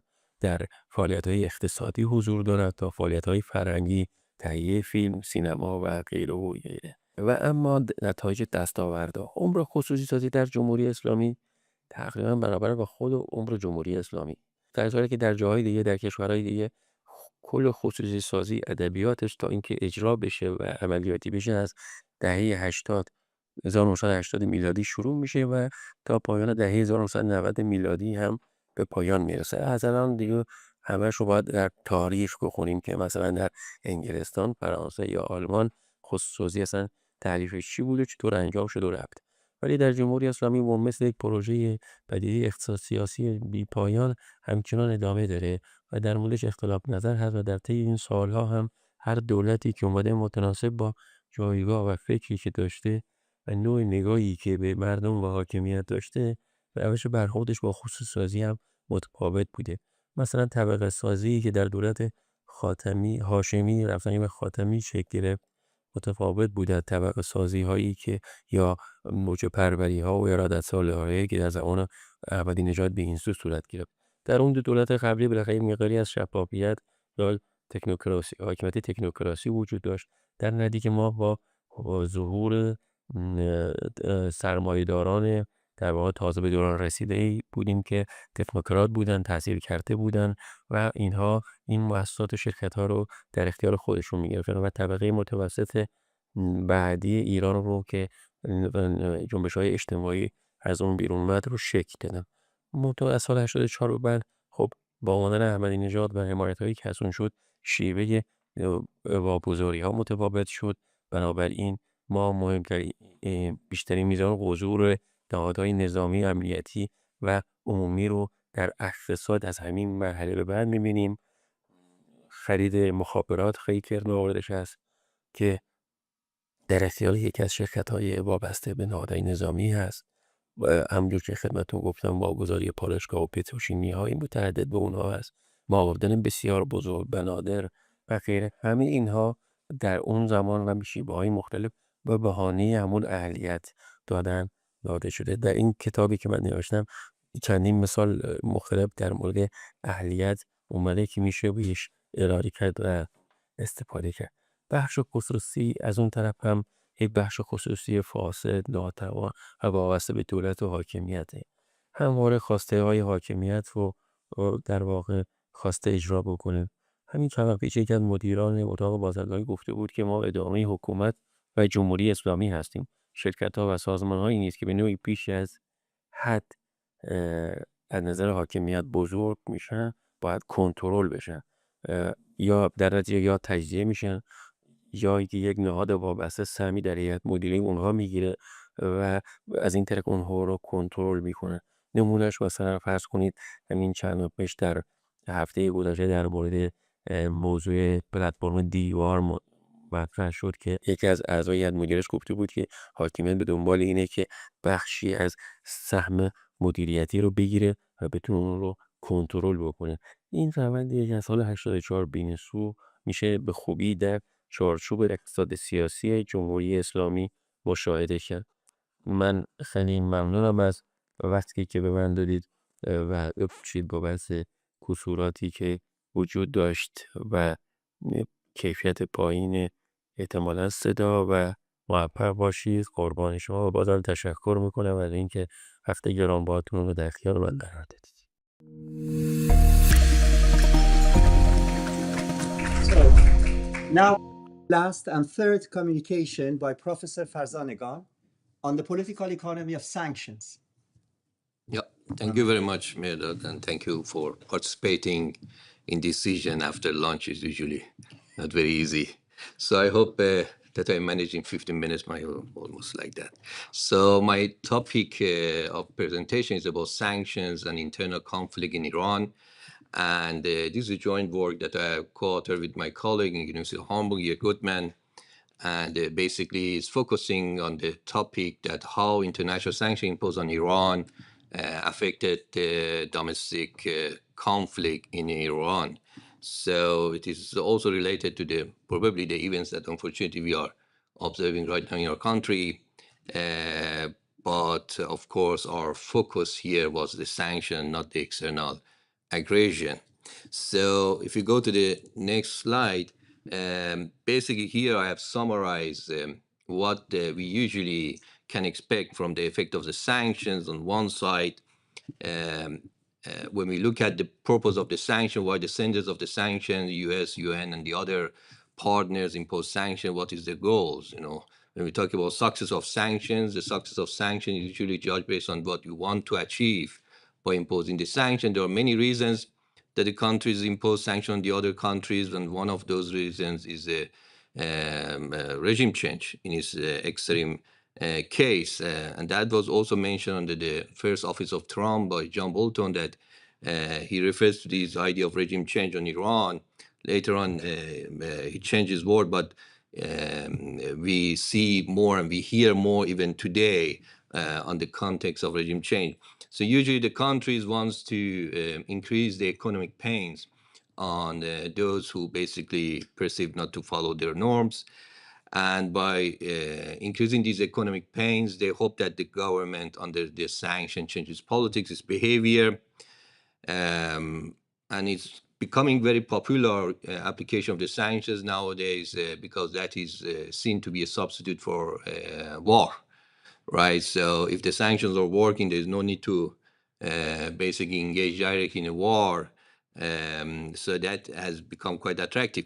So, so probably the sanctions result to more political instability by increasing the economic damages and reducing the opportunity cost for the people to join the rebellion. On the other side, we can also expect that under the sanctions, the people in a country under sanction,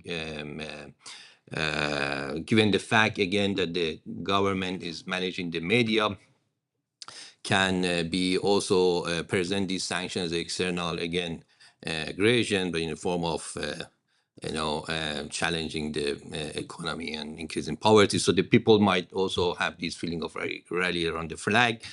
And in some countries like Iran, this is much more stronger. So in some sense, one could also expect that some forms of internal conflict might even decrease under the sanctions. So the idea in this paper is using an index of sanction intensity, which is available for a couple of years in Iran, and to find out whether the internal conflict in Iran increase or decrease, and also analyze a variety of types of internal conflict. Internal conflict can be defined in different ways.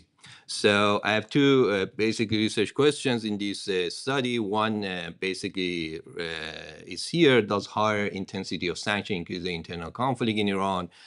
And the second one, basically, whether we do see a heterogeneous response of different types of the sanction, right? So when we talk about different types of internal conflict, it is referring to civil disorder, which are usually classified as protests, strikes, demonstration, anti-government demonstration, which are maybe more visible, more frequent in a variety of countries, also in Iran. Terrorism, which basically is defined using the violence for political purpose. So that is also something that we classify as internal conflict. And the last one is the civil war, which is the most extreme case of internal conflict, right? So that is usually a weaponized conflict between two partners, usually one from opposition or challenger of the state, and the other is the state system. That is basically the civil war. So I'm talking about the risk of all these protests, right? So the index that I'm using are capturing the risks of these protests, these civil disorder and the civil war, not necessarily their manifestation. I will come to that later on when I explain the data. Now, in the context of sanction internal conflict, there are three theories which basically are helping us to understand better these dynamics. One is related to the grievance theory. Basically says that sanctions are planned to increase economic frustration among the population, reduce the opportunity cost for them. That means the other economic alternatives for them becomes less available and less attractive. And as a result of that, it is less costly to join the rebellion, right? This is definitely one possibility, especially in the country like Iran, that their demographic structure is quite young. So the youth bulge is significant and the youth unemployment rate is also high. So these economic dissatisfaction might be one reason to see that the sanction increase the conflict. The other one is a bargaining theory, which discusses that the sanctions basically reduces information asymmetries between the conflict partners. So the country on the sanction, for example, Iranian government received a sanction from the US or EU. So they basically revise their calculation. They know that the country which is imposing the sanctions is also ready to engage in a more violent way. The next step after that would be military. So in that sense, they know their position, they're strange. And if they behave logically and they do not miscalculate, so one expect that they might seek a more peaceful way to deal with their opposition, right? So the bargaining theory basically also expect that under sanction, the risk of internal conflict should decrease, not increase, because that, as I said, that makes the things more transparent. So if I repress the opposition, the U.S. Might not stop by sanction. They might go one step forward and things like that.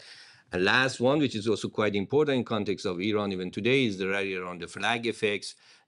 Country under sanctions, of course, the government can communicate that as a aggression by those who have the economic control to pursue the policies to challenge the independence of the country, to basically bring a nation under the control. And that should be deal with that. And we know also, I would also show to you some statistics with respect to the national pride of Iranian and their willingness to fight when the country is under the pressure from the world value survey that has increased over the last years. So these also predict that the sanctions might unite the nations and might even amplify, might even help the state administration becomes more powerful.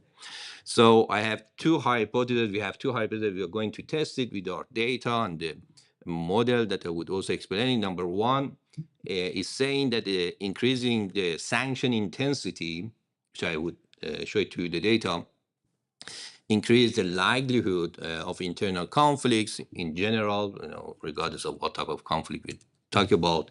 And the second hypothesis about the decreasing risk of civil war as a result of higher economic sanctions. Now, with respect to the data and the period of analysis, so these data that we have are available at the quarterly level, and it's available from 2001 to 2020. So it's a good amount of years, which basically shows both before and after 2011 international sanctions. Dr. Wahhabi already said that the sanction started in 2011 under the Obama administration, but the experience of Iran with the sanction also was before that under the Clinton and the Bush. Even before, I mean, since the Islamic Revolution, Iran was under a variety of sanctions. Of course, the highlight of these sanctions was the Obama oil embargo, which also collapsed. Sanction intensity is basically is not our calculation. Is coming from the law that Pesaran study published in Journal of Applied Econometrics. Basically, they build this index based on the reflection of the sanctions on Iran in international media, U.S. and U.K. media, Wall Street and Guardian and things like that. So they monitor, they analyze the coverage of the sanction in these international media, and to what extent this has been reflected in these newspapers. Obviously, when the sanction was more stronger, was much more relevant, this was covered by these media in a more visible way, and when that was not very important, that was decreasing. So therefore, up and down. In the next slide, I will show you the trend of this index. Internal conflict data coming from International Country Risk Guide, which is from Political Risk Service is a US company which basically calculate these indexes, political risk for businesses, for those who are looking for investment. And one of those indexes is internal conflict, which is divided on terrorism, civil disorder, and the civil war. Again, we have the data on the month level for this conflict. We converted it to quarterly in order to be consistent with the other data. We also control for Iranian economic growth, oil export, other important factors when we talk about internal conflict. Is not only sanctions which affect conflict, but we need also to take into account the other macroeconomic factors which basically are relevant. And methodologically, I don't go into details of that, given the fact that I have one country and over the time, so this kind of time series analysis, you're familiar method, and the variance decomposition analysis in post-response analysis. So impulse response is something that I show you to the results. Impulse is a shock, and response is the response of other variables to that shock. So here the shock is the sanction. I give a shock to the sanction intensity, and I simulate the response of internal conflict indicators to that shock. Using this historical data that we have, we've simulated for future. Right. So these trends show you, I mean, this is the index of Lodati and Persaran, the sanction intensity of Iran. It is a index from 0 to the 1. So 0 is the minimum of this index and the 1 is the maximum. And as you can see, the sanction, I've got the data is from 1988 after the Iran-Iraq war. So they built this index from that time. And you see, Iran has been always on the variety of the sanction with different levels of intensity. The peak of these intensity achieved in 2011, 2012 under the Obama sanctions, and then decreased during the GCPOA, Joint Comprehensive Plan of Barjam, during the Barjam period, as you can see in 2016. Then again, of course, during the Trump 2017 election, 2018, this increased. So this is a picture. So to just summarize the main results and the main findings, what I found in this research is that increase in the sanction intensity increase the risk of civil disorder and terrorism, and the response of civil war, the risk of civil war to increasing the economic sanction intensity was decreasing. Right, so in a sense, not all types of internal conflict increase following the sanctions. So there are some heterogeneity, both in the magnitude and the significance. So the major drivers of increase of internal conflict following the sanction was seen in the case of civil disorder, to some extent terrorism, but not the civil war. The response of other variables such as economic growth and oil export revenues to the positive shock in the sanction intensity was, as expected, negative, right? So this is in line with our expectation. Now this is the result. So what you see here, what we see here is the response of internal conflict in its general form, including civil disorder, terrorism, and civil war, to a positive shock in the sanction intensity. So the blue line is the response of risk of internal conflict. The dash red lines is basically showing the statistical significance, how much we can trust, these estimations. And as long as that these dash lines does not include the zero line, we can say that the response of our outcome variable is statistically relevant, significant. So as you can see, the civil disorder increased, the internal conflict increased quite quickly following the positive shocks in the short term, within maybe the first 2 quarters. And this positive response of internal conflict to the sanction intensity remain statistically significant up to the 5th quarter following the shock. So that means within the first year, we have a problematic picture in terms of higher increasing internal conflict. After that, it approaches 0. It stabilizes itself. So this is also in line with the literature on the sanction, that in the long-term sanctions are not effective. So a country on the sanction adjusts itself to the sanction situation, to find a way to bypass the sanction, to stabilize itself, like a person with a backache. So in the short term, you have a problem, you have a pain, but in the long term, maybe the body fitted in a way that to minimize the pain, right? So that's the thing, that those who are imposing the sanction are very much looking forward to see the effects of that within the short term, because they know in the long term you find a way to get rid of them, right? Now, I was interested to find out what is driving this positive response of internal conflict, and that is the reason that I look at civil disorder, terrorism, and the civil war. Here is the response of civil disorder, right? Civil disorder is obviously increases following the economic sanction. Again, what I mean by civil disorder is, anti-government demonstration, protests, worker strikes, and all these things, right? So this is definitely increases. And that remains statistically significant, relevant within 1 year after the sanction positive shocks. This is the risk of terrorism. Again, in the context of risk of terrorism increases.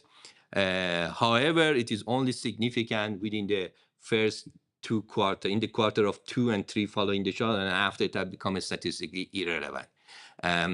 So that might be the thing that for the Iranian government is more easier to control the terrorism, because it would be presented in a way that these people, these terrorist group basically are, is more easier maybe to justify their repression compared to protester or demonstrate, right? So in any case, but this is what we see here. This is the response of civil war, the risk of civil war, which is in the opposite of other dimension. We see that the risk of civil war decreases following the economic sanction. This decrease is also significant within the second quarter and the seventh quarter, right? This is what we found out. We saw, okay, what is the mechanism for the case of these responses. In the case of civil war, of course, this is the grievance theory, which is easy to follow, right? So the sanction increases inflation, depreciate the currency, increase the poverty, reduce the size of middle class. So everybody would suffer on that, and some of them may join the protest, demonstration, strike, and so on. So it's not unlogical to expect this going up, right? Terrorism, of course, is rather more.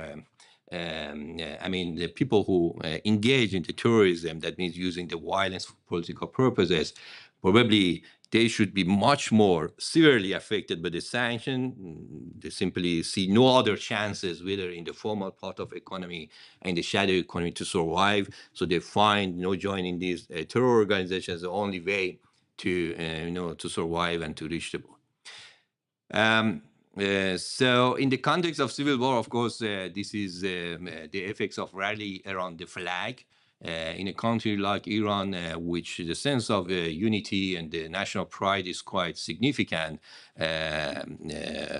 civil war meanings, something that we saw, for example, in Syria or similar countries. It is less likely to manifest happen under the sanctions, right? So I'm citing here two data from World Value Survey.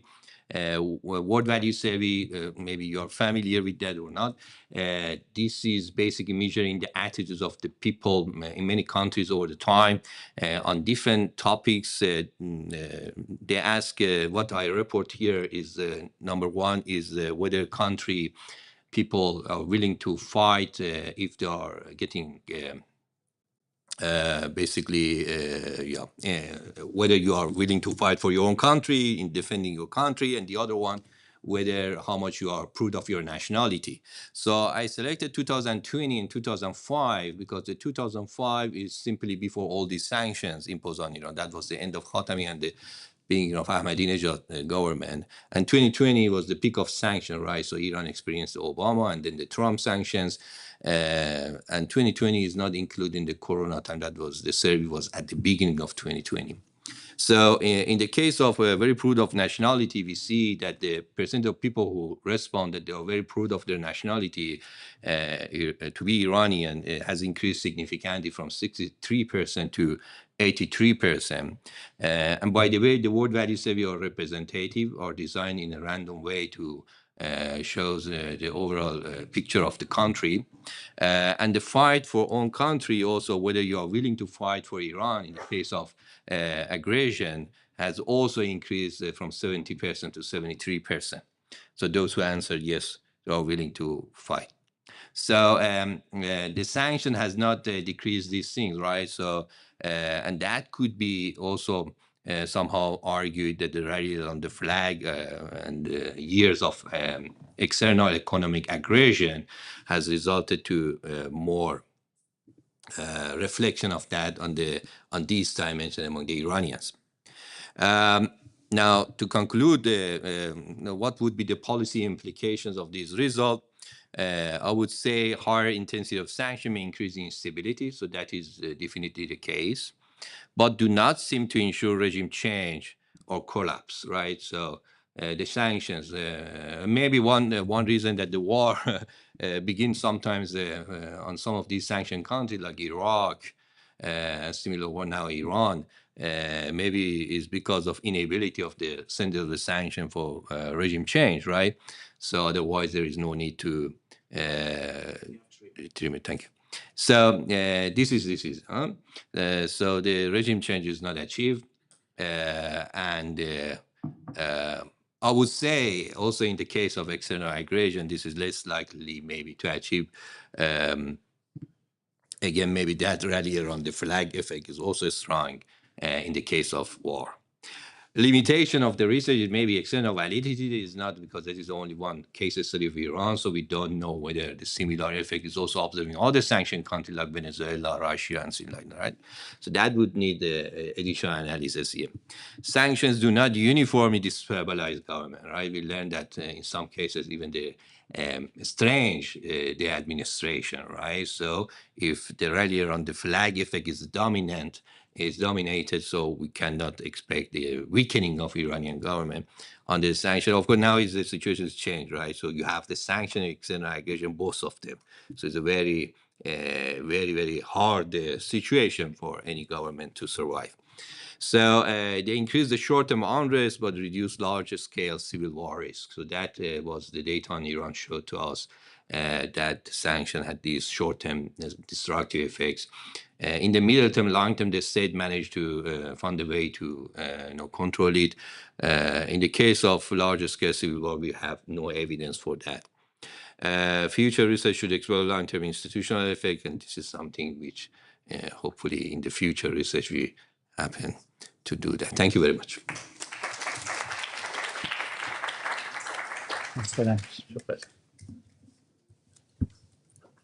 Now, is there a question, please?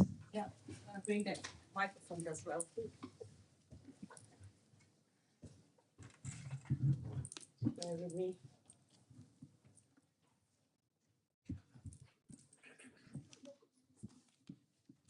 So my question has two parts. Based on what you presented, can we argue that the Islamic economy based on Anfal is inheritingly corrupt, and then building on that, and what we've seen from the beginning of Islamic Republic, sanctions has been an economical drive for parts of military forces as well as the decentralized network of IRGC all around the country and beyond the borders. And there is an argument that exactly because of that, they actively creating a rhetoric that increase the amount of the sanctions and also they increase the possibility of the war that we are seeing right now. For the first part, I think I should respond. Okay, I would say about the question of corruption. As an economist, we do not consider corruption necessarily as bad thing. Sometimes if you, for example, consider Soviet economy, corruption worked very well in a sense that because there were needs for market activity, corruption was like lubricating the grease which was not working.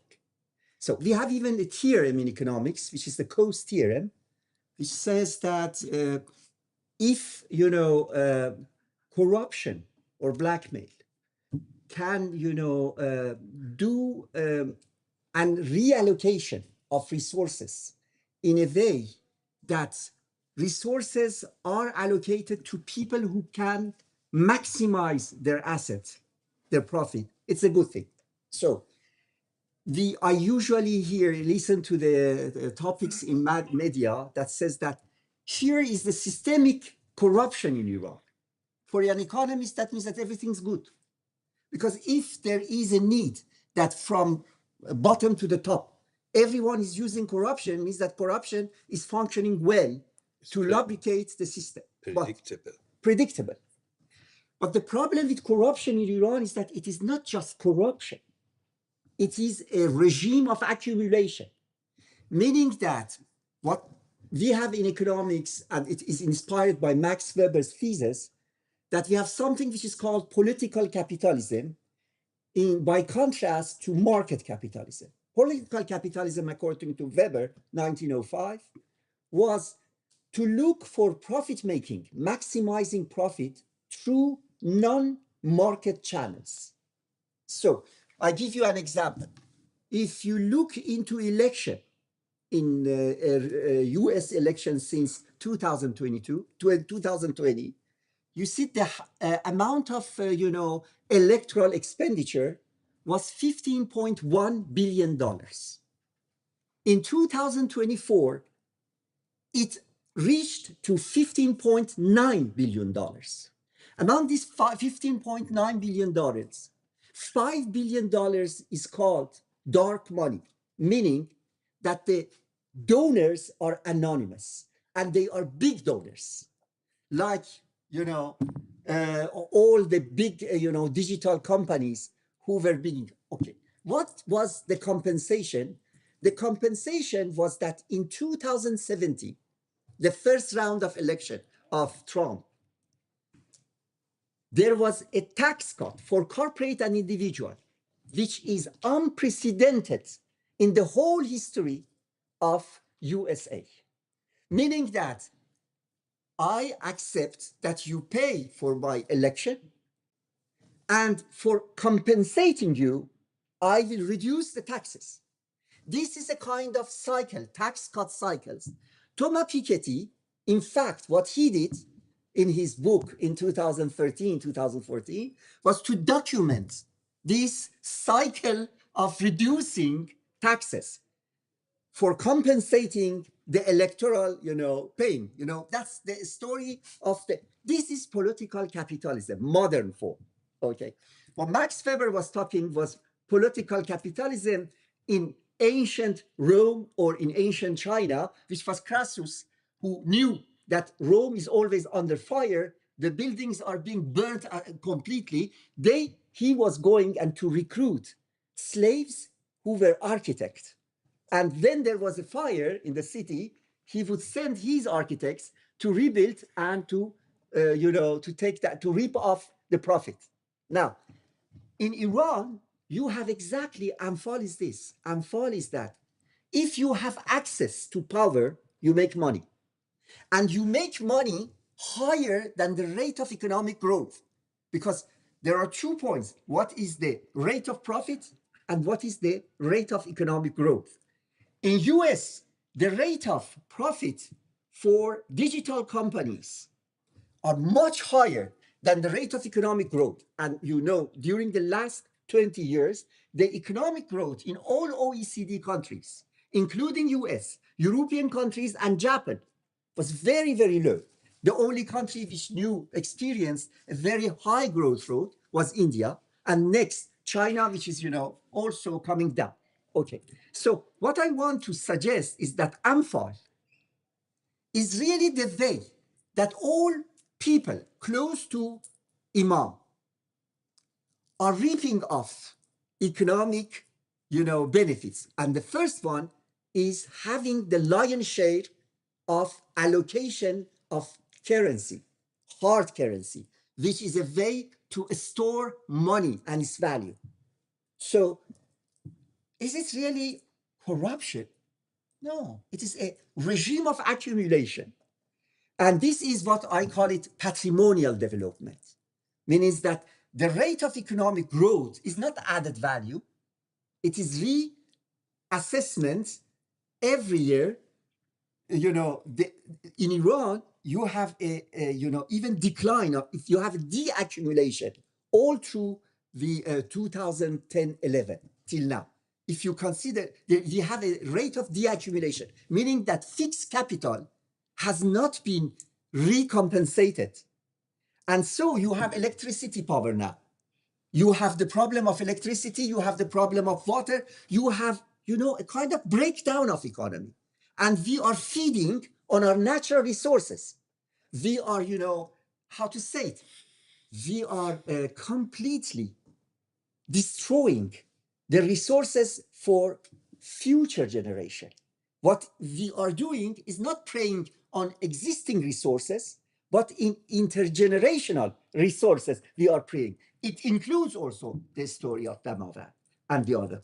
I hope I have answered to the question of corruption, but if you want really a more extensive, it's the 8th chapter of my book on the story of patrimonial development and how it works in Iran and what are the percentage. Sanction question? Mehrdad John explains to details on the AMFA that I missed the part related to sanction. What was again your? So my question is, there's a financial benefits that has been allocated as Dr. explained to a certain part of the military system inside Iran or the government, whatever you want to call it, the existing system in Iran. And throughout years, we've heard the political rhetoric that it sounds like intentionally is asking for more sanctions. And there's arguments that some economists are making that this increasing sanctions, economical sanctions, is not only on the part of the West that is imposing them on Iran.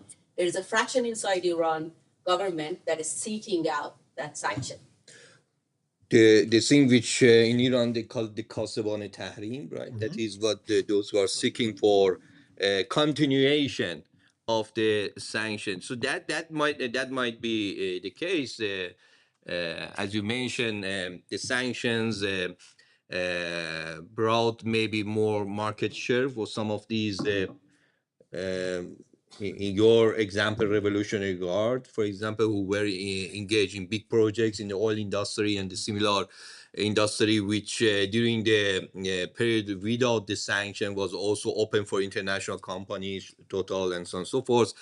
Obviously, the sanction provided a bigger market share for them, right? So, but also one should consider that even these organizations for their projects might still need the access to international finance and the credit, and the sanctions also constrained their access at the end, and so the net effects, whether they have a pure benefit of seeking the sanction system is an open thing. They might gain something, and the other side they might also lose something as a result of these international sanctions.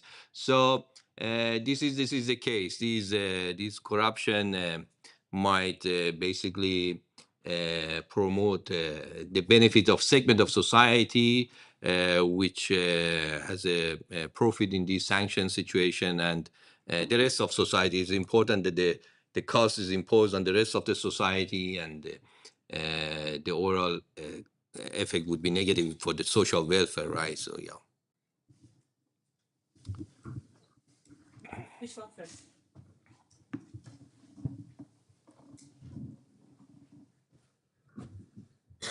Thank you both. Dr. Wahab, you mentioned the Iranian economy as political economy as well as sheer capitalism. So my question is this type of economy so unique in the world that we cannot find any other economy that we can call it something bigger, something probably more broad? I'm thinking Venezuela, for example. That was my first question. The second question is, There's a group of people in Iran that are making money not using Iranian, not being linked to Iranian economy. What comes to my mind is the YouTubers or podcasters. They're making money based on the number of followers they have, the number of clicks they get. Is this kind of disturbing Iranian economy? Is it part of it? That has always been my question in my mind. Thank you.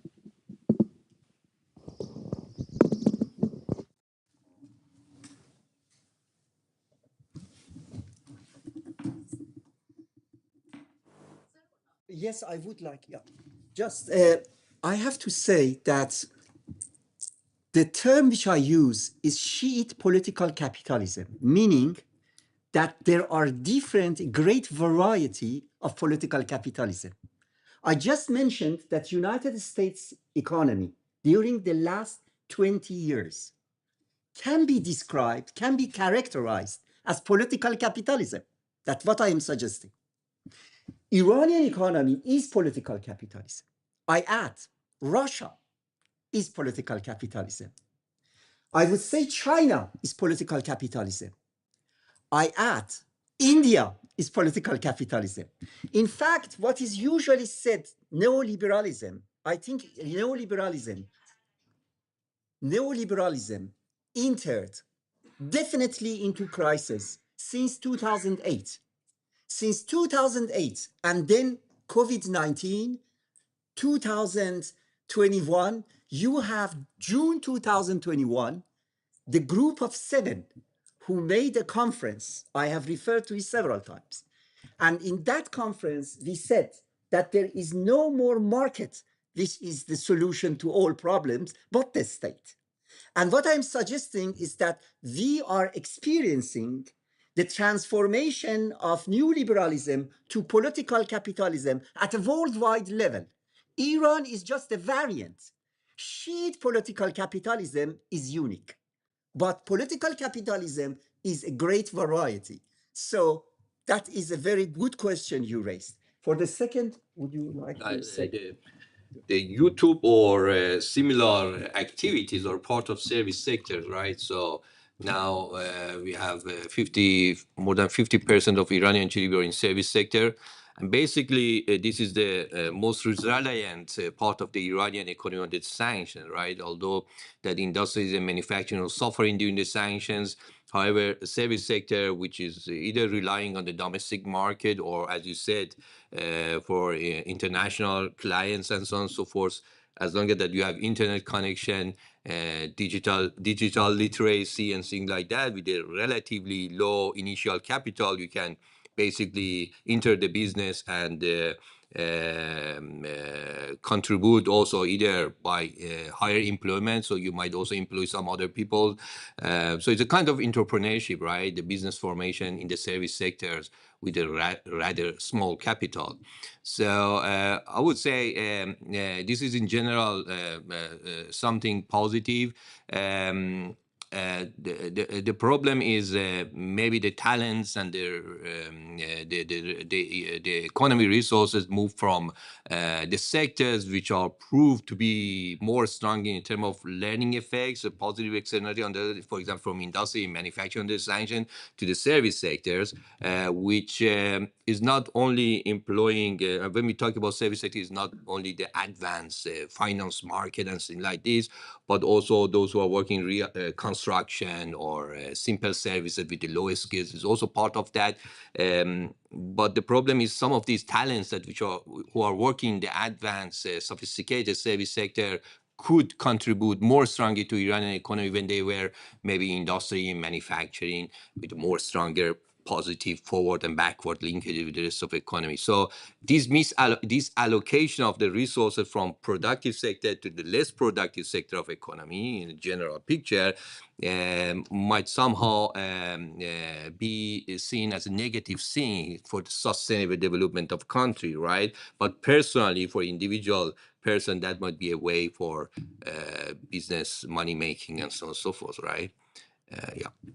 And I just one thing to add. just one thing to add, that we are, preparing a handbook of political capitalism, which will be published in next, year, 2026, and it will include almost 36, papers, theoretical and applied, and it will substantiate the story of political capitalism in different countries. And we had also an international conference on the same issue, 15th and 16th May this year in Corvinus University, at Corvinus University. سوال من از آقای دکتر فرزانگانه و در واقع میخواستم آرگیو بکنم نتیجه گرافاتون رو. تحریما اثر کرده، گرافای شما هم نشون داد که اثر کرده. در مورد آفریقای جنوبی هم ما داشتیم که با تحریما رژیم آپارتاید سرنگون شد. چیزی که من از ارائه شما فهمیدم، گفتین که تحریما نه تنها باعث تغییر رژیم نشدن، بلکه با 2 تا گراف 2 خطی، نمیدونم داده هاش از کجا میاد، به افزایش حس غرور و ملیگرایی در رژیم ایران و نه جمهوری اسلامی منجر شدن. در حالی که گراف رو اگر نگاه بکنیم، شما اشاره کردید سال 2011-12 بیشترین اثر رو داشته تحریما و جمهوری اسلامی در تمام مقاطع در برابر تحریم‌های جدی واکنش جدی نشون داده، نرمش قهرمانانه کرده و احمدی نژاد پاسدار رو با بنفش روحانی عوض کرده. در نتیجه تحریما تأثیر سیاسی داشته، در حالی که کل قضیه تحریما به مردم ایران ربطی نداشته و در رابطه با برنامه اتمی جمهوری اسلامی بوده. همین الان هم اگر که پای برنامه اتمی میرفتن و همین جمهوری اسلامی میساختن. در نتیجه من یه حمایت از جمهوری اسلامی و بازتولید ادعاهای اون رو میبینم توی ارائه شما که با گراف خودتون همخونی نداره. So the comment is not very objective, right? So in a way of the point related to the source of data, what I showed to you from World Value Survey is a survey which is conducted by international UK-based company, of course by local University of Tehran. And the method is clear, so you can go to the website of the World Value Survey and check the details and the methodology, and even you can see the data at the individual level. So it is designed to be the representative survey, right? Of course, we can discuss like other types of surveys, you have always the challenges and so on and so forth. So what we do see between 2005 and 2020, which of course is not the only sanction which is intensified in this period. There were the government of Ahmadinejad, Rouhani, and later on Raisi. But the most dominant factor which changed during this period with the international sanction, that has not resulted to decrease of national pride, and has not also resulted to decrease of willingness to defend the country at the time of crisis. So we see a positive trend there. So I'm not basically showing that as a causal evidence to make the claim that the sanction has causes this, but it's suggestive to basically use it to explain the results obtained on the decreasing response of risk of civil war to the positive shock in the sanction intensity. Also show that the response of civil disorder and risk of terrorism was positive and increasing, which is in line with our expectation in the economic theory. Frustration, economic grievances by increasing the economic cost of living, increasing inflation, decreasing the value of currency, and all these things resulted to more frustration of the people and higher happening of protests and strikes and so on and so forth, right? So this is also in line with our observation. So that is what the data show. Whether it is in line with your ideological picture, that is a different topic. So no, I analyze. 2012 and 11 that you said that the sanction doesn't work. It works, and the Islamic Republic should change his very extreme president Yeah. Exactly the same regime. So that, yeah, that you exactly say what I said. So they adjust their system to the sanctions, right? That is how the system adjusts itself to the pressure. نرمش قهرمانانه is one of them, right? Just because the time is. But go to negotiate with Islamic Republic, when they continue this, it will be like the South Africa, and we don't need such an invasion to Iran. So don't forget that the sanction was reimposed by Trump in 2017 and 18. So Iran was following the international atomic energy that was confirmed. Why you forget that? I just say one word because the time is out. Just to tell you, not only about Iran, in general, there is extensive, literature that economic sanctions are effective only during the first 2 years. From the third years, its impact decrease.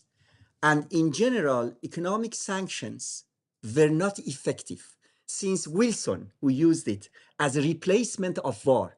We say that sanctions are especially effective when they are combined with other forces of pressure, such as war, such as war and such as other things. So I don't talk about really Iran only, in general. Cuba is an example. North Korea is an example. We can multiply. But the time is run out. Yeah, thank you. Thank you very much for your attention.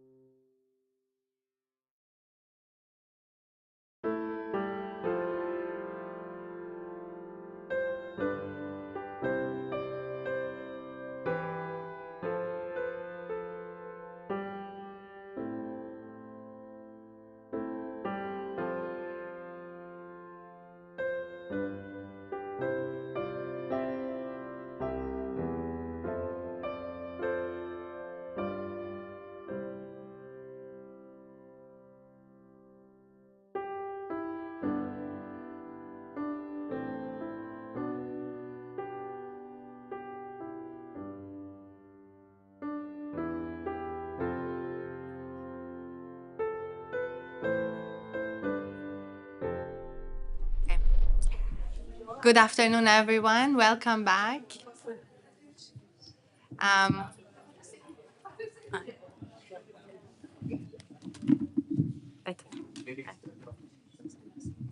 Is it better? Yeah. Good afternoon, everyone. Welcome back. I'm going to try to keep the introduction for this panel short so we can delve into quite a timely and important discussion today. We are here in the presence of esteemed scholars who are focused on international relations in their research. I'll quickly just introduce them and give a little bit of an introduction, and we will begin our discussion. I have the pleasure of sitting next to Dr. Annette Freyberg-Inan, Professor of International Relations at University of Amsterdam. Dr. Kamran Matin, who is a associate professor of international relations at the University of Sussex, and Dr. Shabnam Holliday, who is an associate professor in international relations at the University of Plymouth. As you have seen in the brochure, the title of today's discussion is The World Unmade, the Middle East and the New International Order. Today we will explore the changes reshaping the global power structure, and we will try to particularly focus on the Middle East and Iran in the second half of our discussion. And then we will open for Q&A after that, hoping that we can have a vibrant conversation. As we navigate a world marked by geopolitical realignments, contested norms, and emerging multipolarity, the Middle East stands at a critical intersection of transformations. Today, we will discuss some of these complexities, explore the risks and possibly the opportunities, I don't know, and consider what this unmaking or remaking of world order means globally, regionally, and locally for specifically the context of our discussion, the Middle East and Iran. With that, allow me to open our conversation with our first question for all of our panelists, which is essentially the title of today's panel. What does the world unmade evoke for you? Evoke for you, especially on a global scale at first. Thank you so much. Thank you very much, and thank you for having me. I feel very much the odd one out here because I'm sitting here as someone who has no specific expertise on the Middle East or Iran. I'm a generalist in international relations. And what I can contribute, I think, is the disciplinary expertise of general international relations and a view from the outside as someone who's actually much more familiar with European and North American perspectives. Azadeh has asked us in advance to reflect on a number of questions, and I picked two of them to speak about today. The first really general one to kick off the conversation is, what does the world unmade evoke for me globally and in the context of the Middle East? And the first thing that popped to mind when I heard that phrase, the world unmade, was the first stanza of William Butler Yeats' poem, The Second Coming. And I'll do him the honor of quoting just the first 8 lines. Turning and turning in the widening gyre, the falcon cannot hear the falconer. Things fall apart, the center cannot hold. Mere anarchy is loosed upon the world. The blood-dimmed tide is loosed, and everywhere the ceremony of innocence is drowned. The best lack all conviction, while the worst are full of passionate intensity. These lines are quite frequently quoted these days. I don't know if you've noticed, and that's no coincidence. This poem was written in 1919 in Ireland. Yeats saw human history as a series of epochs. He called them gyres, like in the first line of the poem. And at the time he was writing, it was World War I was just over and the Irish War of Independence was just beginning. He expressed in verse a sentiment that I think is widely shared again today, namely that an old order is dying and a new order is yet to take form. And of course, you could say that in a trivial sense, that is always happening. But it seems that human beings have a sense of critical moments in processes of historical change. And it seems like now is such a critical moment.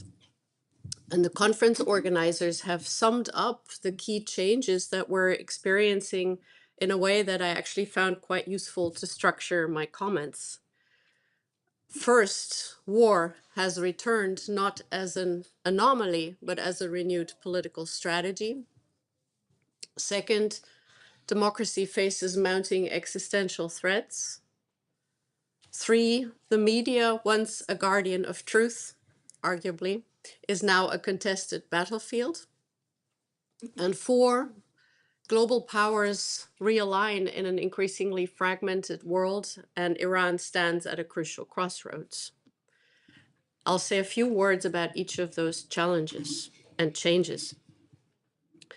First, the Russian invasion of Ukraine was a turning point for generalized expectations from major powers regarding their use of war as a tool of statecraft. It was Karl von Clausewitz, a Prussian military theorist, who said about 150 years ago that war is a continuation of policy by other means. While with the foundation of the League of Nations and later the United Nations, the international community decided that it shouldn't be. And it's important that that was a decision made by humans. As the famous constructivist international relations scholar Alexander Wendt put it, anarchy is what states make of it. So it was decided after World War II that wars of aggression should be heavily sanctioned, that they should be unthinkable for civilized actors. And of course, they continued to occur occasionally anyway, but when they did, it was a big deal. And that's something that's changed since 2022. The civilized actors, for whom wars of aggression were supposed to be unthinkable, have become despondent, and Karl von Clausewitz is back. For the field of international relations in which we work, that means that the school of thought called realism is once again gaining dominance over, broadly speaking, liberal theories that dominated after the end of the Cold War.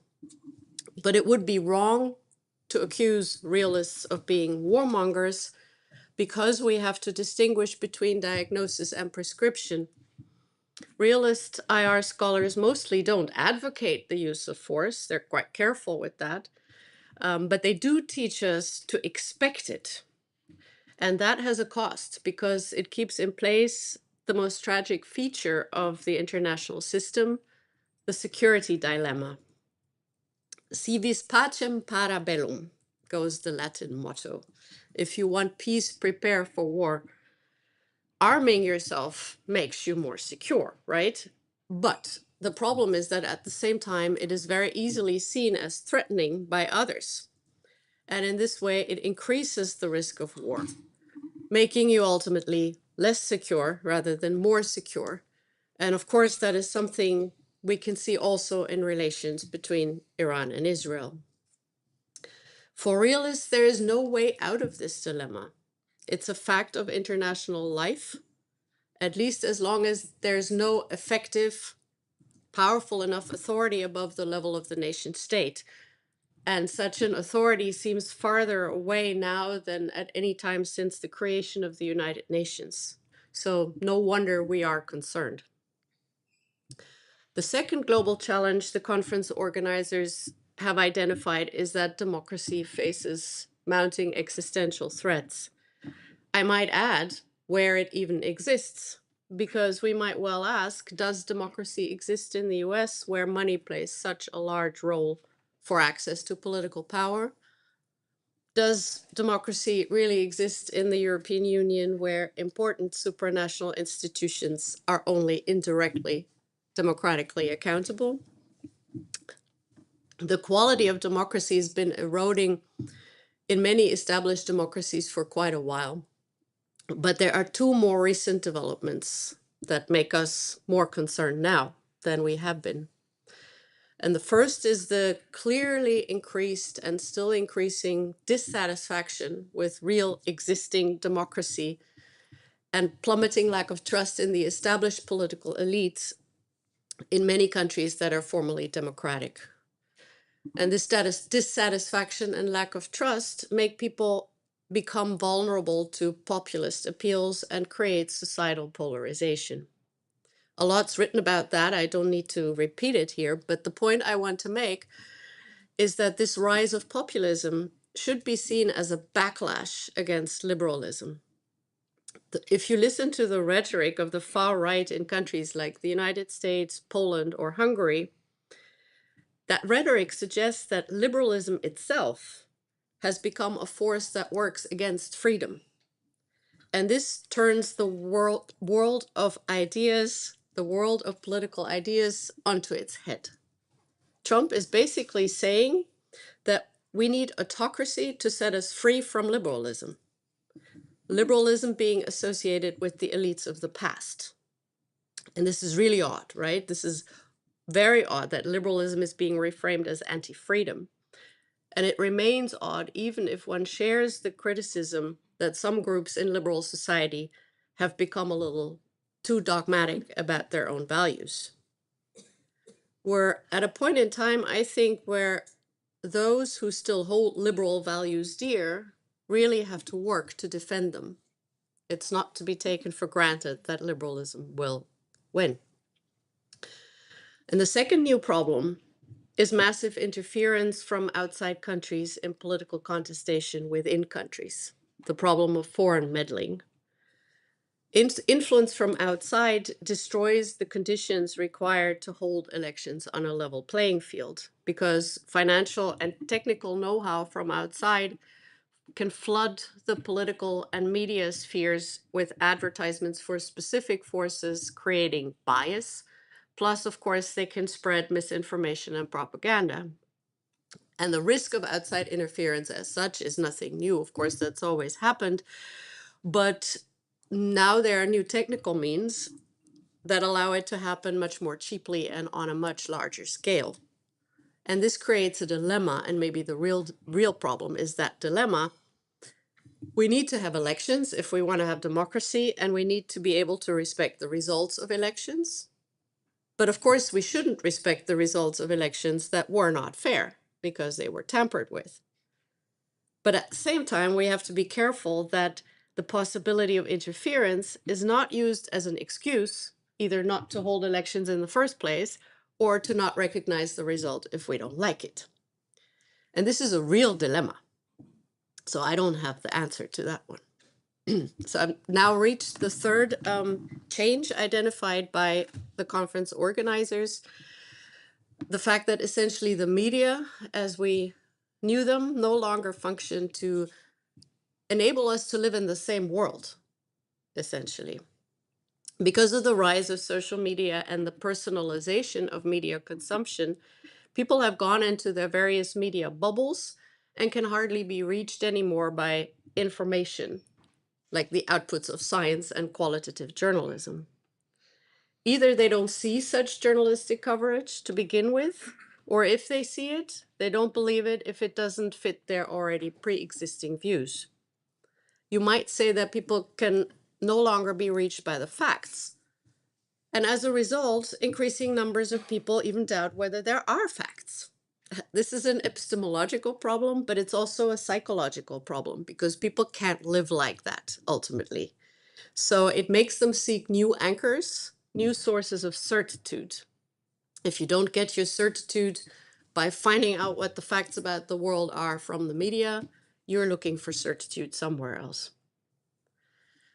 And last, I'm about to conclude, the fourth change we have are the shifting global power relations.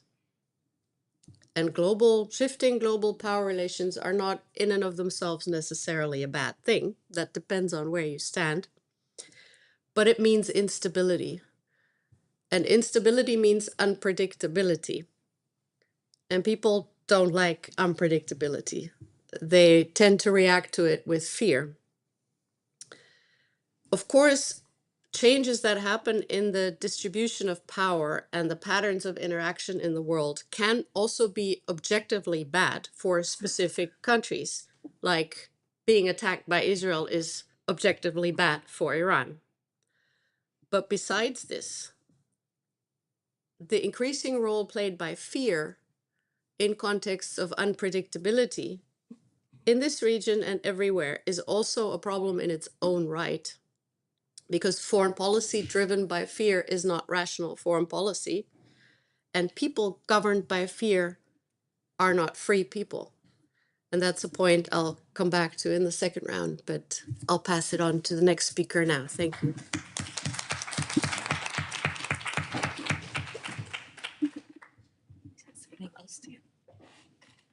All right, so okay, the sound okay? Okay, great. First of all, I'd like to thank Iran Academia for inviting me and hosting me. It's been an absolute privilege to be part of this conference and the Just Peace Festival. As we are all finding at this political juncture, it's very difficult to know where to start, especially in terms of reflecting on world order and disorder. So like Annette, I've tried to use the themes of the conference, and this has fed into some of the questions that we've been asked to refer to by Ysabel. The nature of world order is being debated, as Annette has highlighted, and we've seen this morning and yesterday how polarized and polarizing media reports have contributed and continue to contribute to creating world disorder. My response to this is through my own academic writing, and I explicitly work towards increasing the presence of Iran in the discipline of international relations, using critical frameworks as a means of highlighting complexity. I do this through two particular frameworks, global historical sociology and global IR. Amitav Acharya's global IR project, which is now prevalent, is specifically related to world order.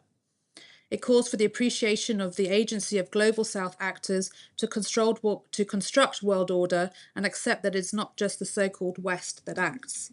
Significantly, this intervention has legitimized the inclusion of so-called non-West voices in international relations. Global historical sociology, put forward by Julian Goh and George Lawson, and also builds on the work of Kamran and many others, is based on the assumption that domestic and international politics are interconnected, and that we cannot look at these spaces in isolation of each other, and we should highlight transnational connections. And of course, historical contexts, in the plural, are absolutely essential. This therefore highlights the importance of multi-scale approaches. I have been drawn to these approaches because of the othering of Iran from both traditional and post-colonial IR spaces. Examples of this over the past 20 years are a failure to appreciate the complexity of the Islamic Republic regime, let alone Iran, and disbelief that Iranians can believe in democracy, let alone enact democracy. I've even been told that Iranians who believe in democracy must have been hegemonized by the West. I've found myself needing to stress so many times the very basic issue that Iranians and all their diversities of the agency to both think and act. So I've been asking myself, why is this the case? And I keep coming back to the same issue. I feel it's because of Eurocentrism and the binary constructions that come with it, and in so many cases are so ingrained. Alongside that, it's very important that we do not generalize the West, and it is essential to be specific when we talk about actions and actors in international relations.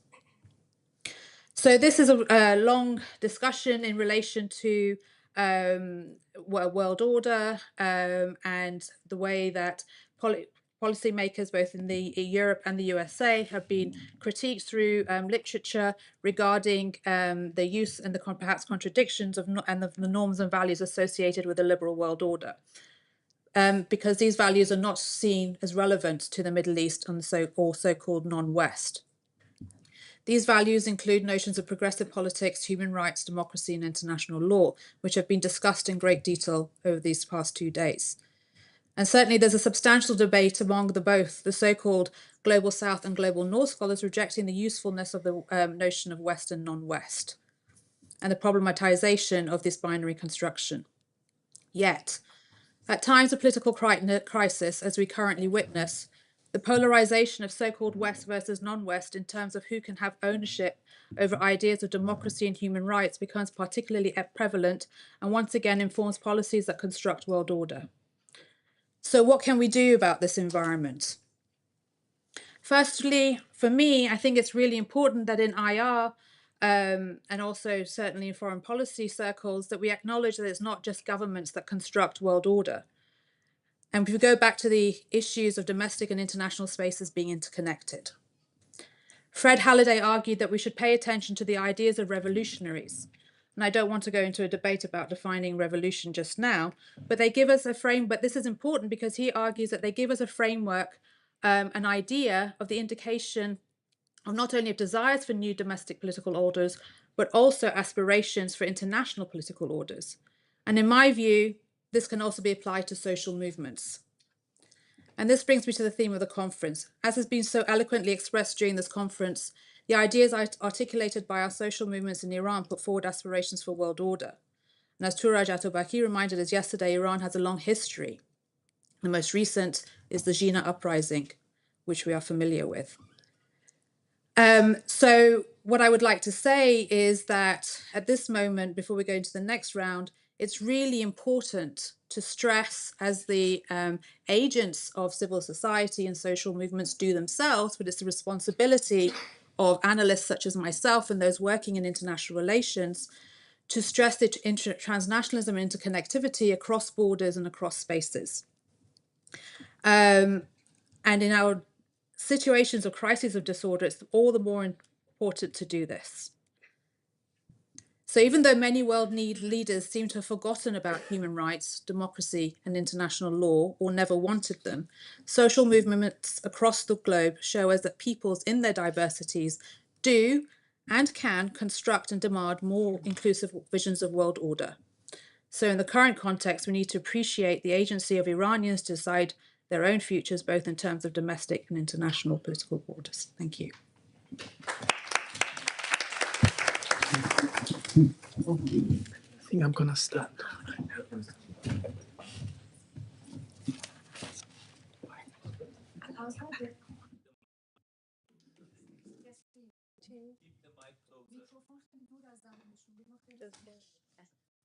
They're having a hard time hearing. Okay, hi everyone. Sound, I think, is all right, yeah. So many thanks for being here after 2 days of panels.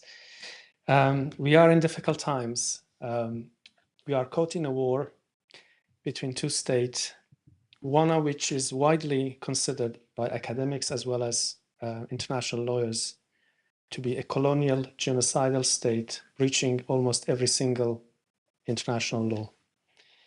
The other is a oppressive state which is based on gender apartheid, national oppression, and political repression involving systematic application of state violence for past 46 years. And both states want us to think like George Bush did, either with us or against us.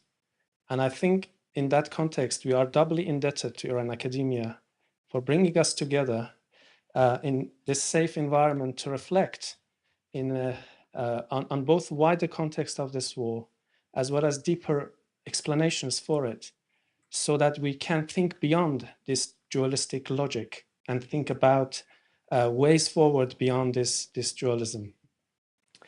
With this introduction, I want to say that I really don't have any speech as eloquent and coherent as Annette and Shabnam. Like most of you, I have been following news nonstop.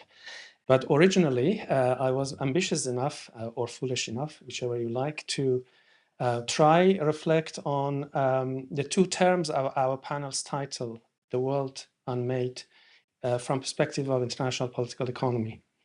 So what I'm going to do, or try to do at least, is first to say a few words about what is this world which is being unmade, and then say a few words about what this unmaking involves.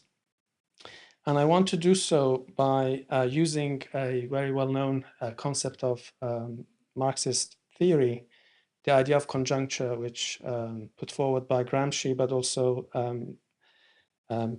advanced and enhanced by late Stuart Hall. So for those of you who are not familiar with conjuncture, conjuncture refers to a historical moment in which multiple ideological, social, economic, and political forces come together to bring about a particular configuration of power. So the conjuncture I want to talk about has two dimensions. One is the intersection of rise of China with neoliberal reconstruction of world economy, and the intersection of this coincidence with the implications of war on terror after the 9/11 attacks. So the first part of the conjuncture. So, and here I'm talking out of my depths in IP terms. The world which is being unmade effectively is what political economists would call embedded liberalism based on multiple principles: open international markets, national policy autonomy, embeddedness of market, multilateral institutions, and capital control. Effectively, embedded liberalism tried to combine elements of centralized planned economy, welfare state, full employment, certain control on foreign investment, and so on, with capitalist logic of production for sale rather than for use. Probably one of the most important elements of this might be the embeddedness of the markets. Markets in this form of political economy is not self-regulated, but it's actually embedded in social and political institutions of a given country, and states have significant control over their national economies.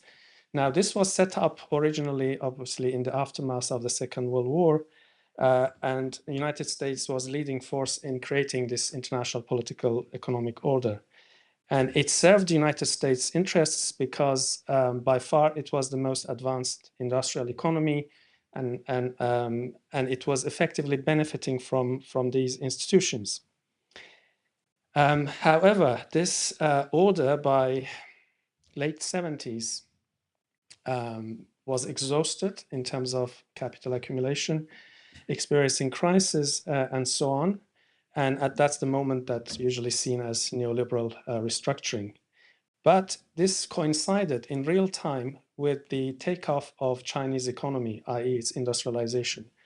With the opening of China and after Mao's death, there was this opening of Chinese economy to capitalist world system. And this had enormous implications because Chinese industrial takeoff coincided in real time with a restructuring of world economy, which amplified by multiple times the impact of Chinese massive entry into world capitalist system. And because China is such a massive country, the impact of Chinese economy to enter a world capitalist economy was at least tripled because of three factors. China enjoyed what Trotsky calls privilege of historic backwardness because it had access to the latest products of information revolution in the West without having to go through the process which produced it. This was combined with what is called as second unbundling, the notion that because of information revolution and technological revolution, you could actually control complex processes of production at distance without losing control.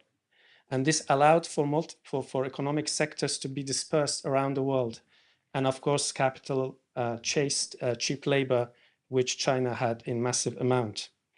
And there was a second element which amplified the impact of Chinese industrial takeoff, which was that because of neoliberal restructuring of world economy, trade was at its most open in terms of barriers. And that meant that China from very beginning was able to actually become an export economy and have a huge export profile. So this meant that the rise of China led to if you like, a deindustrialization of Western capitalist countries' heartland. And research shows that actually the vote for Brexit in the UK and for Trump in the US more or less coincides with those areas in these countries which were deindustrialized and were subject to unemployment because of rise of Chinese capitalist economy. Now, all of this, the rise of China, the move in the West from heavy industrial production to digital revolution and so on, intersected with the geopolitical implications of war on terror. As you know, after 9/11, United States invaded Afghanistan and Iraq. That in itself, actually, I would probably disagree here with Annette. I think the fact that war became, justified more than before, maybe already started before Russian invasion of Ukraine. Nevertheless, in 2000, United States was importing around 60% of its oil from the Gulf states. And by 2015, United States was actually a net exporter of oil. This had massive implications because historically, United States implication in the Middle East was to secure its energy supplies. With the decline of oil import from the Persian Gulf, the security arrangement, which was set in place since after Second World War, came to change. We saw that, especially in 2019, in my view, when the United States did not react to Iranian attack on Saudi oil installations. And this meant that Arab countries relying on the United States before, in the previous period, had to think about their security beyond the United States.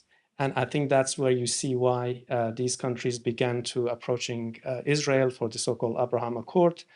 And at the very same time, and that's another axis of the geopolitical circumstances, is that the Arab Spring brought about revolutions in multiple countries, as you know. And in the case of Syria, as you know, it led to a civil war in which Islamic Republic played a key role in propping up the Assad regime. And this, although Iranian state depicted as a defensive war, as you know, was effectively seen as an offensive by Israel. At the same time, as the Arab countries were approaching to Israel as a backer, as a supporter against the Iranian threat, as they perceived, Hamas perceived that that Palestinian issue is being pushed away from international agenda, and therefore launched October 7th attacks. This had massive implications for Israeli perception of security and the methods by which it wanted to secure its security. So it was no longer threat or active threat which Israel was reacting to, but capacity to threaten Israel. And this, we see this in its actions in Lebanon and in Syria and now in Iran. So I think I would stop here and come back to the Middle East element later on. But I think this is the broad context: the rise of China, the shift in the Western capitalist heartland in terms of its economic arrangement, which led to this mercantilist, protectionist, America first, make America great again kind of policy, and of course Brexit in the UK and so on. And at the same time, we have this shift and transformation of security structure in the Middle East, all of which led to a massive uncertainty, insecurity, and more ease with which states resorted to arms for solving their security problems. Thank you.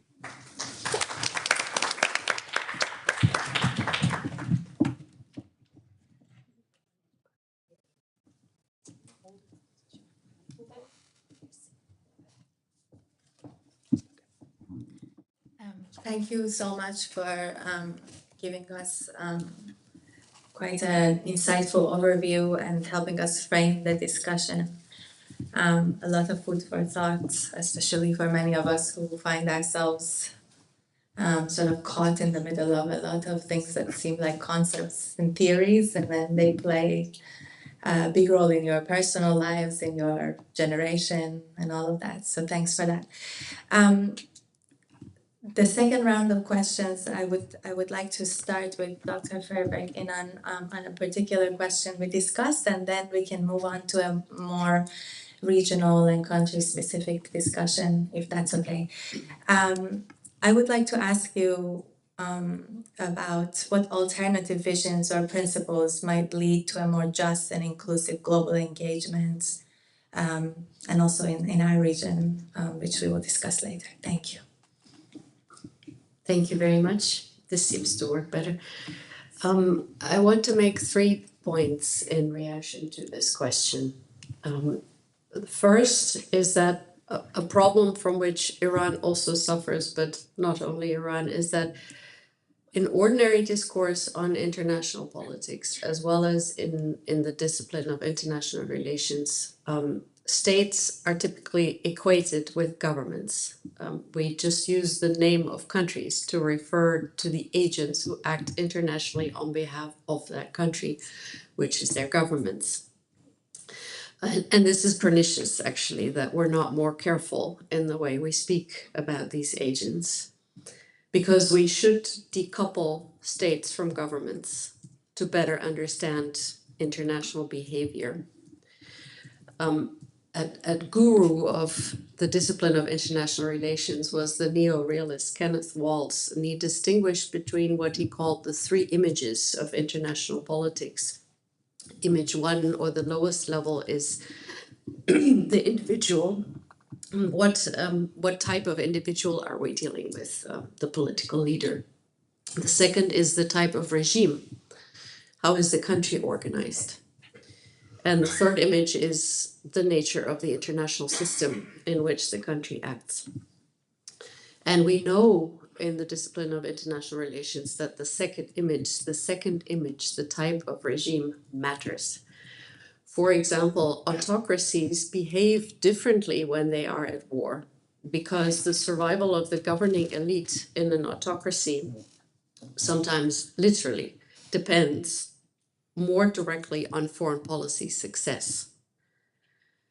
This is the case in Iran, but it's also the case in Israel now, because Netanyahu has maneuvered himself into a position of an autocratic leader. In democracies, it typically plays out a little differently, because governments are usually formed of shifting coalitions, and that allows elites to survive, or at least later return to power, even if they have failed. They're not so directly dependent on the success of their foreign policy ventures. A second positive effect of understanding state and government as separate is that it can actually reduce the risk of conflict by identifying problems that we have with a specific government rather than with the state more generally. It matters whether we think there's a problem with the Trump government's policy or with the United States writ large. It matters whether we think there's a problem with Iran writ large or with the Islamic Republic. And one way to think about this is that mixing up state and government invites conflict from the second image, the level of domestic politics, to the third image, the level of international relations. So you're creating international conflict out of domestic conflict by not making that distinction. Diplomacy has actually evolved as a practice, as a skill set, precisely to avoid that problem. Diplomacy is a tradition of civility and formality that tries to look beyond the specific people in power at any given time and their ultimately fleeting priorities to the need to get along with the polity in the long run. That's why diplomats are trained not to react to the fact that they may have a real dislike of the person in front of them or the particular regime or governmental coalition they're dealing with. They're asked to look beyond the government to the state. And the upheaval caused by the Trump administration, since he's been in power again, is in good part due to his refusal to play by these diplomatic rules of the game. He doesn't do that.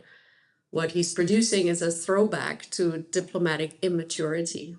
And that is not in line with anything any international relations model would advise.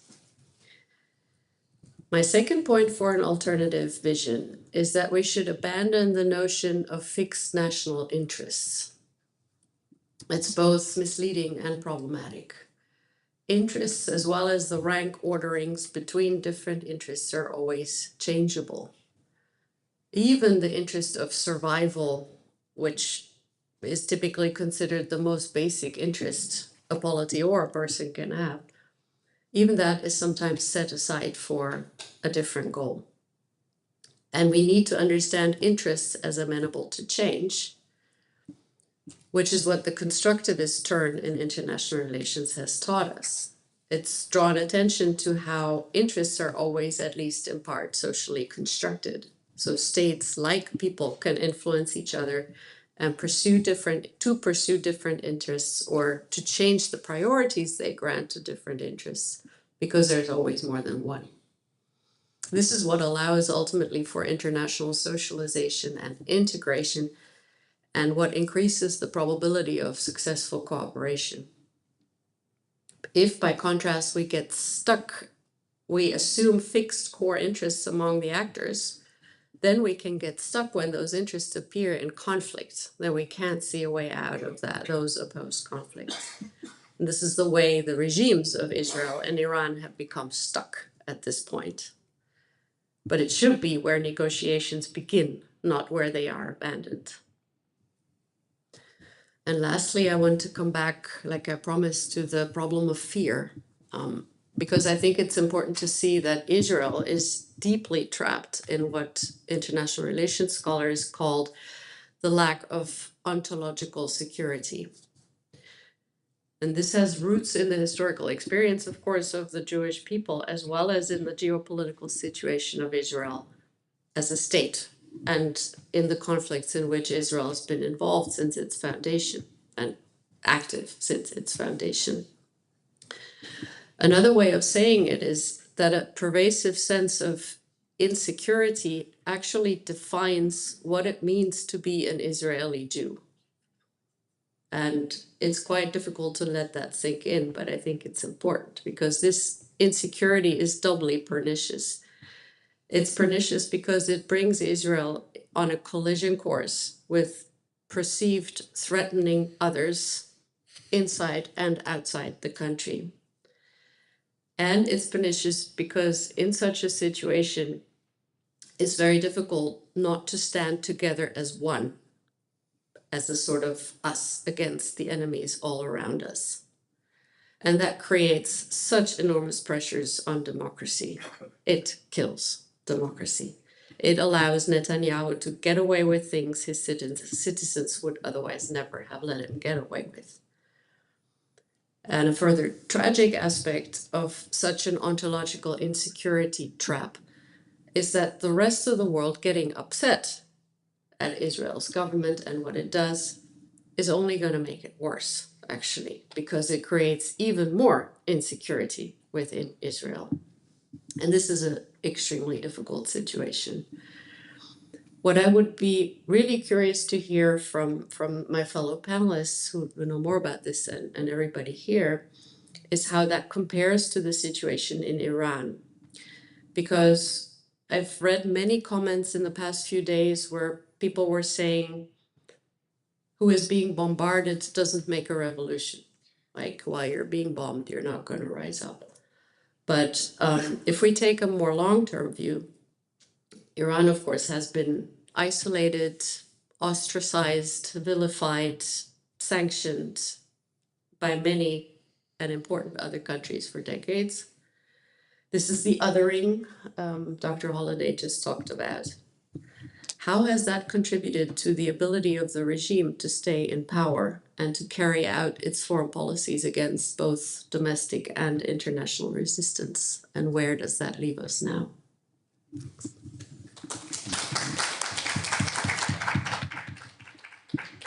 Thank you very much. So partly in response to that question, and also partly on reflections about what we are seeing in the region and how we address it, I just want to remind us of a period in Iran's history not so long ago, which is often referred to in terms of the Green Movement.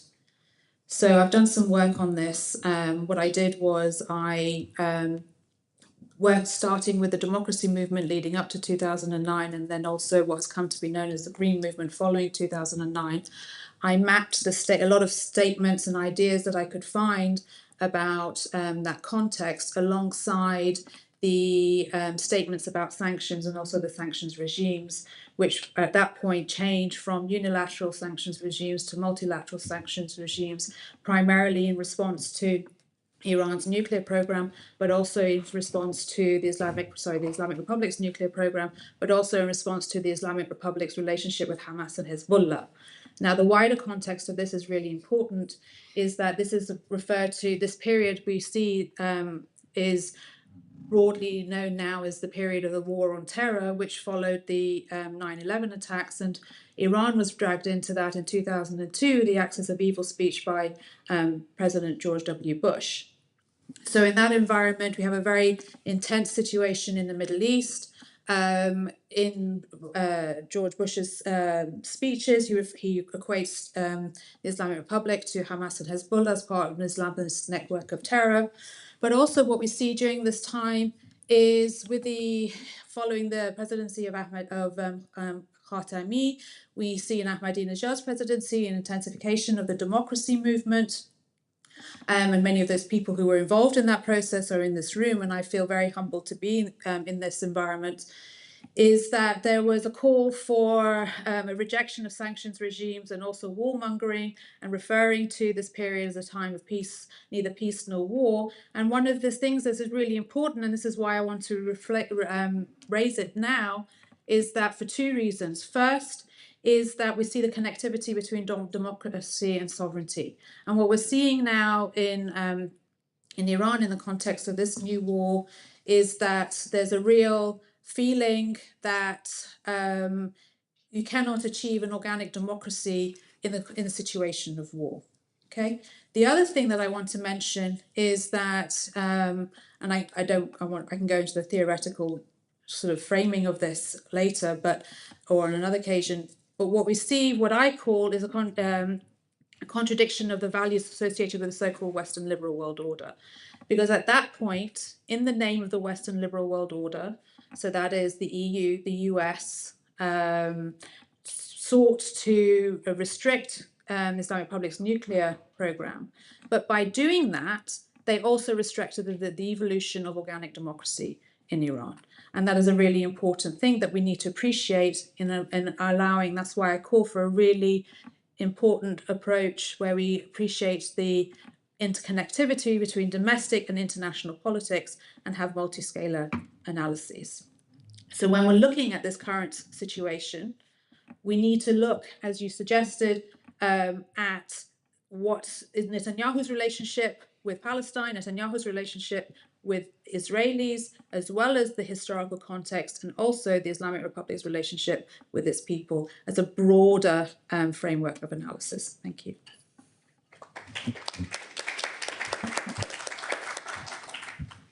So would you like? Yeah.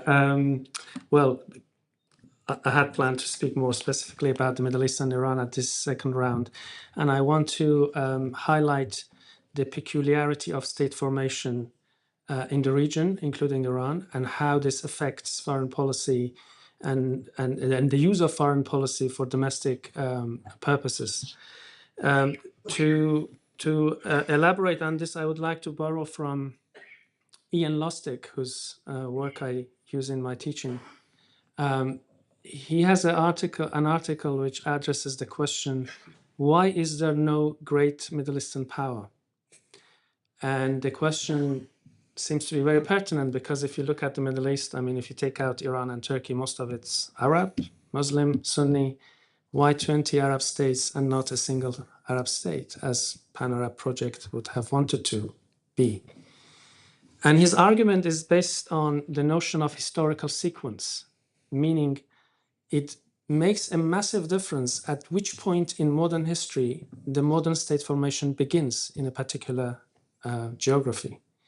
So European states began their state formation in 16th, 17th century at a time when there was no international legal system, there was no international power able to exercise its force well beyond its borders in a systematic way. So war of conquest, taking over others' territories was a sort of normal process of state formation. But by 19th century, this has changed with the rise of industrial capitalism in Europe and growth of international legal institutions elites in previously imperial formations who wanted to make modern nation states could not act the way the earlier European state formers had acted. And he provides really interesting examples, 3 of them, in fact. Muhammad Ali in mid-19th century in Egypt wanted to create a great Middle Eastern state, but as soon as it was able to advance in Syria and the Levant, a joint force of French and British intervened and on behalf of the Ottomans actually destroyed his army. And the other example he gives is Saddam Hussein, in fact, in 91, taking over Kuwait. Again, another form of state formation, which was trying to replicate original European case, but it wasn't allowed because there was United States, United Nations, international law, and so on and so forth. So this is one side of belated form of state formation. If you come late in history, you face a kind of barriers which the earlier states did not face. But this has another aspect which I think is particularly important in case of Iran and, in fact, other parts of the Middle East. And that is that in late nation-state formation, state always comes before the nation.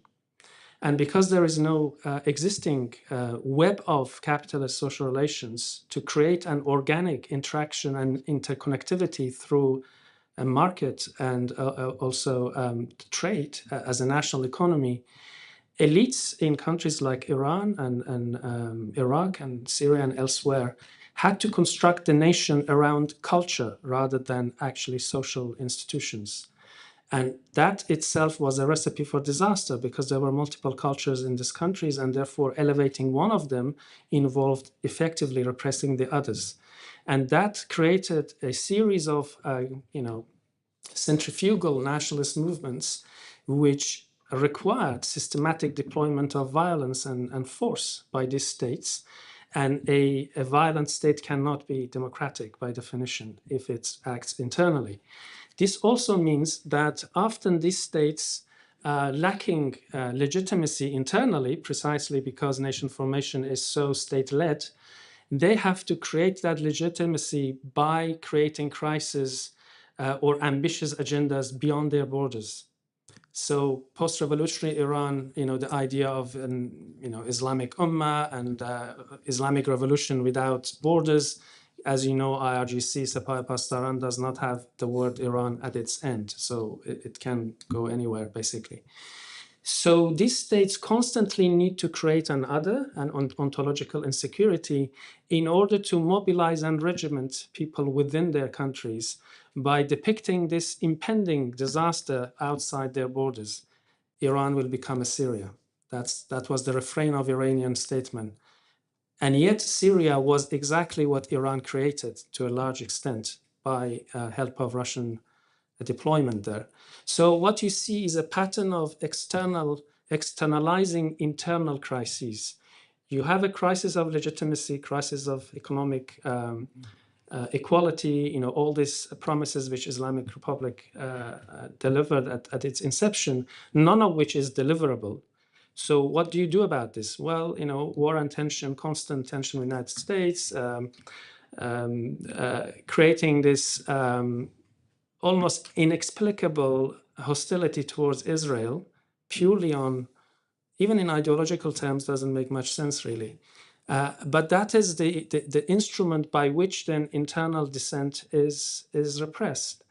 And another example is actually Libya. I was telling, I think, Shabnam yesterday that Libyan state's legitimacy was entirely based on its international agenda, not on its internal development. So helping IRA, the Palestinian groups, Iran, and so on and so forth.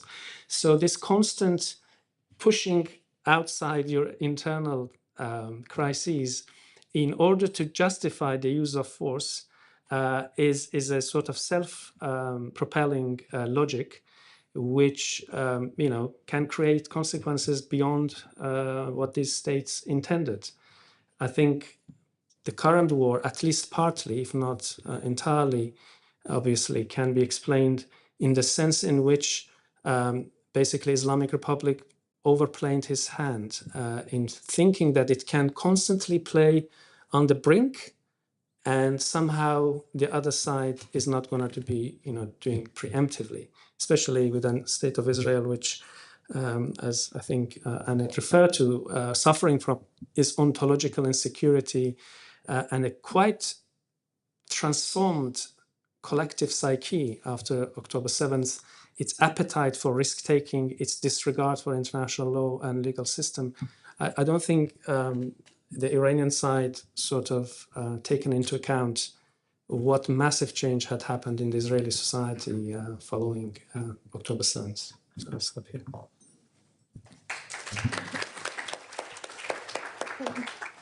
So I'd just like to say one more thing, going back to the importance of social movements and highlighting the norms and values. The social movements that we see, so leading up to the Jina uprising, the woman life freedom protests in Iran, are a rejection of gender-based, religion-based, class-based and ethnicity-based violence. This is not unique to Iran. We're seeing protest movements and social movements across the globe. And while people say that the liberal world order has ended or that it is failing, what we're seeing is bottom-up aspirations for a liberal world order whereby progressive politics, democracy, international law are still extremely important and aspired to. So in terms of thinking about how we change the state of our world order and move towards more inclusive politics, it's really important to highlight those voices, and it's the job of analysts. And we talked about, what is good journalism, negative journalism, etc., and also transnationalism to make sure that those messages are heard. Thank you. Thank you very much. I'm really impressed by how on time we are with our original plan. So I think now we can open it to question and answers. There's one there. Yes.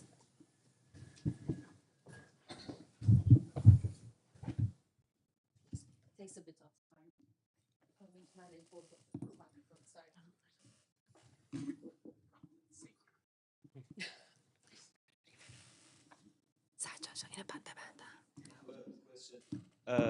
Usually Western media talks about proxies, and Iran lost its proxies, Hezbollah and Hamas, right?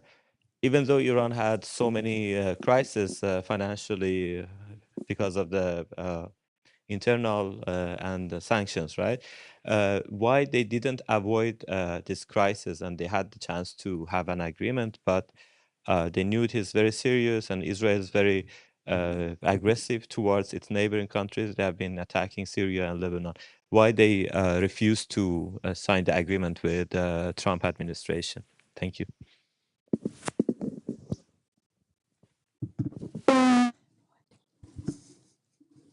Happy to answer. Do you? I could.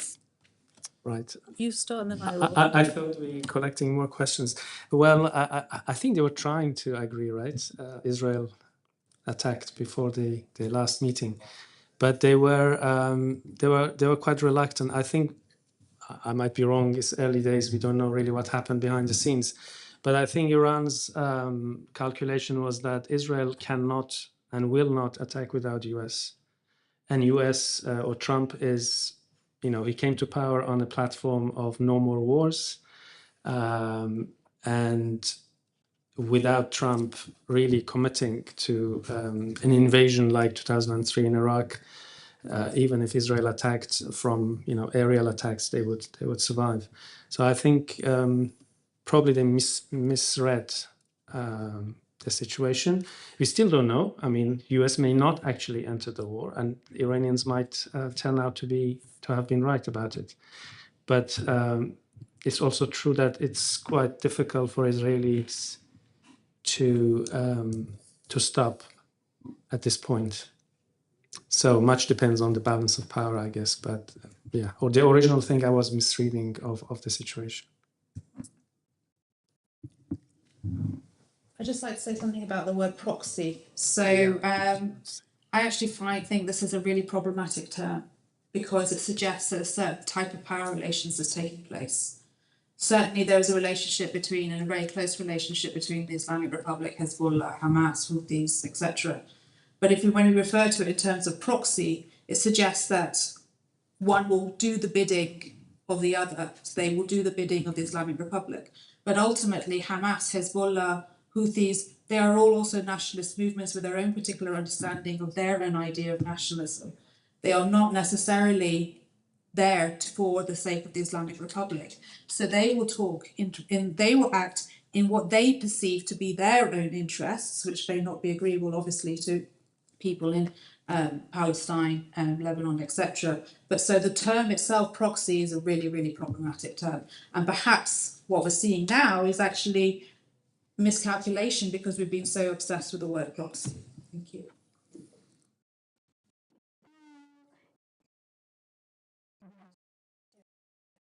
Yeah, perfect. So my question goes back to the title of this panel, which is The World Undoing. And this term for me reflects on the Trump's inauguration party that we see a lot of tech companies, corporations sitting in an inauguration room and getting the pedestal. And that narrative has been growing as his administration continues his aggressive policies towards different components of the economy that exists in the US and worldwide. And also we hear a lot about the fall of an empire and the rise of a new one, which some people indicate is going to be corporation-based, borderless, and changing the world order in that regard. I wondered what's your thought on that is. I can start. In a way, there's nothing new under the sun, but of course, the circumstances are very different. Trump is basically running a neo-mercantilist foreign policy. So he is engaging in what might be called a nationwide public-private partnership with those companies and funders that he can get to align with his agenda in order to raise the economic power to carry out his political agenda worldwide. And this is not qualitatively very different from the age of colonialism. I'm at the University of Amsterdam, and sometimes our ceremonies take place in a room called the Heren 17, the 17 Lords, which were the CEOs of the Dutch East Indies Company, who were the Elon Musks of their time, you could say, carrying out the bidding of the Dutch kingdom all over the world. And I find it very strange that we see this coming back now, but in a way, this is what I see coming back, even if it's no longer going to be Elon Musk personally, perhaps, but the trend continues in the United States. I think you're right about that.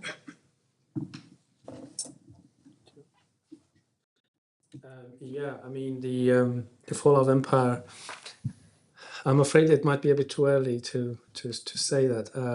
What I wanted to actually say in the first part was that part of what I wanted to say was that the more China overtakes economically United States, the more United States relies on its superior military force to maintain its hegemony.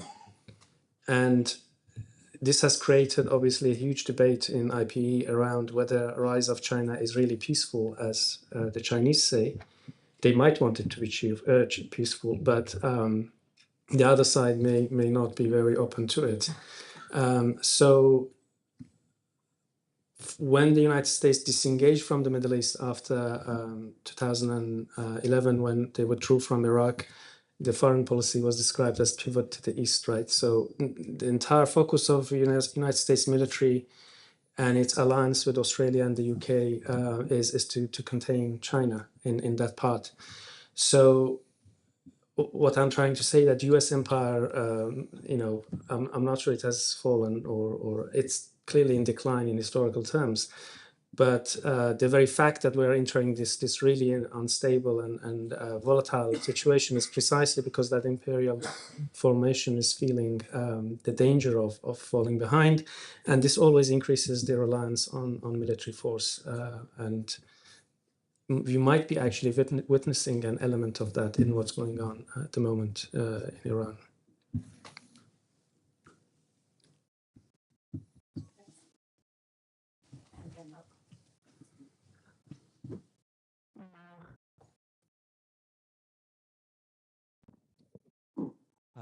Hi. I guess my question includes like three of you, I guess. So you already mentioned as the end of the American world order, like by Acharya, and also I guess you already mentioned the erosion of democracy. Peter Mayer also has a book on it, Ruling the Void. My question, and what surprised me is that these discussions has been predicted, and these are not newly discussions. The books and all the discussions has been like clearly been stated for about 2014 and or something.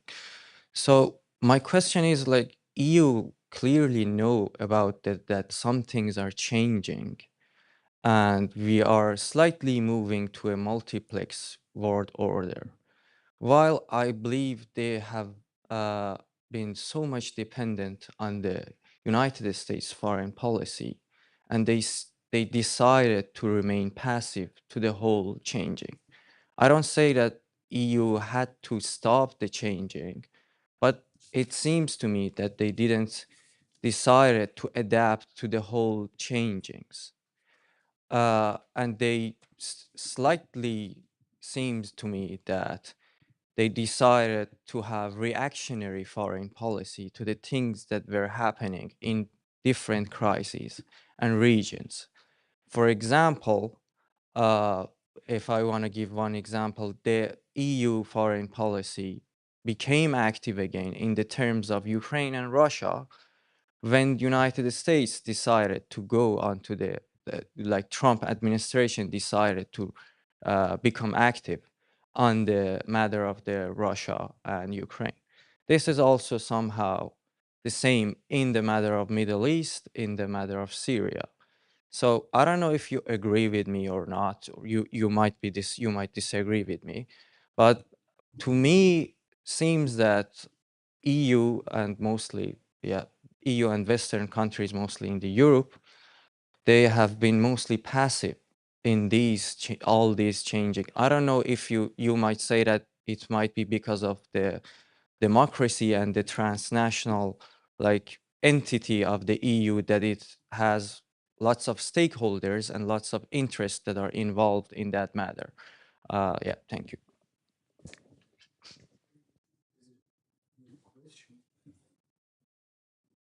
Did the panel get the question? So I think she's. Sorry. I think you're absolutely right that the European Union and European Union member states reacted only very sluggishly to changing regional and global circumstances. But it's interesting because I work quite a lot on Central and Eastern Europe, and with people from Central and Eastern Europe colleagues, there is a clear difference there. So especially when it came to anticipating Russian aggression and preparing for it, there were many warning voices coming from Central and Eastern European member states saying, please do something, wake up, we have to prepare. And Western Europe didn't react, which was very frustrating. But there's reasons for that, of course. The Western European Union member states were under the so-called U.S. security umbrella, right, since the end of the Second World War, and that was a very convenient situation for them because the United States did bear the bulk of the costs of their defense, and facilitated the process of European integration because European Union member states didn't have basically externalized their security worries and could focus on maximizing prosperity through continuing integration. And then, of course, the signs started piling up that, the U.S. security umbrella is having holes in it, becoming threadbare, and maybe you need to go stand on your own feet more. But at the time, of course, by that time, given that it had been decades, strategic cultures had evolved in those states that were not, they are sticky. And the institutions are sticky and the budgets are sticky. And at that time, it was clear that changing course would cost a lot of money. It would be very unpopular with the voters because the voters didn't want to spend more money on defense in important member states like Germany. It's still quite unpopular. And it wasn't seen as sufficiently necessary because the crisis wasn't there yet. So basically, it kept being postponed, I think, for those reasons. And it took this wake-up call to do the, what did the German chancellor call it at the time? Zeitenwende, to produce that turn of the tides that we've seen now. But I agree, it was very late. Yeah, I don't have much to add, but just remember this the line by E.P. Thompson in his book called History of Germany or something like this. The first line is that 1848 was a turning point. Germany failed to turn. So yes, I mean, states take time, institutions are heavy moving, but as Annette said, yeah, they were having this easy ride with the United States. So I think they are only beginning now to think beyond the United States.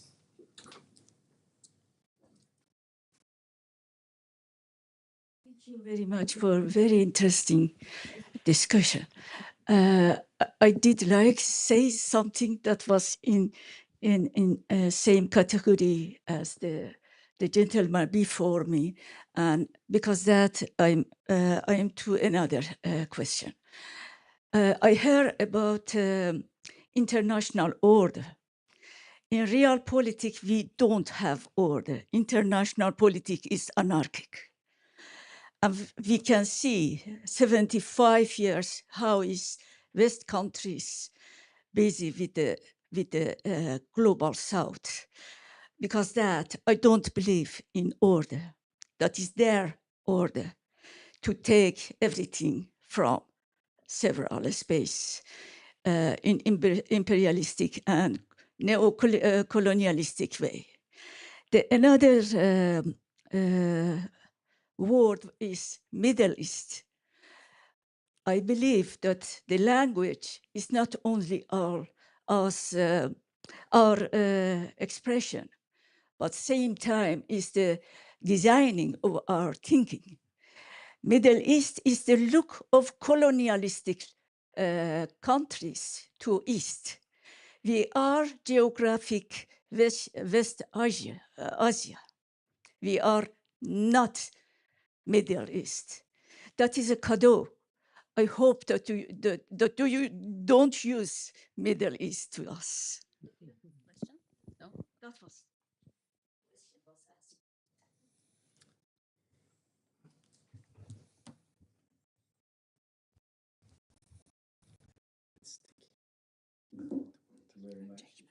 I just want to say some word what and Dr. Matin said.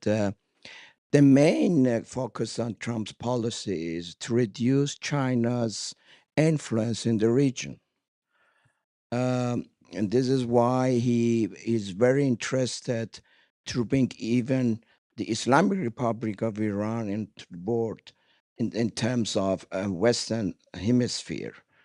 The other thing is that Trump wants, regarding the Ukraine war, he is in direct contact with President Putin. And President Putin has difficulties to negotiate with European countries. So that President Trump knew that.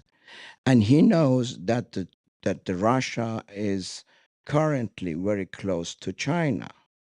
Now, bringing a kind of agreement with Putin means that the Putin needs the Western IT technology, and the Trump needs the access to natural resources in Russia. And this is also the main interest of the both, to bring actually Putin back to the Western Hemisphere. So I think the Trump's administration's policy is quite clear, and this is why until today, even Israel wants to involve the military action of the U.S. Army in attacking Iranian nuclear powers and military bases. And this is, I think, he's hesitant to do that and wants again to reduce the Chinese influence in the region. Any other question? No?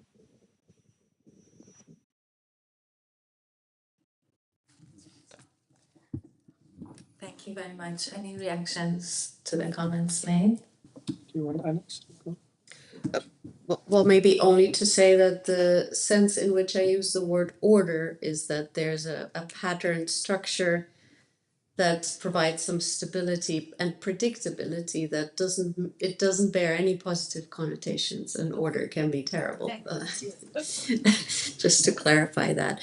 But I have a question as well, if I may, to bring us back more to the present and perhaps the future in Iran, because I read a very interesting article by Bali Nasser in Foreign Affairs recently. And he describes the constant power balancing that's been going on in the region of West Asia, and claims that now Iran and the Gulf states need each other, and both sides need a nuclear deal. So the Gulf states have the opportunity to become the pivot of a new regional order, as he puts it, if the US pursues a nuclear deal and not a confrontational strategy with Iran, saying effectively that there's a shared, possibly broadly shared interest in a negotiated solution involving Iran, the US, and the Gulf states. And I wonder what the experts here think about that argument. No? I was just thinking about order and Southwest Asia, because I think it's a very, very important point, and I'd like to acknowledge that that's an important point. So I've actually changed the module that I teach. No, I no longer refer to it as the Middle East, I refer to it as order in South Asia. And as to defining world order, I should have said that I see this in terms of the institutions. They're not necessarily successful, but there are institutions. And more importantly, in terms of norms and values, which may or may not be liberal, these are the binary. And that, for me, it's important to acknowledge non-state ideas of how we would like our world order to be. As for the regional dynamics, I could only say that historically, until this moment, I would say that there has been a competition in the region. All of these states, the main actors in the region, Saudi Arabia, the Islamic Republic of Iran, Erdogan's Turkey, and Netanyahu's government in Israel, all seek, in my view, regime survival, and that they will, because they are all challenged domestically, and that their actions will be either in that guide, whether domestic or regionally, will be for the aim of regime survival. As to what's going to happen now, I'm afraid I don't know. Yeah, thank you. Just a few words about, because you mentioned order and anarchy. I think what is really remarkable about modern world order is that it involves formal political equality of states. So, I don't know, Gabon is a member of the United Nations, so is Russia. Massively different countries. And yet the same world order is based on hierarchy in economic and military terms. So what is, I think, fascinating about how capitalist world order works is that it brings together hierarchy and anarchy at the very same time. And whenever anarchy dynamics threatens the hierarchy, force comes in, whether legal or illegally. So that's very, very different from previous imperial, I think, orders. In terms of Valinas' article, and it's mentioned, I think he has a point in terms of, the degree to which Gulf states have got this, huge trade relations with China, they would benefit from stability and not war. But I think deep down, they really like Iran to be, at a minimum, entering that arrangement in a junior, as a junior partner, rather than having its own regional hegemonic aspirations.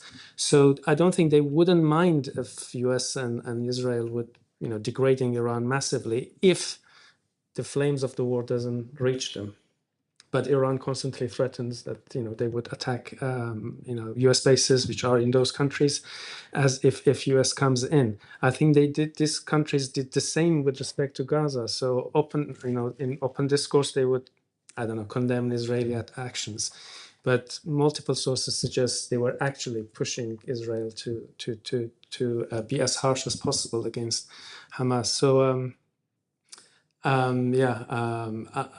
would be quite cautious about what these states really say, as opposed to what they are doing behind the scenes.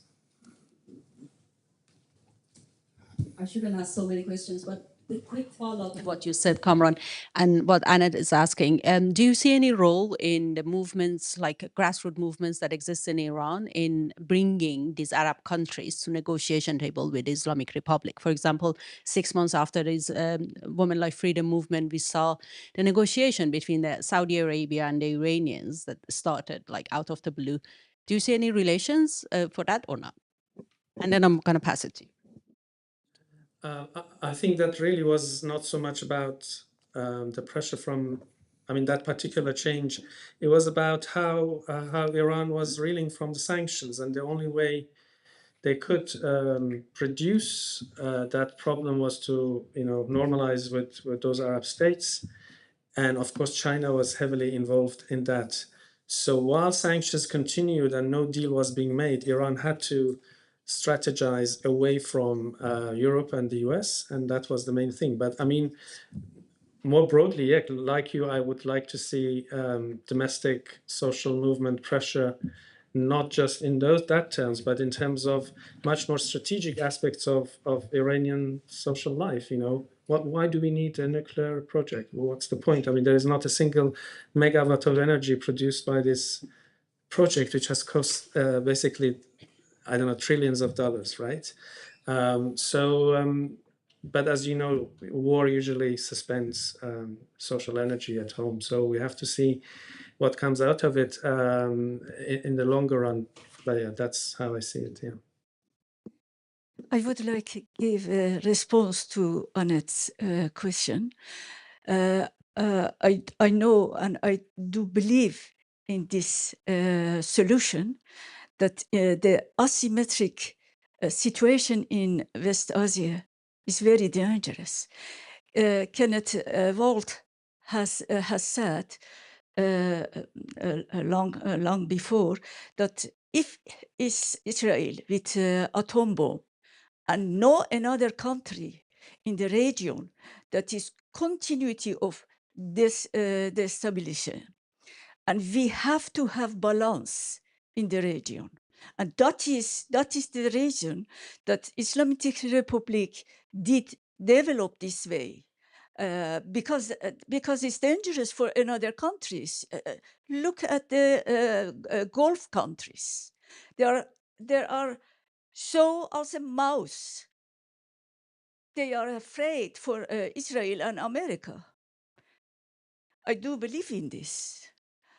Maybe whole of the Zal, because it's anti-Islamic Republic, is for everything anti-Iran. But I think we have to be strong, not with Islamic Republic, with a democratic country. But everybody has to not have kern weapons. Kern weapon for nobody. And NAFO has to be finished. We have no peace if it's NAFO, and if it's country that has asymmetrical power. Thank you so much. We are almost at the end of our time, and I just wanted to thank you and thank everyone for all the wonderful questions. And just a final point or reflection that, when I was preparing to moderate this panel, as an Iranian who is also a global citizen, the title of the panel meant something different to me than today. And I think, while you're scholars and deeply sort of familiar with all the theories, and there is a disconnect between sometimes scholarship and the sentiments and the fears of and the living circumstances of people. I cannot find a more timely time for this discussion, and I think the way you discussed it is also very accessible to also non-scholars. I really want to thank you for that as an Iranian. Thank you very much. Thank you.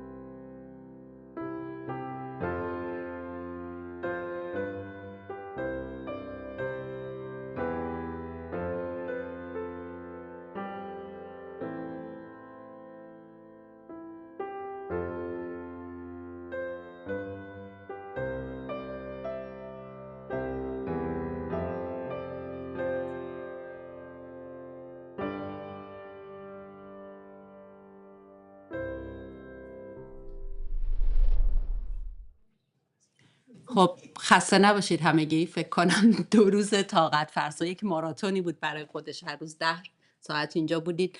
واقعا هم پنل های خیلی جالبی بود و استفاده بردیم. قبل از اینکه اصلا وارد بحث آخر بشیم، I'm just going to say it in English for people who are speaking English in this room, that the app is still working. So if you want to hear the translation, please use the app for the translation.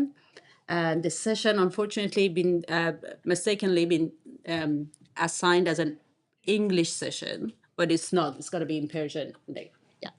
So anyways, but the session nonetheless is really important because, and I think it's a really good conclusion to what we've been discussing in the last two days. من برمیگردم به فارسی، یادم میره. تو این 2 روز اصلا اگر یادتون باشه سشن اول رو ما اصلا با بحث صلح و این دیگری سازی و منع خشونت شروع کردیم و چقدر قشنگ بود حرف‌هایی که از نرگس محمدی شنیدیم، لحظه‌ای که داشت از بمباران تهران فرار میکرد و تصویری که به ما میداد که در عین همه این شرایطی که داره تحمل میکنه همچنان وفادار به صلح هست و ساختن ایرانی بهتر. فکر میکنم که هیچ چیزی بهتر از این نمیتونست ما رو به این نقطه‌ای برسونه که حالا قرار از یک فرایند مشابه حرف بزنیم و به جایی برسیم که چطور میشه آینده ای رو تصویر کرد. آیا آینده ای میشه تصویر کرد در این شرایط و اگر قرار باشه این آینده ایجاد بشه از کجا، از بطن چه در خواهد اومد. راجع به این خیلی بیشتر صحبت میکنیم، اما قبل از اینکه وارد جزئیات بیشتر بشیم میخوام که از عاطفه عزیز خواهش کنم که اول شما صحبت رو شروع کنید و ما رو ببری به سمت این که عنوان مقالت هم هست نافرمانی فرهنگی. خیلی بحث جالبیه. ما رو ببر که یعنی چی؟ منظورت از نافرمانی فرهنگی چه هست و بعد بر اساس اون بیشتر حرف بزنیم. خیلی ممنونم. سلام به همه. صدای من هست؟ سلام، الان خوبه صدا؟ بلندتر خودم بگم اوکی؟ میخوای دستت بگیری؟ فکر کنم آره این ورشتون باشه. آره اوکی، مرسی.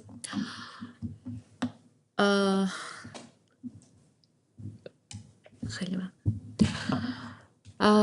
مایلم ضمن محکوم کردن صریح حمله اسرائیل به ایران اندوه عمیق خودم را نسبت به آنچه که این روزها در شهرهای ایران و بر مردمان ایران میگذره ابراز کنم. به همه تسلیت میگم، به مردمی که زیر فشار فقر و سرکوب و بیپناهی نفس میکشند و به میلیون ها ایرانی مهاجری که از دور شاهد ویرانی وطن هستند. به این رنج مشترک برای همه آن که از اون رنج میکشن ادای احترام میکنم. ایران در همین لحظه زیر آتیشه. در 2 روز گذشته اکثر نقاط ایران هدف حمله نظامی قرار گرفتن. اما آنچه که فضای عمومی ما را از درون تکه تکه تر کرده نه فقط ویرانی فیزیکی بلکه چند دستگیه که بر سر معنای این جنگ در گرفته. عده‌ای اون رو با شادی آغاز رهایی میدونن و عده‌ای دیگه اون رو مقدمه وابستگی، فروپاشی فرهنگی و سیاسی و نابودی ظرفیت‌ها و امکانات درونی در سرتاسر کشور میدونن. به گمانم مدت هاست که برای بسیاری از ما مشهوده که این شکاف فقط سیاسی نیست بلکه حاکی از اختلافات آشکار فرهنگیه. به نظر میرسه که مدت هاست ما با نبرد روشنفکری و روشنگری در برابر نوعی فاشیسم پوپولیستی مواجه هستیم. یک نوع قطب‌بندی متعارض درون ملی که در اون افراد نه صرفاً بر سر عقاید یا گرایش‌های سیاسی بلکه بر سر حق بودن و حقیقت بودن خود در حال منازعه هستند. دسته‌ای از مردم از بمباران کشور خوشحالن، نه صرفاً به خاطر علاقه به جنگ بلکه به امید سقوط نظام و استقرار بدیل مد نظرشون، و دسته دیگه ضمن مخالفت با جمهوری اسلامی از تسلیم حاکمیت ملی به نیروی خارجی یا مرگ مردم عادی از بین رفتن زیرساخت‌ها و استقلال هراسانن. من نمیدونم چه نام دقیقی میتونه باشه برای این وضعیت، اما شاید بتونیم بر اون عنوان جنگ داخلی فرهنگی بذاریم. به نظر میرسه ما به شدت دچار انهدام توان تفکیک یا به تعبیر دکتر نیکفر قدرت قضاوت در فضای فرهنگی رسانه‌ای ایران و البته استقرار دوالیسم خیر و شر هستیم. این البته میتونه از نتایج هژمونی‌های طولانی مدت باشه.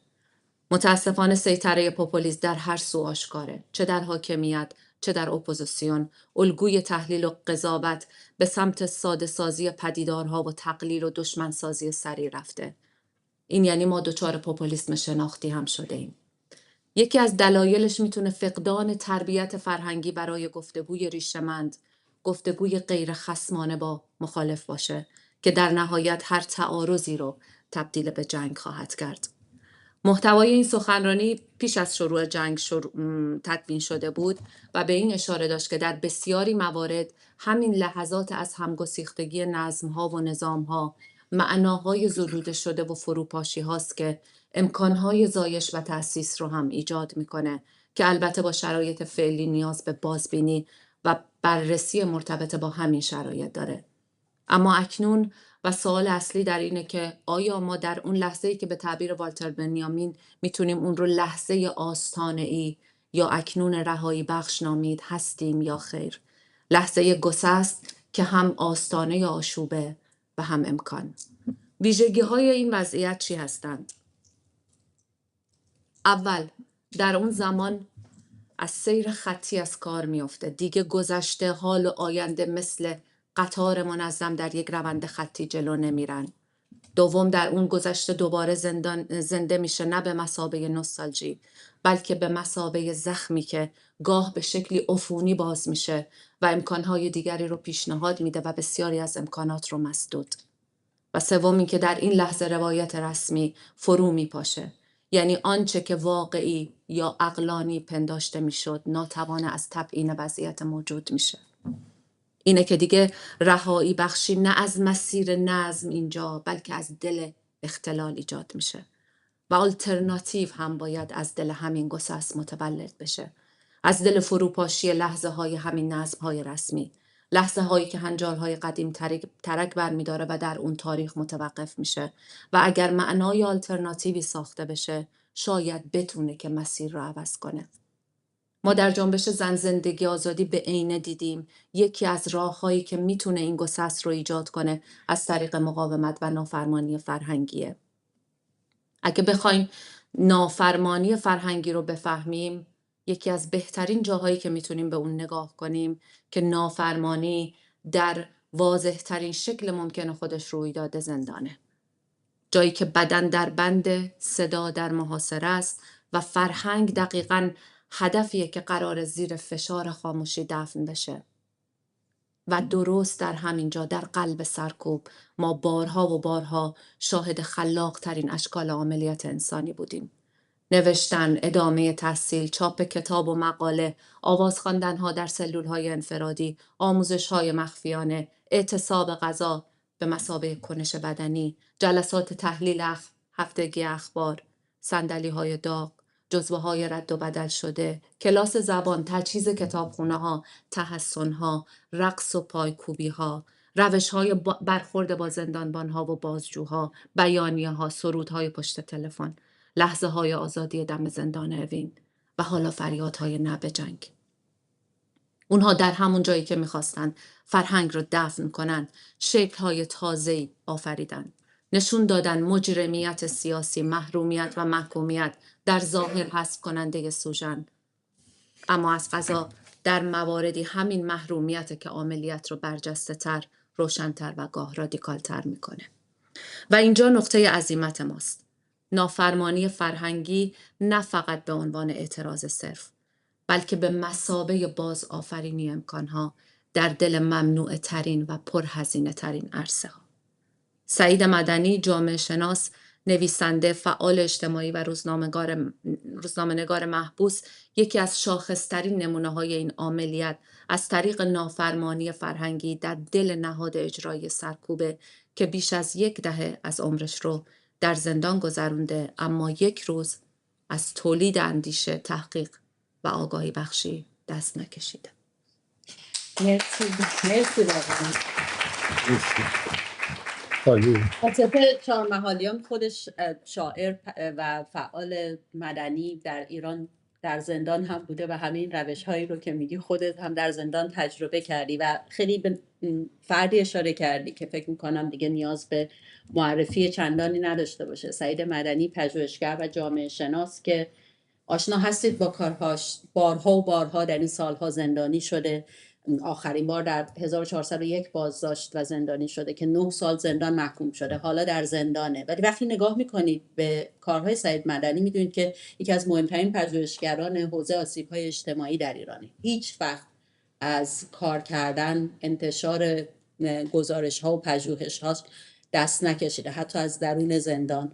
میخوام به بخشی از آثاری که منتشر کرد، وقتی نگاه میکنید به تم آثاری سعید مدنی میبینید که آسیب‌های اجتماعی بوده، جامعه شناسی روسبیگری، اعتیاد، فقر و نابرابری و جنبش‌های اجتماعی. این زمینه کاریش بوده که انقدر ترسناک بوده که به خاطر این کارها همیشه زندانی شده. حالا میخوام این تصاویری که میبینید دست‌نوشته های سعید مدنی هست که برای این کنفرانس از داخل زندان برای ما فرستاده. میدونید شرایط داخل زندان چطوره دیگه. روی این کاغذ پاره ها فکرش رو نوشته و تبدیل این کاغذ پاره ها حتی به متنی که قابل خوندن باشه یک انرژی زیادی برده. محمد نیکفر عزیز زحمت خوندن بخش هایی از این متن رو برای ما میکشه.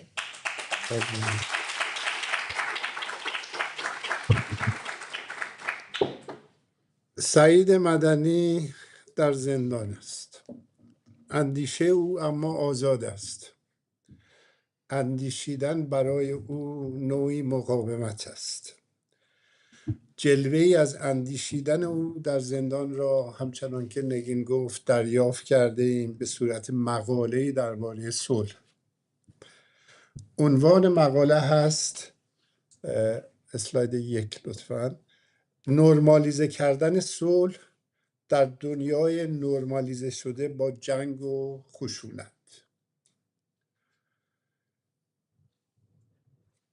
در انتهای مقاله زمان و مکان نوشتن آن را قید کرده. زندان دماوند، خرداد 1404، پیش از شروع جنگ.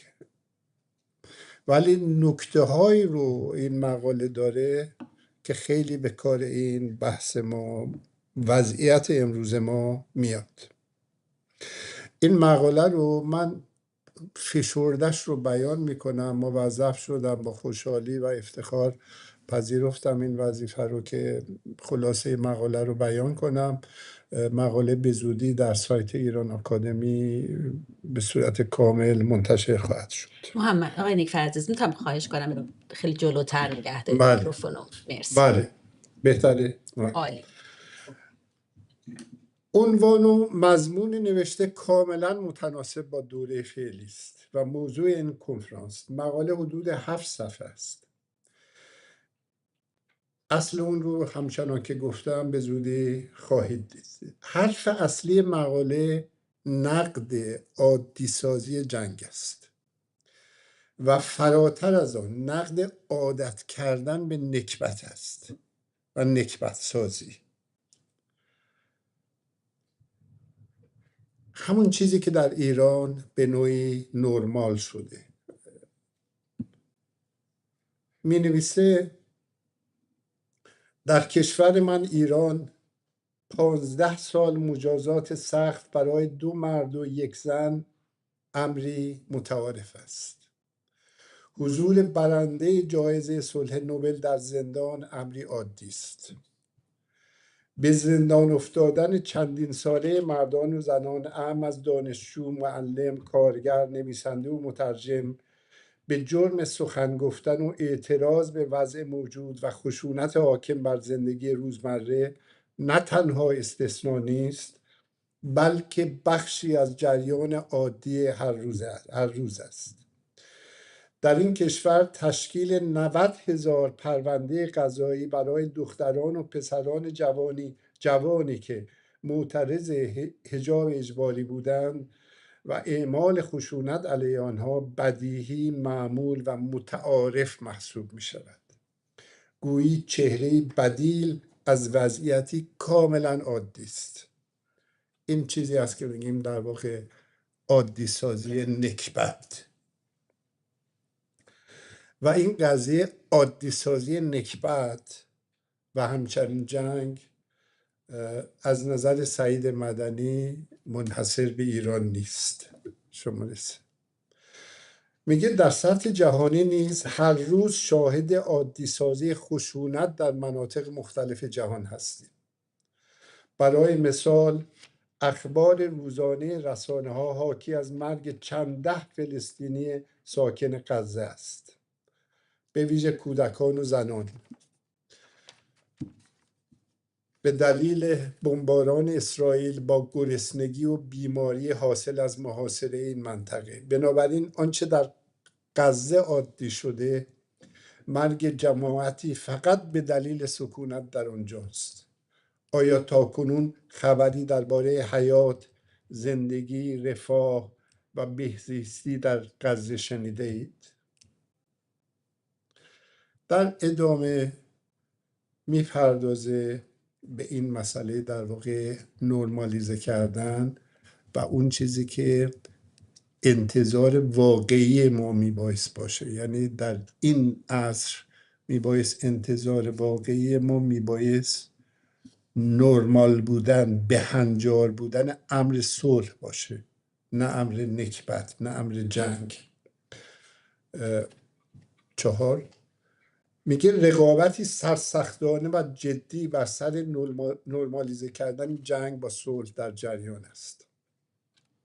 در کشورهای توسعه یافته به مدد دموکراسی و جامعه مدنی توانمند کفه ترازو اغلب به سود نرمالیزه شدن صلح، رفاه و بهزیستی سنگین شده و در مقابل در کشورهای عقب نگه داشته شده یا در حال توسعه آنچه نرمال و متعارف است جنگ و خشونت است.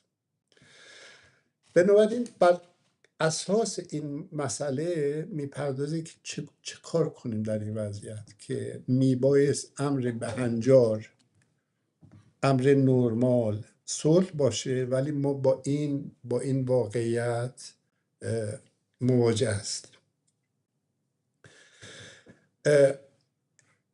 میپردازه به لزوم یک تحول نظری و عملی برای صلح طلبی. در همین ایران آکادمیا ما یک مجموعه گفتار داشتیم درباره خاورمیانه، از جمله کامران مشارکت داشت، خود من مشارکت. یکی از موضوعات این بود که چرا ما در خاورمیانه جنبش صلح نداریم. این پرسش اساسی بود. یا در خود ایران چرا جنبش صلح نداریم. اینم برای سعید مدنی مطرح است و میپرسه که و میگه ما احتیاج به تحول در نظر و عمل داریم. میگه در گذشته نقد و نفی خشونت وجود داشته، یعنی میازار موری که دانه‌کش است، یعنی همواره خشونت رو مذمت شده در فرهنگ ها. اما در روزگار ماست که مفهوم صلح دیگر از تعریف منفی، یعنی نبود جنگ، به مفهومی مثبت و سازنده تبدیل شده. یعنی صلح فقط دیگه به عنوان نبود جنگ تعریف نمیشه. یعنی دیگر جنگ به عنوان وضعیت عادی مبنا قرار نمیگیرد و که صلح آن را نفی کند. برعکس عادی بودن در صلح زیستن است و غیر عادی بودن در جنگ بودن. 5 میگه امروزه جنبش صلح طلبی با دیگر جنبش های ضد جنگ، ضد آپارتاید، حقوق بشر، یعنی ضد حقوق که برای حقوق بشر، محیط زیست، عدالت و امثال آن همپوشانی دارد. آنچه مسلم است گرایش جهانی از ایده های سلبی، یعنی ضد جنگ، ضد تبعیض و به سوی فهم ایجابی تر در حال تحول است. یعنی نه به صورت نه جنگ بلکه برای صلح. از همین رو کمتر رخداد مبتنی بر کنش جمعی در قالب کارزارها، خیزشها و جنبشهای اجتماعی را میتوان سراغ گرفت که پیوندی با صلح طلبی و صلح به مفهوم موسع آن نداشته باشد. در این وضعیت جریان‌های خلاف صلح خواهی هم همچنان قدرتمندند، جریان‌هایی که جنگ و نکبت رو عادی میکنند. همین صحبت‌های این روزها رو بشنوید. ترامپ چند روز پیش گفت خب برای حل مسائل یک کشوری مدتی 2 تا کشور لازمه با هم بجنگن. یعنی دیگه از این عادی کردن، انگار که مثلا 2 تا بچه بچه باید دعوا کنن. یعنی این در حد عادی کردن به این صورت در میاد. خب برای این عادی کردن نکبت و جنگ شگفت‌هایی دارند. صلح طلبی رو به چالش میکشند و قوام و نیروی جریان صلح طلب این هست که مقابله کنه با این شگفت‌ها. سعید مدنی در بخش آخرش، من الان دیگه خیلی خلاصه میکنم برای اینکه فرصت رو بتونیم به گفتگو بپردازیم، من به این فراز مقالش میپردازم، چالش های صلح طلبی. یعنی ببینید که در واقع توان اندیشه، یعنی وقتی که دوستان معرفی کردن سعید میپردازه به آسیب شناسی، یعنی آفتها رو میشناسه، الان در بحث صلح طلبی هم به آفتها میپردازه. چه آفتهایی جلوی در واقع نظر و عمل صلحجویانه ما رو میگیره. میپردازه به چالش های صلح طلبی در ایران امروز. یکیش اولیش رو معرفی میکنه انگزنی. یعنی الان ما بیام بگم که هم الان شبکه‌های اجتماعی رو نگاه کنید، ما میایم صلح، میگن اینا میخوان رژیم رو نگه دارن. یعنی این الان رایج ترین انگزنی هست، اینا میخوان ملاها رو نگه دارن. میگه ناسازگاری گروهی. یعنی ما الان در نظر بگیریم که ما الان همه صلح‌خواه هستیم، هممون نیات نیک داریم، ولی چون تمرین کافی نداریم، فقط صلح‌خواهیمون در حد نیت خوب هست. ما هم الان بخوایم منشور بنویسیم با هم دیگه، ممکنه 3 روز طول بکشه و آخرش یه متن ضعیفی از کار در بیاریم، چون هر کس میخواد یه چیزی رو در این تغییر بده و آخرش هی رقیق میشه و بیفایده میشه. آفت دیگه‌ای که ازش صحبت میکنه، میگه شکاف بین واقع گرایی سیاسی و آرمان گراییه. یعنی از یه طرف ما میگیم ما صلح‌خواه هستیم، بعد این صلح‌خواهی به عنوان آرمان در واقعیت عملی ما چجوری پیشش ببریم. یعنی شما در نظر بگیرید در موقعیت جنگ این ماشین، این گول راه افتاده و این به نیت من و حرف من و اینا توجه نمیکنه. ما باید نیرو در برابر نیرو بگذاریم، نه حرف در برابر ماشین. نیرو در برابر نیرو. اون موقع باید فقط آرمانگرایی کافی نیست، ما باید بتونیم در واقع گرایانه تنظیم کنیم این توان خودمون رو. یکی از بحث‌ها اینه که اولویت یا عدم اولویت صلح. برخی وقتا صلح همواره به تأخیر انداخته میشه، که ما ابتدا این رژیم رو برمیاندازیم، بعد اسرائیل هم بلکه رژیماشو برمیاندازه، این سلطنت های خلیج فارس رو هم جمع میکنیم، بعد اون موقع میتونیم این یه دنیای خوبی در این خاورمیانه بسازیم. یعنی هی به تأخیر انداختن امر صلح که در اولویت نیست، اولویت الان اینه، اولویت اینه و ما اینو هی به تأخیر میندازیم. اینم یکی از مسائله. یه مسئله دیگه اینه که امر صلح مسئله ریسک پذیریه که اینم بهش میپذیره که نیروی صلح خواه خیلی وقتا تک میفته، تنهاست.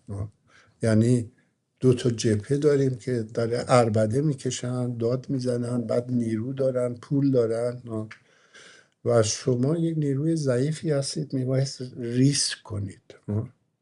بلکه وقتی آدم از این ریسک کردن، از اینکه آدم در برابر هوراکشان، در برابر گروه خودش، حزب خودش، قوم خودش، ملت خودش، دولت خودش وایسه، آدمو دچار ترس میکنه. میگه که این مسئله ریسک هم از مسائلی هست که ما باید بهش توجه کنیم.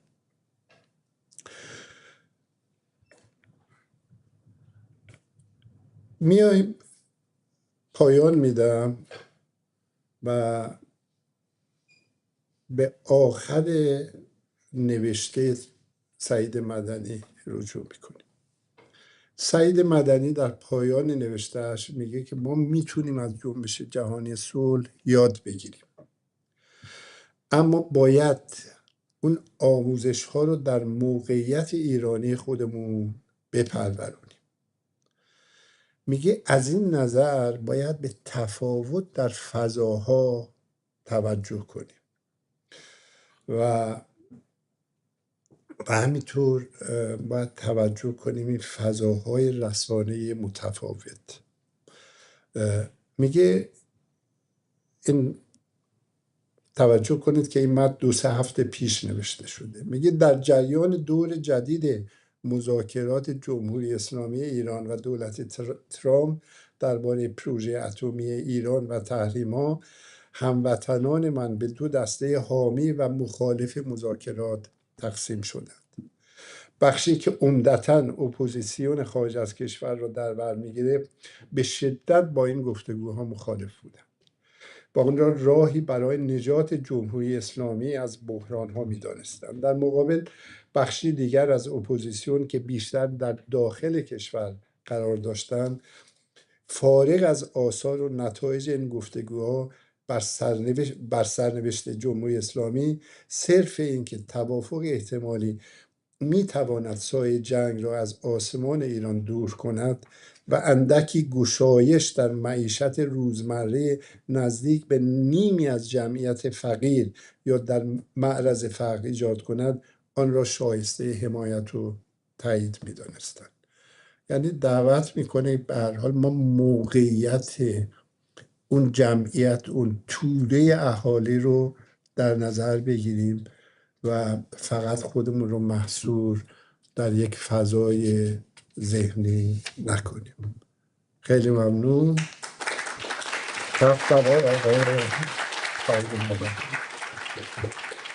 مرسی آقای نیکفر عزیز.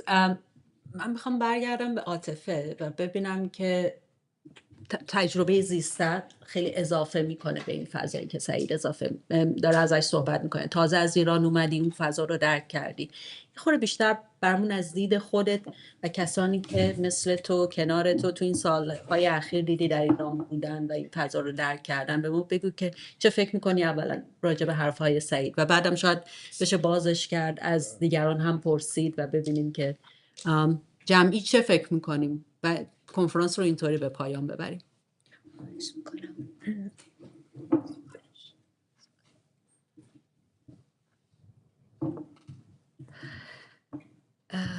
من فکر میکنم که در خلال در واقع متنی که آماده کردم که در واقع برای این پنل خدمتتون ارائه بدم به بخشی از پرسشی که کردی پاسخ داده بشه و تاکید میکنم که این متن رو تماماً با توجه به تجربه زیسته شخصی خودم از سالهای اخیر ایران نوشتم و ببخشید سعی میکنم که به گفتار سرعت بدم که برسم به اینکه حداقل به افق ایجابی قضیه که الان باید چی کار کنیم هم نزدیک بشیم. فکر میکنم که میتونیم اینطوری ادامه بدیم بحث رو که در نمودار نافرمانی فرهنگی که میتونه مولد گسست بشه، پیرو بحث قبلی، به عنوان یک راه حل برون رفت به سمت آلترناتیو فرهنگی اصلا موانع و مشکلات ما چی هستند؟ اصلا چطوری خلق این آلترناتیو ممکنه؟ به عنوان مدخل میتونیم اشاره کنیم که معنا و فرهنگ در نظریه مقاومت که از گرامشی تا فوکو و باتلر رو در بر میگیره صرفاً بازتاب تجربه یا بازنمایی رویدادها نیستند، بلکه عرصه‌ای هستند برای منازعه بر سر سلطه یا رهایی. معنا نه داده‌ای طبیعی بلکه محصول این منازعه و نبردی بین روایت‌های مسلط و روایت‌های بدیل و فرهنگ هم نه صرفاً مجموعی از نمادها و آدابها بلکه میدان قدرت و مقاومت هم هست، جایی که انسان‌ها نه فقط اجتماعی میشن بلکه ظرفیت بازاندیشی در نظم اجتماعی و نمادین و مقاومت رو یاد میگیرن. فرهنگ توی چنین نظریه‌ای هم ابزار کنترل و هم امکان گسست. گرامشی از اون به مثابه هژمونی یاد میکنه. فوکو اون رو در پیوند با قدرت دانش تحلیل میکنه و به صداهای محذوف اشاره میشه و جودیت باتلر نشون میده که چطور هنجارهای فرهنگی از طریق تکرارها طبیعی سازی میشن. در ایران اما معنا و فرهنگ عرصه پا به پای سرکوب عرصه دیرپای مقاومت هم بوده. از ادبیات مشروطه تا شعرهای دهه 40 و 70 تا سینمای اعتراضی و شعرها و سرودهای زن زندگی آزادی همواره کشمکش بر سر تعویل آزادی و سرکوب بوده. نمونه ها بسیارن. در ادبیات زنان ما شاهد واژگونی نقش‌ها و برهم زدن دوگانه‌های اخلاقی و تولید زبانهای بدیل از بدن و تجربه های زیسته بودیم. در جنبش های دانشجویی، در کمپین های مثل نه به اعدام یا سه‌شنبه های اعتراضی، در همه اینها معناها سعی کردن که از نو ساخته بشن، نه فقط در سطح واژه بلکه در کنش های جمعی و عملی، در تولید زبان های بدیل و مواجهه زندگی با مرگ. اینکه چطور یک فرد میتونه سوژه مقاومت و بازآفرینی فرهنگ بشه بخش مهمی از عملیات فرهنگیه که با توجه به اشراف جمع من ازش میگذرم. اما ما در جنبش زن زندگی آزادی دیدیم علیرغم اینکه مقاومت از جنس مدنی و فرهنگی بود و شاهد یکی از نیرومندترین تجلی‌های نافرمانی فرهنگی بودیم، اما یکی از ریشه های اصلی شکست و توقف جنبش هم در ضعف‌های مدنی و فرهنگی بود. درد و درمان درون خودش بود. و در واقع همونطور که قدرت این جنبش از خصلت مدنی و فرهنگیش می اومد، نقاط شکست و ایست اون هم در همین جاها ریشه داشت و نه صرفاً نبود یک آلترناتیو سیاسی. همینجا میتونیم اهمیت فرهنگ رو دوباره ببینیم و به این نتیجه نزدیک بشیم که زمانی که مسئله فرهنگه پس شاید راه حل هم در اون باشه و نقطه عزیمت ما هم میتونه دقیقاً همین باشه که نبود آلترناتیو فرهنگیه که در شرایط فعلی فقدان آلترناتیو راستین سیاسی رو موجب شده. احتمالاً همه موافقیم که آلترناتیو سیاسی صرفاً یک طرح حکومتی یا چهره جایگزین نیست، بلکه نیازمند زبان، تصویر، معنا، مانیفست و تخیل جمعیه. اگر فرهنگی تولید نشده باشه که مفاهیمی مثل قدرت، عدالت، رهبری، اقتدار یا مجازات رو از نو معنا کنه، هر سیاست جایگزینی در نهایت بازسولید ساختارهای قبلی خواهد شد. و از اون سمت هم اگر مردم چیزی رو که از یک ساختار سیاسی انتظار دارن، همونطور که جناب نیکفر گفتن، پیشتر خودشون در فرهنگ سازیش تمرین نکرده باشن، مثلا اگر مطالبه دموکراسیه و این زمینه سازی نشده باشه که در فرهنگ عمومی مردم صداهای مختلف رو تحمل کنن، با واژه‌های جدیدی گفتگو کنن، از زبان خشونت و حذف کننده و تنبیهگر فاصله بگیرن. در اون صورت چنانچه در خیلی از عرصه‌ها شاهد بودیم، حتی در صورت سقوط نظام موجود هم جامعه به سوی قدرتی مشابه، اقتدارگراتر یا پوپولیستی تر تمایل نشون خواهد داد، چون زمین ذهنی آماده نشده. در واقع بدون بدیل فرهنگی خواست تغییر نظام تبدیل میشه به خشم فوری، واکنش احساسی و بدون طرح و برنامه، یا امید به نیروی نجات بخش بیرونی که متاسفانه در ایران سرانجام به انتظار برای کشته شدن به دست نیروی غیر تقلیل پیدا کرد. البته این هم ریشه فرهنگی داره و خودش در جای دیگه‌ای باید بررسی بشه. در چنین شرایطی جنبش‌ها بعد از مدتی یا به دلیل سرکوب خاموش میشن یا در مواجهه با قدرت چون افقی ندارن پراکنده میشن و اساساً در غیاب فرهنگ آلترناتیو سیاسی بیریش است. چون اگر از دل تجربه فرهنگی خلق نشده باشه به سرعت از سوی جامعه بی‌اعتماد طرد میشه و خودش در ساختارهای قدرت دیگه حل خواهد شد. نظیر آنچه داریم در سلطنت طلبی ایرانی میبینیم. سیاست بدون زبان فرهنگی قادر به اقناع و تجمیع نیروهای درونی نیست. ایجاد بسترهای فرهنگی تمرینی برای زندگی پس از تحول. هر نظم سیاسی بدیل زمانی پایدار خواهد شد که مردم از پیش در زندگی روزمره هنرشون، زیست عادیشون و روابط اجتماعیشون اون رو تجربه و تمرین کرده باشن.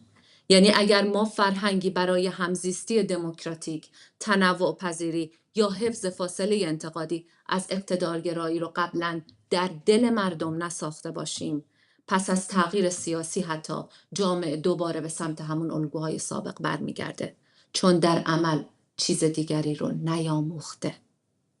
نبود آلترناتیو فرهنگی جنبش رو در برابر بحران پس از سرنگونی یا حتی پس از جنگ ناتوان و بی‌سلاح خواهد کرد. در غیاب بدیل فرهنگی جنبش ها معمولاً در لحظه اعتراض و خیزش انرژی عظیم آزاد می کنند، اما در مرحله چه چیزی به جایش ناتوان می مونن. اینجاست که یا نیروی مسلط قدیمی بازسازی میشه چون چیزی به جایش نیست، یا نیروی اقتدارگری دیگری جای اون رو میگیره، یا حرکت دچار فروپاشی روانی میشه. چون در واقع این فرهنگه که چشمانداز و الگوی کنش بعد از فروپاشیه. در همین راستا گرامشی این فرمول بنیادین رو به ما میده که هر نظم سیاسی بر یک هژمونی فرهنگی استواره، یعنی نوعی رضایت یا توافق عمومی یا سکوت عمومی نسبت به این امر طبیعی یا نرمالایز شده یا بدیهی شده وجود داره. تا وقتی این رضایت، این عقل سلیم مسلط پذیرفته شده از دل فرهنگ عمومی که میتونه فرهنگ استبداد باشه کنار نره و با یک ضد هژمونی جایگزین نشه، هر تغییر سیاسی نافرجام خواهد موند یا ناپایدار. چون تصور روشن، ملموس، قابل درک و اجرا شدنی از زندگی که چگونه میتواند باشد در مردم ایجاد نشده. چیزهایی مثل بدیهیات، مثل این که هر جنبش یا هر مملکتی به یک رهبر نیاز داره. ما در این لحظه بحرانی که تجربه های ما از دخالت خارجی چه در گذشته و چه اکنون چیزی جز ویرانی و تهی‌سازی ظرفیت ها نبوده، بیش از همه احتیاج داریم تا به این معناها بیاندیشیم، چون اون چیزی که ما رو نجات خواهد داد در تغییر یا توازن نیروهای سیاسی خلق همین امکان فرهنگیه. همونطوری که ما در جنبش زن زندگی آزادی شکل‌های مقاومت مدنی رو دیدیم، اما ضعف‌های ساختاری و فرهنگی رو هم به وضوح دیدیم. ضعف در نهادهای فرهنگی، فقر در فرهنگ گفتگوی میان نسلی، نداشتن الگوی جایگزین برای عدالت، آزادی، خشونت، فرهنگ یا حتی قدرت. چون بسیاری از این مفاهیم در یک چرخه پیچیده و دیالکتیکی به هم گره خوردند. عدالت اگر در فرهنگ ریشه نداشته باشه به خشونت می انجامه. خشونت اگر در فرهنگ مشروعیت پیدا کنه عدالت رو نابود میکنه و فرهنگ اگر از تجربه عدالت و زخمهای خشونت نیاموخته باشه فقط باز تولید سلطه خواهد بود. درست همینجا حلقه مفقود خودش رو نشون میده. ما فرهنگ چه چیزهایی رو تولید نکردیم. این که از نیروی بیگانه انتظار آزادسازی داشته باشیم، تولید نکردیم. این که خشونت رو با خشونت و انتقام طلبی پاسخ بدیم، این که ارتجاع رو با ارتجاع جایگزین نکنیم.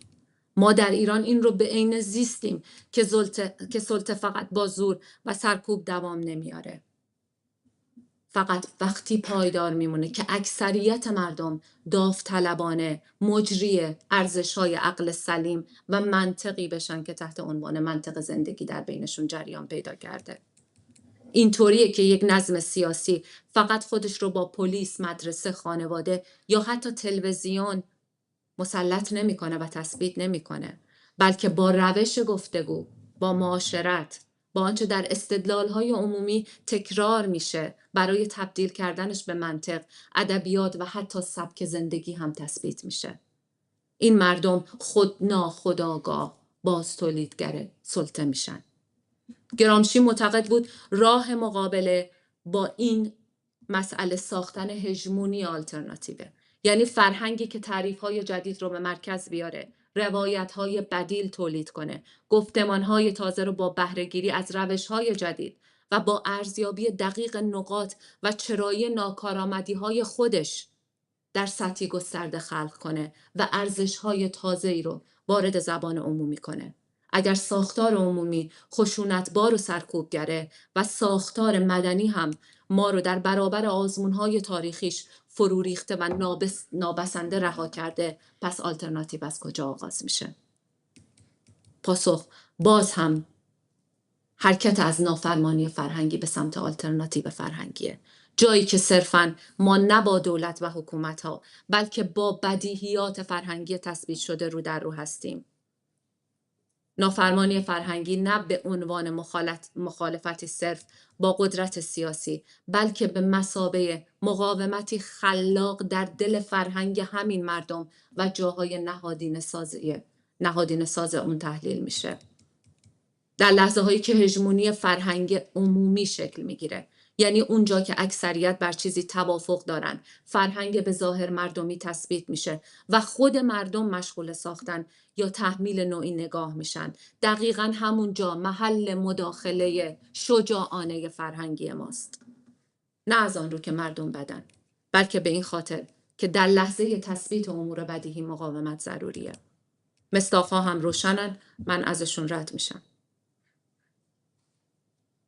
اینجاست که گاهی ما میبینیم که کنش نافرمان آگاه باید با منطق فرهنگ عمومی سلطه در بیفته، یعنی با زبان، با حافظه، با زیبایی شناسی، حتی با باورهای جا افتاده، با توافقهای جمعی در هر گروهی، حتی گروههای روشنفکری.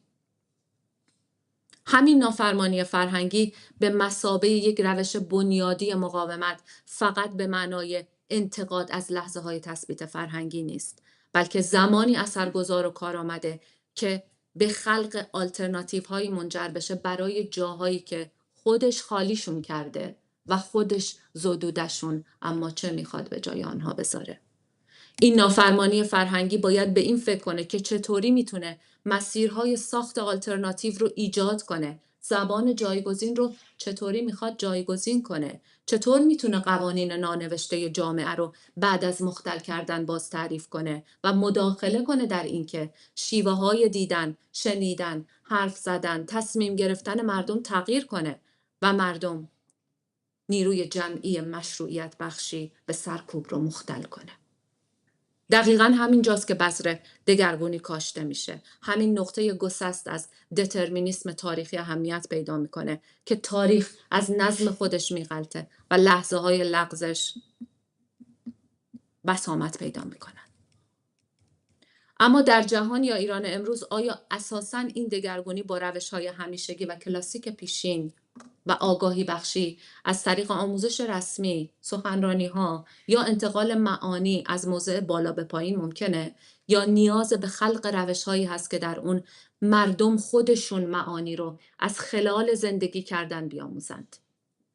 اینجاست که به این نقطه میرسیم که اساساً یک آلترناتیو فرهنگی چگونه به میان مردم میره. مثل هر فرهنگ مسلط دیگری قاعدتاً آلترناتیو ها هم نیاز دارن معنای مفاهیم بنیادینی مثل عدالت، زن، شادی، اقتدار، مجازات، آزادی رو دوباره خلق کنن. اما باید به مرحله ترویج، تقویت و تثبیتش هم برسن. چرا تا به حال نتونستیم؟ شاید یکی از دلایلش این باشه که یک آلترناتیو کارآمد به منحصر و متوقف موندن در تولید محتوای انتقادی نیاز نداره، بلکه پس از اون به شکلی مبرم به ایجاد فضای همزیستی حول همون معناها نیاز داره، نه فقط تولید محتوای انتقادی. چون حتی مهمتر از پیام معاشرت فرهنگیه، جایی که افراد تجربه زیستشون رو در زبان، اثر، روایت و عمل جمعی شریک میشن. در فرهنگ آلترناتیو تولید معنا نباید فقط در اختیار نویسنده، استاد، فیلسوف، جامعه شناس یا هنرمند باشه. ابزار، محتوا و پیام باید بعد از روایت و خلق به شکلی ملموس، درک شدنی و به کار بردنی در اختیار بدنه جامعه قرار بگیره. شعر، پادکست، داستان، تئاتر خیابونی، پست و استوری و شبکه‌های اجتماعی میتونن حامل آلترناتیوهای فرهنگی باشن اگر به دل زیست مردمی راه پیدا بکنن. امروز بیش از همه شبکه‌های مجازی، کافه ها، کتابخونه ها، کانال های رسانه‌ای، کارگاه های جمعی، پارتی ها، دور همی ها، همه ابزارهای ساخت فضای فرهنگی هستند. چون آلترناتیو فرهنگی رو نمیشه فقط سخنرانیش کرد و بعد هم تصویب و ابلاغش کرد و انتظار داشت که مردم فرهنگی بشن. فرهنگ بدیل رو باید در دل زیست روزمره مردم وضع و مستقر کرد. اگه جنبش زن، زندگی آزادی در مرحله متوقف شد یا به سطحی از پراکندگی، مهاجرت یا سرکوب گسترده رسید، این فقط محصول خشونت سیستماتیک نبود، بلکه بازتاب خلاهایی در خود ما بود، در فرهنگ‌هایی که نساختیم. ما فرهنگ پاسخ ندادن به خشونت با خشونت رو نساخته بودیم. فرهنگ سوگواری جمعی بدون انتقام طلبی رو نساخته بودیم. فرهنگ نگفتن به اعدام قاتلان و متجاوزان رو نساخته بودیم. ما اینها رو پیش از بحران تمرین نکرده بودیم. ما وابسته نبودن به نجات بخش خارجی رو نساخته بودیم. مقاومتی که بدون امید به پیروزی سریع، بدون تصویر قهرمان، بدون رسانه، اما با تداوم روزمره معناهای درون خودش هم ادامه پیدا بکنه و بر پای خودش بایسته. ما تصویر تازه‌ای از شراکت در رهبری ها رو خلق نکرده بودیم. در لحظه اوج ما الگویی از همزیستی نداشتیم تا در اون زنان و مردان، اقوام و طبقات، مذهبی و غیر مذهبی بدون انکار همدیگه کنار هم بایستند. اینها جاهای خالی ماست. ما هنوز فرصت داریم که این فرهنگ‌ها را بسازیم، نه بعد از پیروزی، بلکه پیش از اون، در دل زیستن امروزمون، همین الان در بحبوحه جنگ. امروز ما در زمانه‌ای زندگی می‌کنیم که قدرت بیشتر از اون که بر گلوله متکی باشه، بر روایت سواره. به نظر میرسه الان به طور مثال ما خیلی با کمبود روشنفکر مواجه نیستیم. حتی با وجود امکانات ارتباطی لازم با خلأ آگاهی به اون معنای سابق هم مواجه نیستیم. پس بحران اصلی ما کجاست؟ در سطح بین نسلی ما با نسلی طرفیم که نه فقط ابزارها و زبانهای خود رو داره، بلکه به دنبال نوعی معاشرت فرهنگی تازه است. ما باید اینها رو ببینیم. نسلی که به درستی میپرسه چرا باید به تو گوش کنم؟ چرا باید تو رو بخونم؟ چه نسبتی با من داری که سخن میگی؟ در چنین زمینه‌ای روشنفکری که هنوز بر مقاله، کتاب یا سخنرانی‌های بلند متکیه، به ناچار منزوی خواهد شد، شکست خواهد خورد. نافرمانی فرهنگی اگه بخواد امکان آفرین باشه، باید این بحران رو به رسمیت بشناسه و بتونه ببینه تا ازش عبور کنه. با تغییر زبان، با شبکه سازی، با خلق فضاهای مشارکتی، با به رسمیت شناختن حساسیت‌های زیبایی شناسی نسل جدید و ویژگی‌های ارتباطی نسل جدید. ما امروز با نسل تازه‌ای مواجهیم که در جهان دیجیتال بالیده. روایت محوریش گاهی دیجیتاله، مشارکت جوه، زبان خودش رو داره. نسلی که آگاهی رو نه از راه مطالعه، بلکه از لمس و تجربه شخصی و فردی کسب میکنه. در برابر اون ما هنوز به زبان مقاله و خطابه و کلاس‌های دانشگاهی وفاداریم. این شکاف فقط شکاف نسلی هم نیست، بلکه شکاف میان میل و آگاهیه. ما چقدر مطابق میل اونها هم به اونها آگاهی رو میدیم. جامعه ما میدونه چه نمیخواد. نه فاشیسم، نه چپ سرکوبگر، نه اصلاحات عقیم، نه سلطنت طلبی. اما آنچه میخواد هنوز در سطح احساس مونده و حتی مجال صورتبندی نظری و فرهنگی و انتقال اون رو به دیگران نیافته. ما الان مسئله خلأ آگاهی رو داریم یا بحران انتقال آگاهی برای امکانهای آلترناتیومون. من فکر میکنم که با یه طرح سوال شاید بتونیم بیشتر وارد وجه ایجابی داستان بشیم از دوستان. همیشه معمولاً کسانی که نشستن در واقع و شنونده هستن میپرسن، یک بار هم ما یک سوال بپرسیم، اینکه به نظر شما چطور میشه از این خلأ میان میل اجتماعی و آگاهی نظری و تبدیل اون به عمل زیست اجتماعی و فردی مردم پل زد؟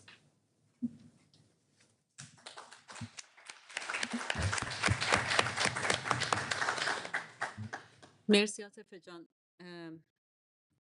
من با این میکروفون خیلی صدا میاد. عالی. من فکر می‌کنم سوال عاطفه خیلی سوال خوبی بود و با همون بریم. علیرضا جان اول اونجا، بعد این بعدش هم برگردم به شما. باشه. بعد آرش، بعد شما. یه پل بزنم. اکثر 20 دقیقه. آره اگر کوتاه نگه داریم اون وقت صداهای بیشتری هم میشنویم. ممنون. البته من کاتگورایز بکنم. ممنون از خطابه‌ای که گفتی، خیلی وزین بود. من حالا درگذر از این که حالا خانش خاصی از فوکو و در واقع باتلر و یک خانش خیلی متفاوتی از در واقع گرامشی شد میگذرم، ولی مسئله این هستش که طبق اون پارادایم پسا ساختارگرا همه چیز گویا تقلیل داده شده به فرهنگ و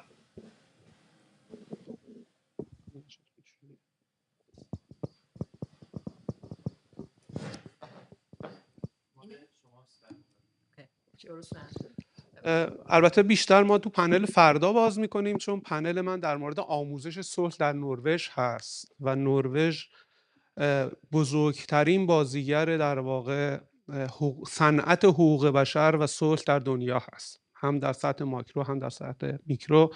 حاصل بحث فردای ما 1 سال تحقیق من در قدیمی ترین انیستوی صلح نروژ هست. ببینید من فقط یک اشاره میکنم، در کشوری که این همه سال بودجه گذاشته میشه، گفتگو ایجاد میشه، در یکی از کلاس ها یک پرسشی مطرح شد از طرف معلم تحت عنوان این که اگر یک بچه‌ای خرابکاری تو ریل قطار کرده باشه و در این قطار 100 نفر حضور داشته باشن و این بچه در واقع بازگو نمیکنه که خلافه چیه یا اون خرابکاری چیه، آیا اگر قرار باشه آب جوش روی این بریزیم بهتره آیا تا این شکنجهش بدیم جواب بده که چه کاری کرده که 100 نفر مثلا نجات بدیم؟ از حدود 75 نفر دانش آموزی که در اون کلاس بودن 74 نفر رأی آری دادن. ببینید وقتی ما در مورد سوژه صحبت میکنیم باید ببینیم که سوژه چجوری ساخته شده. سوژه مدرن عقلانیت‌گرای که در یک فرهنگ صنعت فرهنگ بزرگ شده و این همه بودجه در سال درش دارن خرج میکنن یه همچین پاسخی میده. به نظر من باید مسائل فرهنگ رو در سطح مادیت و جسمانیت و وضعیت ماتریالیستی جامعه بیاریمش پایین تا بررسی بکنیم چرا یک فرهنگ یا ضد فرهنگ از وضعیت مادی به وضعیت انتزاعی حرکت میکنه و شکل میگیره. ممنون. من یه لیستی نوشتم، واقعا سعی میکنیم تا جای ممکن بریم، فقط سالن حتما با سر ساعت تحویل بدیم. خیلی ممنون خانم جان ماهریان و آقای نیکفر عزیز. این کلماتی و این جمله هایی که اینجا ما خوندیم و شما گفتیم من به یاد نامه های نلسون ماندلا در سال 1960 میندازه. من اون موقع عضو عفو بین الملل بودم و تا موقعی که نلسون ماندلا اعلام نکرد که مبارزه مسلحانه تنها راهیه که بشینه این سیستم آپارتاید رو عوض کرد، امنستی مجبور شد که از ایشون به عنوان زندانی عقیدتی دیگه دفاع نکنه. یعنی این درسی بود که همه ما اون موقع گرفتیم. مطلب دومی که میخوام بگم، این نشست 2 روزی که ما داشتیم به نظر من یک عالم پیغاما توش بودن، پیغامایی که به نظر من خیلی اساسی هن و همونطوری که با دوستانم صحبت میکردیم در اینجا ما میدونه برای خیلی ها باز گذاشتیم. میدان الان دست کسانی هست که به نظر من نمیشه گفت که ضروراً اینها دوست ایران هستند. اینها برنامه ها و نقشه های دیگه ای دارن، نه فقط برای ایران بلکه در کل منطقه. و به نظر من حالا نمیدونم آیا ایران آکادمیا میتونه این رول به عهده بگیره که این آلترناتیوی که ما داریم روش صحبت میکنیم، آلترناتیوی که واقعا بر مبنای استقلال، صداقت، عدالت، آزادمنشی و انتقادی بتونه این راه و پیش ببره. من فکر میکنم خیلی خیلی ها، نه فقط آکادمیکا بلکه خیلی از جوان ها میان به میدان و در حقیقت یک طیف دیگری رو در مقابل این جریاناتی که الان حضور دارن بتونن قلمداد بکنن. خیلی ممنون. ممنونم. میریم سراغ آرش. بعد میخوای وقت تو بده به آقای نیکفر؟ من بیشتر مایلم یه پیوند بزنم بین سخنان عالی عاطفه و متنی که سعید مدنی فرستاده. اینطوری پیوند میزنیم که سعید مدنی میگه چگونه صلح محور بشیم، نه فقط نه جنگ بلکه صلح محور بشیم. عاطفه میگه چگونه یک فرهنگ آلترناتیو درست کنیم. جمع این دوتا میشه در واقع ما چگونه یک فرهنگ آلترناتیوی گرد مفهوم مثبت و سازنده صلح درست کنیم.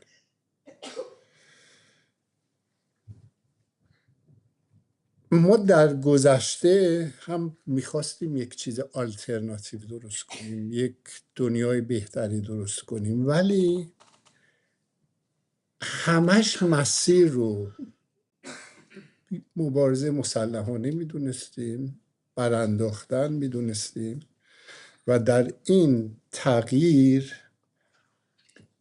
زندان رفتن، شکنجه شدن و اعدام شدن رو طبیعی میدونستیم. اصلا به این تعلق داره.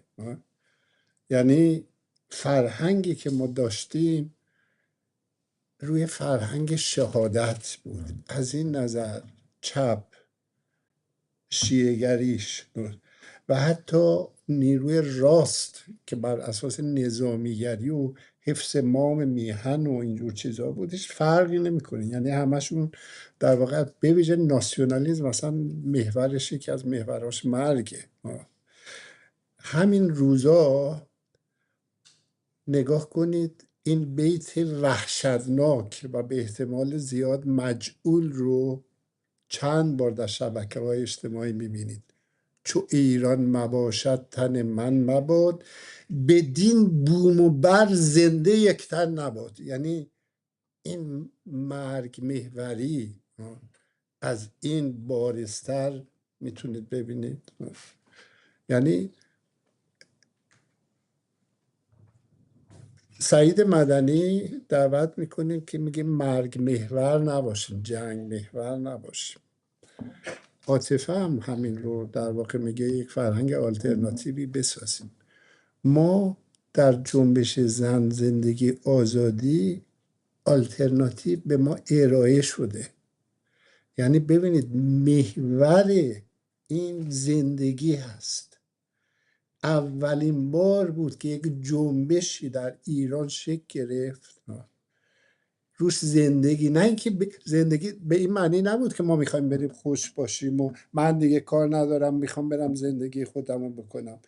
رزمنده آمدن توی خیابون و مقاومت کردن، یعنی برای زندگی رزمیدن در یک مفهوم در واقع مثبت، ولی زندگی محور و زن در برابر اون مرگ محوری که مردانگی و رشادت محورشه و زندگی که محوره و آزادی در برابر اجبار. ما در دوره‌های گذشته مبارزه میگفتیم ما یک دوره‌های از اجبار رو باید بگذرونیم تا بعداً به یک دنیای آزاد در واقع برسیم. یه دوره‌های انواع اقسام دیکتاتوری‌های، چه تشکیلاتی، چه دیکتاتوری حزبی، دولتی،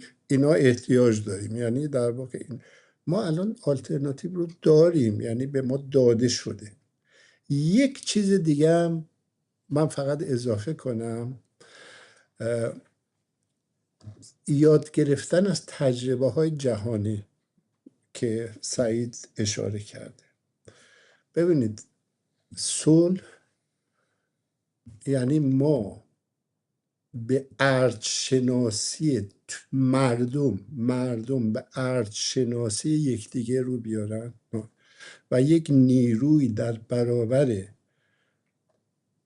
کانونها و دولت‌های جنگ طلب ایجاد کنن. یعنی شما در نظر بگیرید دوستان، ما 8 سال جنگ ایران و عراق بود، حتما در خانواده های شما اسیر یا کشته وجود داشته. بعد از اون پیش آمد که روشنفکرهای ما با عراقی ها تماس بگیرن که بیایید جلسه بذاریم ببینیم شما چی دیدید ما چی دیدیم، برای هم دیگه تعریف کنیم و یه سنگ بنایی رو بذاریم برای آشتی عمیق اینا. چنین چیزی رو در واقع نداریم. ما در همین جلسه یک روشنفکر اسرائیلی نداریم، یه روشنفکر عراقی نداریم. یعنی ما هنوز با خلقهای منطقه هیچ ارتباطی نداریم. از من بپرسی بگه در مورد هلند یا آلمان صحبت کن، میتونم همه جریانهای فرهنگیشو بگم اسم و اگه بپرسی خب در عراق چه خبر، نویسنده اونا چی میگن، هیچی ندارم بگم. یعنی ما یه قسمتش هم اینه، یعنی ما برای این فرهنگ صلح باید بر این خودمحوری ملی و این حالت ناله کننده ایرانی که انگار مظلومترین خلق جهانیم در واقع غلبه پیدا کنیم و بتونیم صداهای دیگر رو هم بشنویم. این هم به عنوان چیز آلترناتیو تعلق داره. ببخشید زیاد حرف زدم. حد اکثر 10 دقیقه وقت داریم. من دیگه آره من یه میتونم جواب دوستمون رو یه کوتاه بدم. من همونطور که خیلی ممنون از سوالتون. من همونطور که اول جلسه گفتم خیلی سعی کردم از دل تجربه زیسته خودم باشه و آنچه که به عنوان مسئله به طور خیلی کاربردی لمسش کردم و همین امروز هم باش در حال دست و پنجه نرم کردن هستم من و همه ما احتمالاً.